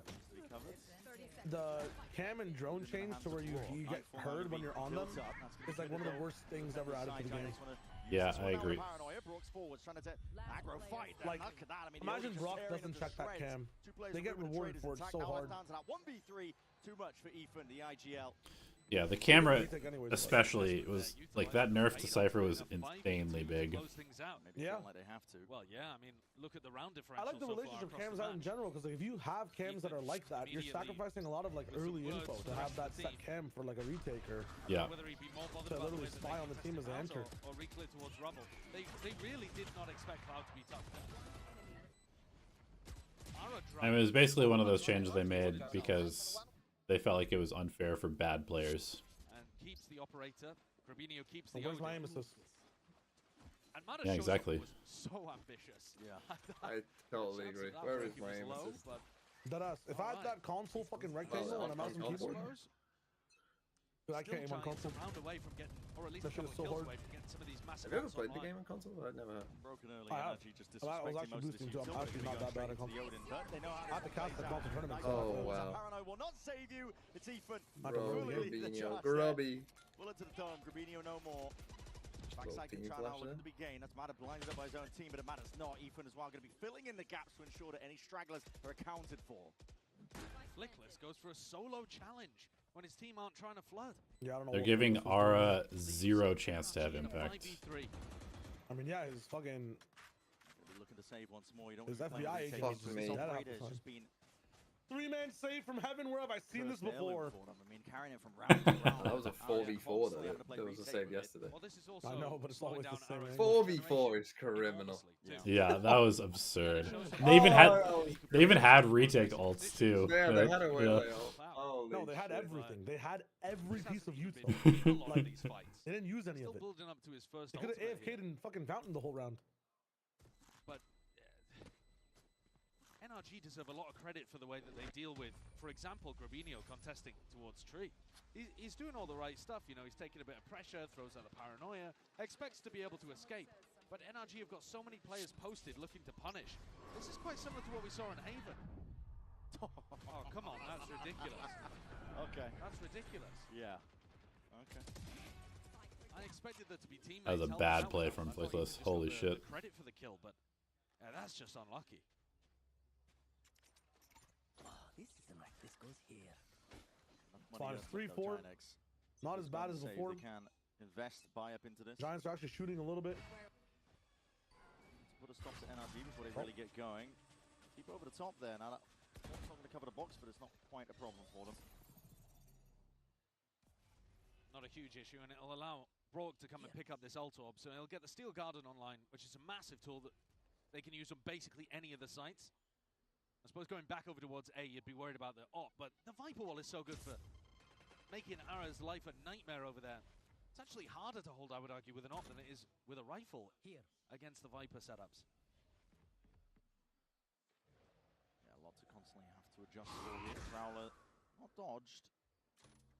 Broken late. See what that does here for Giants in terms of where they're placing a couple of these players.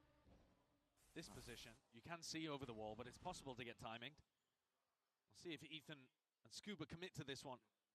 Ara would love to get a kill out of this. No, he's unscoping all over the place here. Doesn't really want to be completely locked in, drilled into the one angle. Towards A, though, he will be getting his chance. sometimes the Viper Wall actually obscures the players. 30 We'll seconds We'll left. see what it looks like here. Hara, hold on, sees Oh, it he now. saw one. And now with that tactic to try and escape, he realizes that Good luck. across the position, might still be looking to do a bit more damage though. Door opens up, and it's going to be that The big B pivot is pivot? crazy good here. Now with that steel guard, and it's going to I love Mata and B main. That was all of sick. these GIANTX players out of the vicinity. And now their It might be Viper in a wall's position gone to too, so they can't potentially retake for a punish bit. here. Caesar does catch. Horn has to be dealt with here, but that wall Oh, come on. just disrespected, pushed over it, especially with brought down and out, but a sheer still splits them up. What Som in a spot to really is this from contest. Psalm? Just hanging off to the edge of this smoke. These players are none the wiser towards it. It's running and gunning by Cloud. I don't Eventually know get that about all trade that. online, bringing it into that 2v2. Ethan spraying 8 bullets left. Cloud contest. They'll never expect Little that. trolley from NRG. Late stage backstab and just a little bit of bait made This final layer is kind of nice. Stick it. Arrow, half of the defuse, Stick it. It's Aura. You never expect it. Sticking the Bruh. scuba. Players players know though if you don't make any noise at all, they're gonna Yeah. count. They They have a count. NRG a 2-round lead. Great internal clock. He wasn't required too much on Haven. He went 4 and 4, I think, across the entire map. Especially But when here, you've got so he much really time has as been well. an important Like, pivotal Yeah. player. I know, In but a then there's big the rebel mind clutch game for that the they're team. holding on 7 when there's so much time. I'm Finally actually giving surprised Aura he peaked. his ultimate. It's got to be tilting, being Ara. Like, technically, He wants to take fights, and he's never been offered early engagements with the op. I'm strung by it. Get him a rifle back in his hand and start looking to contest space with it more. That's why the true Giga Brain shy always do half, but don't do anything. Don't tap it after you get half. Yeah, I'd agree. I think actually, Half and then get off and do nothing, and then eventually they're gonna swing. if you're talking, And if they don't, then you have half. you just save. You just save. True Giga Brain, you just save. Oh no! Oh, and it. We're safe to stand. Rourke is a genius with this thing. Makes it sing like a musical instrument. Big goals to use if they choose to do it, but GIANTX I think need a few more kills. This They wanna is- contest. Flickless. That sheer wall up. This is a little bit of my worry with Giants is like Smoke available to make sure he can play in. Eventually, you can't win with comps from 1986. yeah, and also like Wow. I know the whole like experience stuff is like really overblown, but also once you're in these spots, if you're all young, like you're gonna start making bad mistakes. Yeah. A lack of experience doesn't matter as much when you're playing okay. Ara just drops into his lap. Goes 1-for-1 with the showstopper, but no space really created.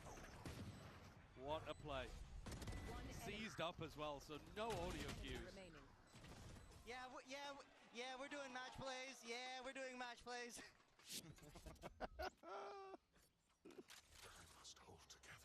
Miserable timeout here for Giants.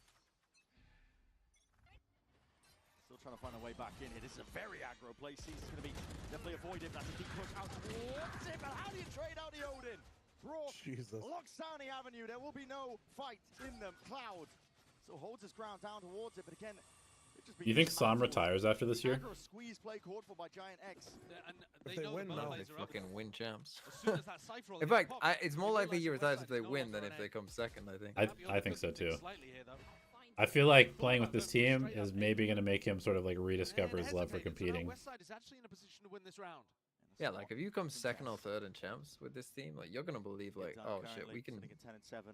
we can win some. Feeling like maybe he doesn't want to take matters into his own hands, but he's not clearing that corner, not clearing that side. And And if they don't nerf the Odin, maybe they will. slowed down as he Mid tournament patch. Sorry, we've left this gun broken for too long. We've seen the error of our ways. It is to use the Odin as well. Emergency patch. It really does benefit you from putting a lot of time into the gun. Cloud with a huge amount to do here, and Broke's just the first one he's going to have to challenge. Yeah, Thorns down onto the spike. Had spotted onto that jump peak. Realizing he can't. Fuck me, go. Cloud's got a fucking contract at DRX waiting for him. Yeah, it makes me feel better for the Odin in my rank games and sucking with it. Yeah, sure. It looks like an easy weapon until you No, realize you you have to learn 20,000 lineups on every map and visualize spatially where people are when you can't see them. It's tough. Got to put the server time in. Yeah. Start messing around on Yoru, popping up clones through the walls, trying to see what the silhouette looks like. Broke makes it look easy though, doesn't Yeah, he does. He's on the hunt again. He's not going to get his target. He's not playing for the KD though. Nice to see. Does give Cloud his ult. Yeah, but Matter also got his in this round too, so I think they'll be perfectly fine with that. How do you trade that? Yeah. Giants trying to swap something up and go for an aggressive set play. Sees nade up over the top. See if you can follow it. They just run into the blender. It's disgusting work. Four-round lead. It's being built up steadily. Inevitably at this point here for NRG. They are in complete control. Still able to put together a bit of a buy. Prowler gone. Again, that pushback occurring as a heavy stack of bodies from Giants over towards this C-mount area. The boom bot will be broken. Not making it feel like, okay, well, I could still be hanging around, but no. Now the call's being made. Everybody pivot over towards A. Every time Giants have too much resistance on Mound, NRG are feeling it out. Looks like they're going to try and go into the B split again. Does have to respect that. Oh, never mind.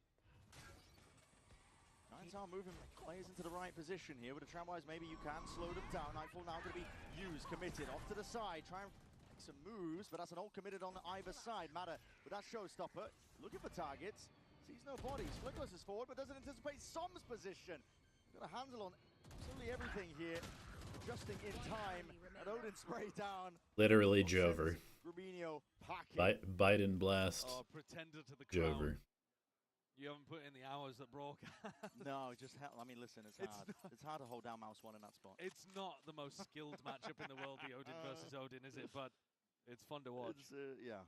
This is brutal. If you only tuned in for Champs playoffs, as we watch Cloud try to save his gun, if you only tuned in for these playoffs, you might be looking, thinking, EMEA KEGW, what is this team up to? You know? But Giants, this is a map that took... They took a map of Paper X. They looked superb in their dismantling of Sentinels. They have earned their spot in the playoffs. And they're out here getting mangled. Absolutely twisted. Wow, Brock. That's what I'm talking about.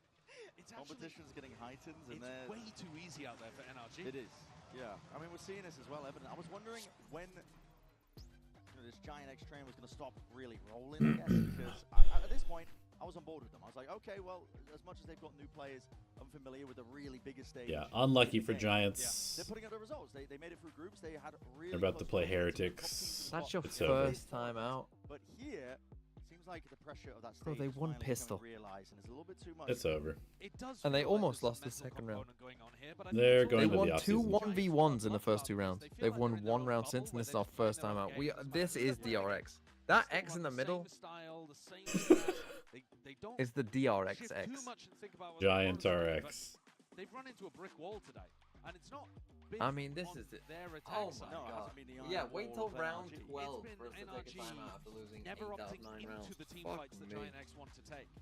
Yeah, how many times have we seen GIANTX trying to force some big fight over towards Mound, and NRG just back it up? How many more times can you watch this happen, TMV, before you become a coach? On the A site, and NRG mostly. Well, I mean, maybe, I don't know. Clearly, these coaches need some self-confidence. Like, believe that you can help win the game. Believe that you can say something useful. They clearly have no confidence in themselves. So what's that going to do for the players? Face it, at NRG, they've really stepped up their own attack side calling. Absolutely. Used to talk about it as that limiting factor. Hello, man. Outlaw and hand this guy spitting. Makes full usage of it. A great anticipation. A great anticipation that GIANTX were doing a Mound into that door tap. They've done this C defensive default quite often, and Mada's ready for it. Now forward again. An aggro play for the final round of this half. Great anticipation again there from Ethan. Jump spotting that corner. Paranoia off to the side. Prowler in your face. Too much to really contend with whatsoever. Flickless. All individual plays. Triple face. Does well to adjust and at least ISO potentially one of the fights, but traded out. Steel Garden. It's perfection. Overlapped. It is. And NRG are playing like it. Poetry in motion. I mean, today literally could have been an email. It could have easily been an email. It's up to Westside. Yesterday was a dissertation. Today, I want to believe greetings card. Kills like that gets a little bit easier. Still 5 bullets left, and you've got to try and find a few more past that point. Som holding his ground and holds down that line of skirmish, scrimmage. 9-3 for the half here. NRG. They haven't slowed down. No, they haven't. Giants are going to have to come out with an utterly ridiculous attack half, recover the mental, get Aura online, so many things need to go better for them, because at the moment, it is perfection from the NRG camp.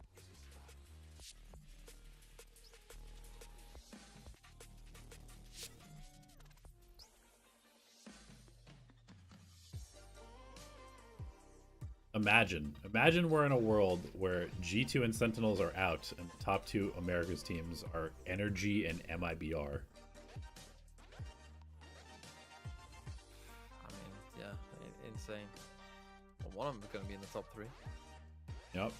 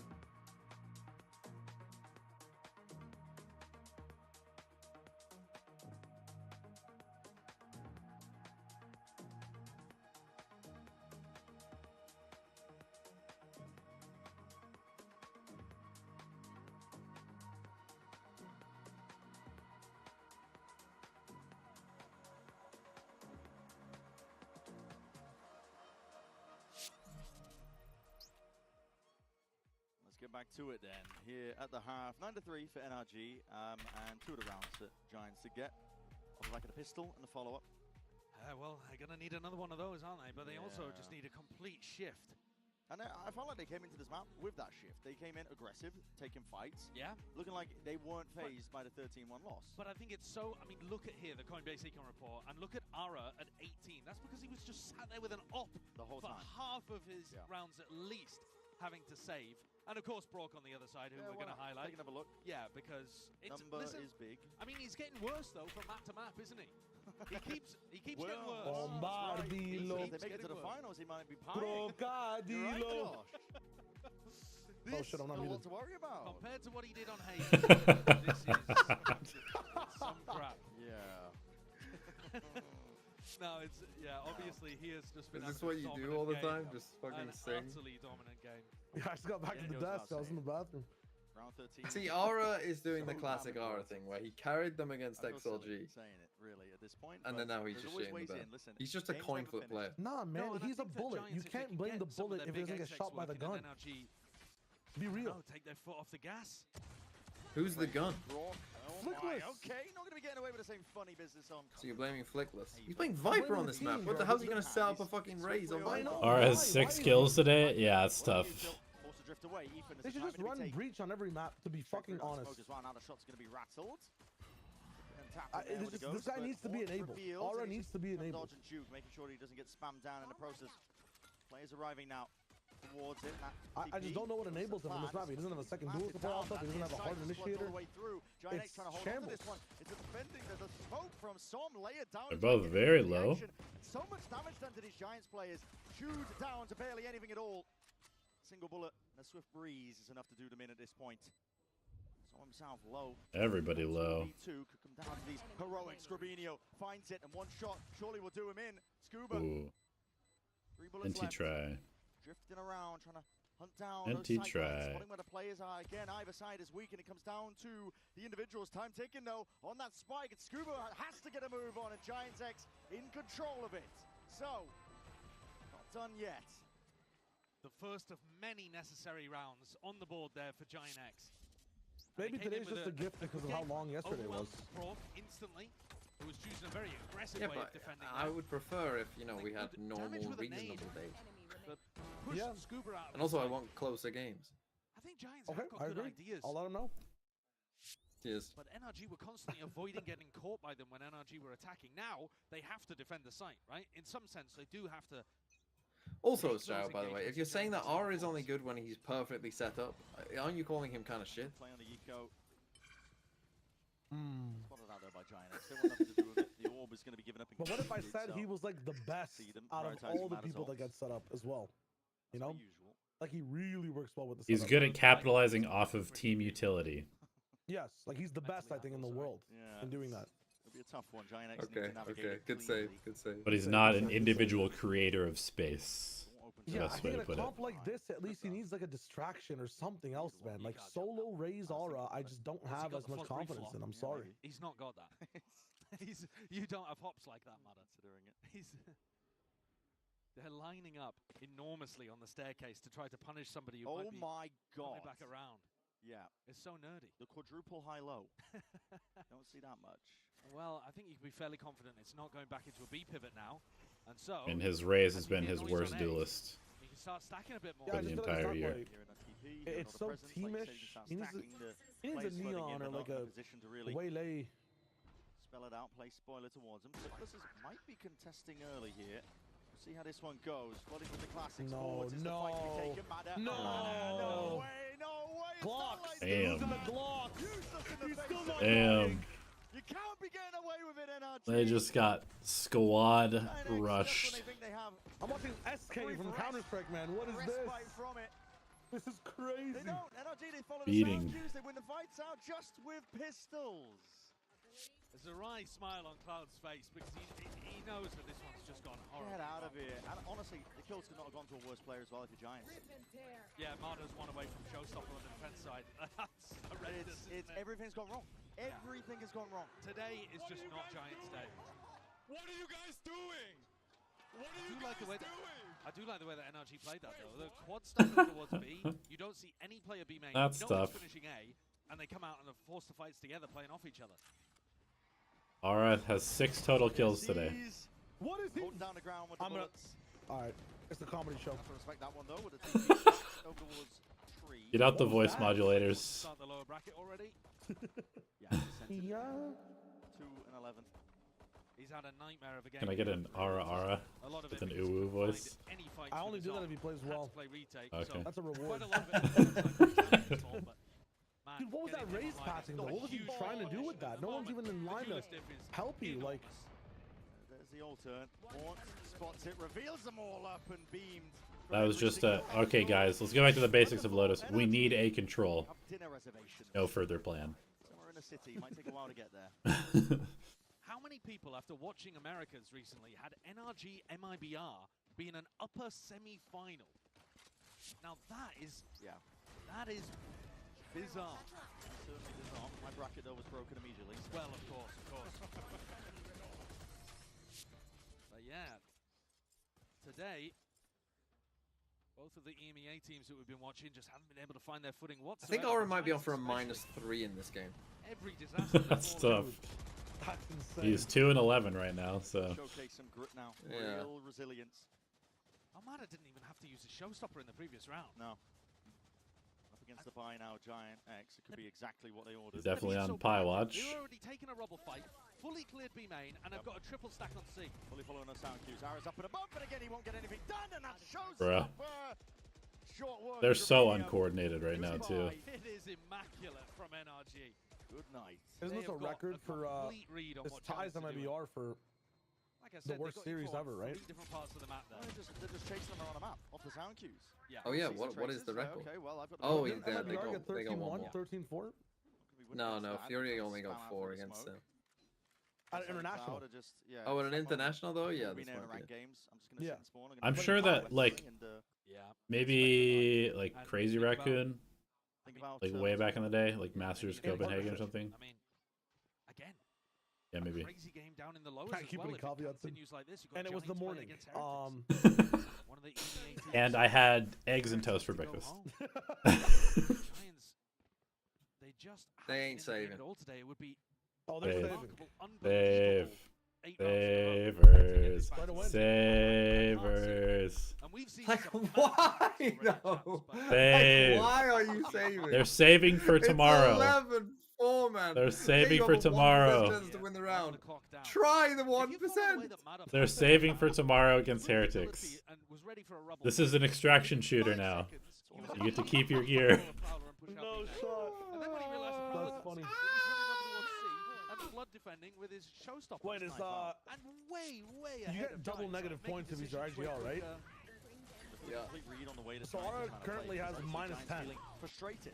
Yeah. They want to get something done. They want to try and get the No, ball. he's only getting They're minus going 3. into these fast plays. Well, I've been reported Getting -2 for the first one for NRG getting have the 4 read on it. kills They are, and losing always on top of it. by more than 10 rounds. I'd love to tell you. Yeah. that this They're is lucky where they won that one round. Otherwise, you would have got minus. rookies. Both of these 8. teams have 3 rookies. Right, the Yeah, and now he's getting -3, so you multiply I by think 2 there is he's less IGL. experience on the Yeah, but you Giants said -10. rookies, Yeah, but it 3 plus shouldn't 2 lead is to 5. results Times quite 2 is like 10. this. No, he's gonna get -3 if they lose and don't get the Titanium kills. mental, some of the He's on in their previous currently. He games might get another -1. against EDG and I DRX. see. Some of the Bro, best if anyone players ever in gets like a level 2 -8 comeback or on something, Abyss. that will be Giants, though, that would be one for the all time. If someone's IGL'd someone on -8 or something like that, that's an all time. What? Incredible day. Maybe I should add VLR rating under 0.5 -1. Som also fully in control of this area, so they can pull reinforcements from B whenever they like. As you see the presence, that's a snake bite. How the hell is Westside going down to that? You should definitely add like Damage from Pryor. some points for Lay it down. eyeing. Somebody finished If you get exactly pi, you get space. points. You already got the pick. There's no reason to take it one step further. And Giants not fighting for extra control, not pushing spawn or waterfall. The tap. Now an attempt to Let's go, play. Grabinho, my Hello. boy. He's entered the server. I'm not done yet, says Go Grabinho, now, down no 50 more points. problems. And that's an ult earned up. Cloud lets it loose. Absolutely everything to try and keep them into it.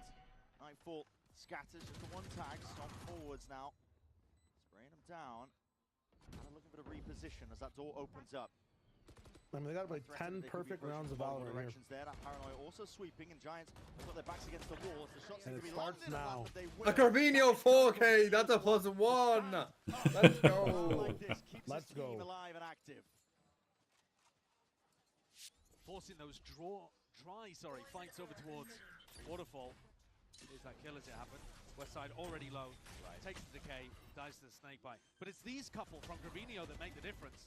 2 really sharp shots with the Man, if only I had had more than 3 players going into playoffs, I would have owned. I have Mata and Barak on my team. Get your pens out. Damn. And the double Mata, Barak, Flashback were my 3 pickups, but my other 3 are Jenny, Rushia, and Izu. Spam them down. A is just unavailable. Fast B-pop? What you can take into it. A pit? A pit in What? a Rumble fight. Fuck it. I've seen it all. That's a crazy That's one. got to force an instant reaction. I've done this before. I've seen them do about this it. before. It frees up 3 players to go and defend B. Yeah. Which Holy is where Giants based. are looking to put the pressure. It's fucking lit. And they're worried. Holy That's based slow pit. because they're thinking, could there be a vice wall up front B? We can't just run in willy-nilly. Again, NRG completely in control. And I don't think they even needed the pit to lock this area off. They're already doing fine with just some jump spotting it earlier. Forwards. Oh my god. Oh my god, that's a lot of damage, and he knows he's going for it. Oh no. Trying to punch for that wall. Goodbye. Down into the Goodbye. Is Nora still on 2? Grabinho looking to make a play. Yes, he's 2 and 14. Team on his back once more. One more round. It's fine, One Garbino more can win round. this for them. Here in his upper quarters. Oh, Brock's asleep. Brock's a bit Joe asleep with the Biden wheel versus there. Joe Westside's Biden? been handed an opportunity. It's a 3v3. Mini-map moment, maybe? Didn't have his eyes on the prize. Now lurk on the mini-map and anchor on the mini-map at the same time. Off the gas to let Giants back in, but again, Grabinho asked to do the most. The trading 4K incoming. impeccable from Rip. NRG, and it's no different here in a round like this. Trying to take it into the final few moments. Westside have a lot of damage done, still dishing it out. Scuba trying to creep his way back into Winnable. the fight. Will be shut All down. right, Arnie's So gonna kill and Giants now, save. Stop. 6 rounds, 6 chances. Yeah. You know the spiel. Putting together a couple of big moments here, and I like the ult from Grabinho. He takes heaven control very decisively in this spot. It looked like Som had done enough. I also think, yeah, that's Yeah, 4 HP losing that duel is pretty criminal. Let's try. Yes, either let's go. looking at the minimap or looking at one of his cooldowns or something like that. All right. And Brock just with the 1 Odin now. Steel Garden to play with as well. You've got to Aura stop has Flickless from 6 getting onto kills on sites. 2 maps. A Giant start the round by going It's Rumble. fine, it's fine. Watch this round. Aura's about to get 2 kills. Showstopper, 3K this round. I feel it. South up with the door opened wide, so That he completely cage, cleared. the cage will slow NRG down a little. There is a window here for them to push into A. Thorns. Nice thorns. Approach again. Brook is quite hyper committed. And to the ult as well. He's going to be using now. The sidearm's already Oh my but god. inside that smoke again. Hopping around with a shorty in hand. And it's Cloud who hunts him down. And that blood in the wall. Hilarious. Even it out. So now They do have Pit. If they can get the Pit down, they can win. to the row, and if Giants can get onto the site, a Pit could be exactly what they wanted in a spot like this. Now we're seeing People genuinely never talk about like one of the best qualities of an Odin is that if you ever drop it for the enemy and they don't know how to use the fucking gun, it's such a dead gun. It's gonna be down, but Arrow's already down. They don't True. get Oh, value from it. oh, sees nade. Holy shit. Perfectly on him. Spike's down outside of Pit. Oh, my god. GG. Aura 2 and 15. No messing around from them. They came to play today. Ara didn't even buy because he couldn't get enough kills. That's crazy. Just playing for extra time on that big stage because there is no hope here in the 1v4. He has to be like minus 20. Yeah, he's minus 21. Every single player on top form, every single idea going wrong. They have been on top of it all, and now GG. in that uppers, and they send Giants all the way down. 2.5 map region. An incredible performance today from NRG. You'd think that the competition should get stronger, the games should get more competitive, but NRG, after squeaking through some of their matches in groups, despite the 2-0 record, absolutely dominate their opening game of playoffs here. This one was We're definitely getting G2 Heretics again at some point in the lower bracket. Oh, hell yeah. Giants did not turn up to play today, and they're going to be having to hope that they are online for that lower bracket game against Team Heretics. Really have to dig deep.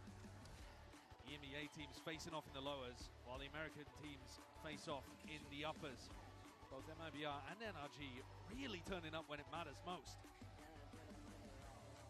I think I'm most impressed with, NRG's just overall calling. I mean, genuinely, even before champs, they were quite good at their attack side loaders calling. Yes, it wasn't really a sore spot for them, so it's not like they were just overly one-sided. But I think this team is making great strides in filling in maybe some of the weak spots that were there.